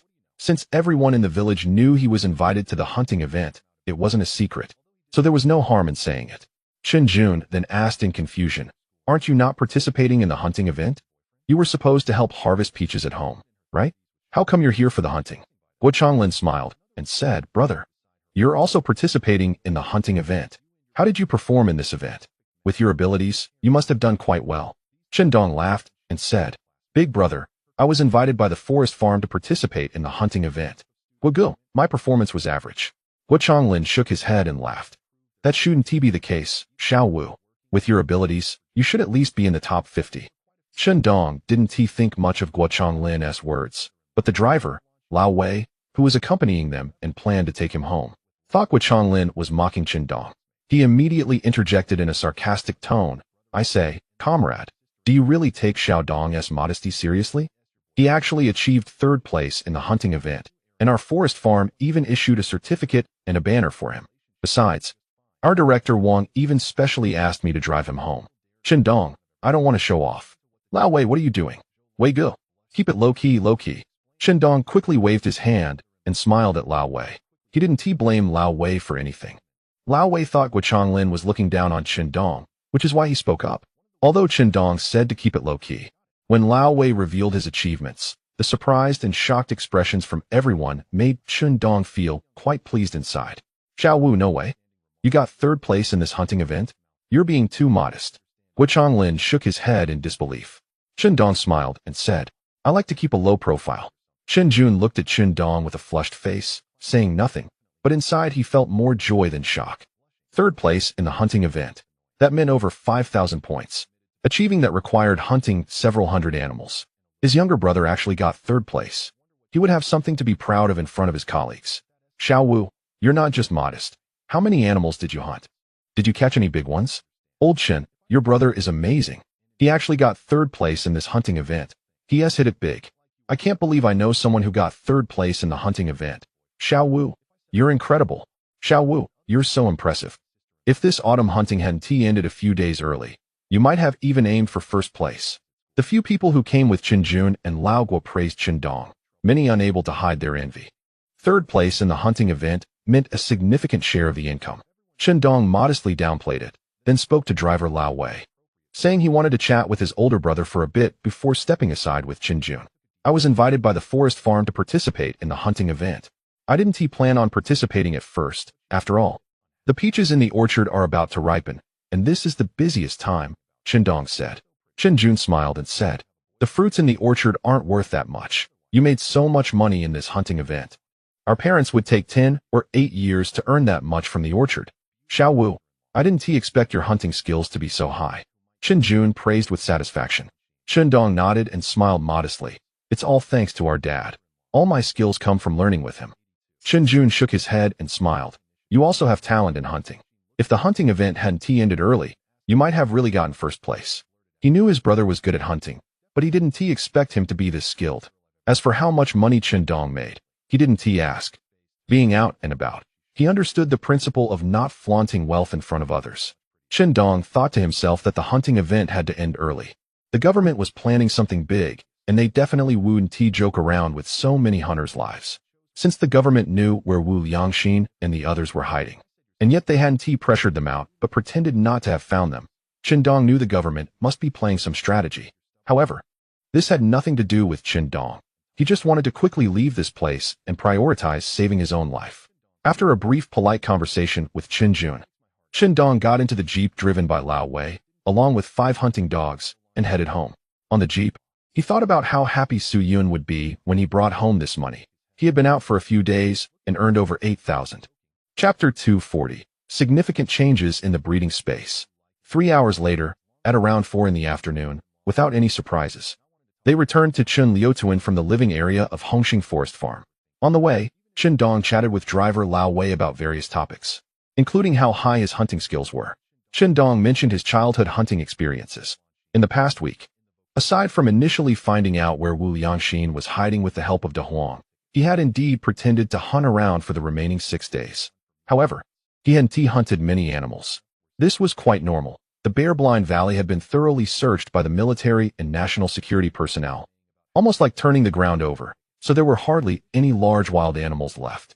However, despite not hunting many animals, he had gathered quite a few wild fruits, medicinal herbs, and even some lush wild grasses that could be eaten by herbivores. He also collected many well-formed stones and large branches that had fallen to the ground. He planned to use the stones and branches for building a breeding pen, and once the pen was built, he could raise chickens, ducks, pigs, cows, and sheep inside. He knew he had to enclose these animals. Otherwise, the crops and orchards he planted would definitely be damaged by these livestock. While hunting, he didn't let anyone follow him. In his words, he preferred to hunt alone and didn't like having people around.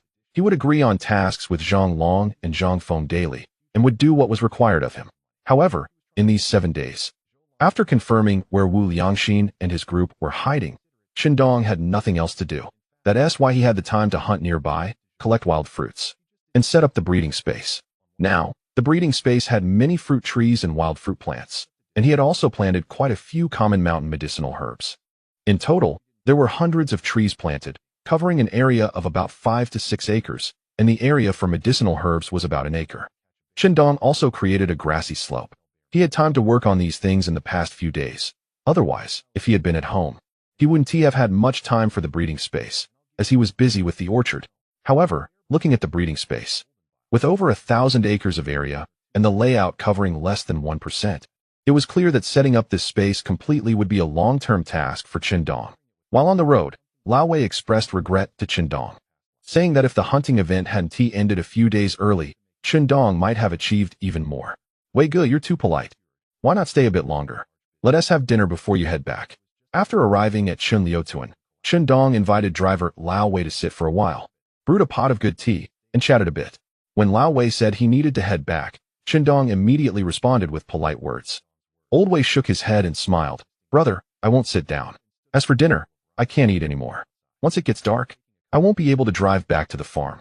Wife, don't cook yet. You should have the gift I asked you to prepare for Wei Ge, right? Hurry up and get it for me. Wei Ge has to leave soon, Qindong said to Su Yun, who was busy in the kitchen. After he returned, he had someone call Su Yun back, telling her about his return and asking her to cook some dishes to properly treat Old Wei, who had driven a long way to see him.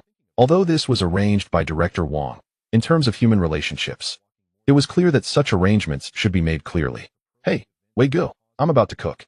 You can have dinner before you leave, Su Yun said, walking out of the kitchen with her apron on, brushing her disheveled hair aside. Old Wei said he needed to hurry to the forest farm. Otherwise, if he was late, he might not make it back. Qindong handed some gifts prepared by Su Yun to Old Wei, a bottle of deer antler blood wine, a few pounds of peaches freshly picked from the orchard, and an envelope with 10 yuan in it. Holding these items, Old Wei smiled at Qindong before leaving, saying that if he ever went to the living area of the forest farm, he could look him up, and he would arrange for Qindong to stroll around. He also mentioned that he would tell Director Wang about Qindong's older brother working as a patrolman, speaking a few good words for Chun Jun in front of him. Qindong clasped his fists and thanked him with a smile. As Wang Changjiang's driver, Old Wei spent all day with the second-in-command of the forest farm. If he could help his older brother with a few good words in front of Wang Changjiang, perhaps his brother could get a better position and no longer have to be a hard-working patrolman. The rivers and lakes are not about fighting and killing. They are about human relationships. Although Old Wei was just a driver, and Qindong was warmly welcomed by Wang Changjiang, it was not convenient for him to bring up helping his brother directly. Having Old Wei hint at it was naturally much more effective. Qindong believed that after hearing Old Wei's words, Wang Changjiang would surely consider treating Qin Jun better because of his brother's face. Wife, the dishes you prepared. We will eat them tonight to celebrate, Qindong said, taking out a stack of money from his army green canvas bag and handing it to Su Yun. Su Yun was momentarily stunned when she saw the large amount of money in front of her and shook her head in disbelief. Head of the household, this money is. Qindong smiled and said, I had good luck hunting. I ranked 3rd in this hunting competition, and this money is what I earned from hunting. It's a total of 8,560. Here are the certificates and the banner. Su Yun was a bit dazed as she took the money, shaking her head in disbelief. Head of the household, is that true? You actually got 3rd place in the hunting competition? Smack. Qindong playfully slapped Su Yun's bottom. Wife, you underestimate me. Your head of the household's hunting skills and luck have always been good. Su Yun felt that her rear had noticeably increased in size and was more elastic. Upon closer inspection, compared to when she had just been reborn, she now looked noticeably plumper, with a bit of baby fat on her face, and her skin was fairer and more tender, with good food and drink. And after being fed with the spiritual spring water for a month, Su Yun's physical condition was excellent.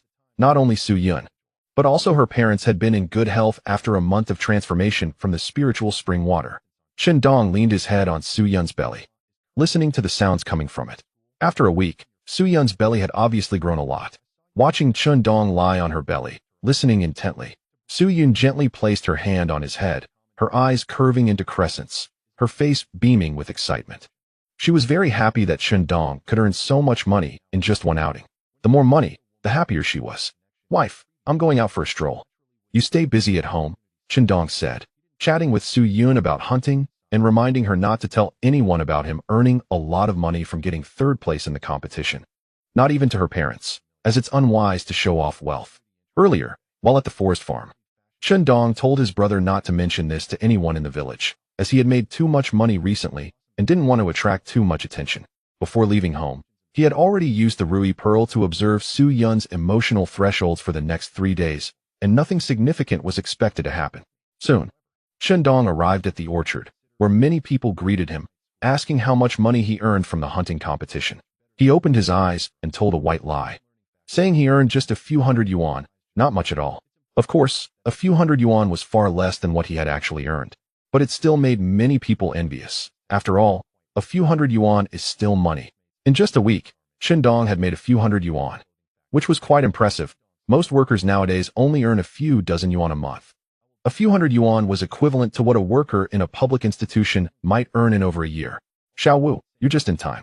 Our early ripening peaches will be ready for harvesting in 2 or 3 days. Do you remember what I told you about selling the fruit to the supply and marketing cooperative in the county and the agencies?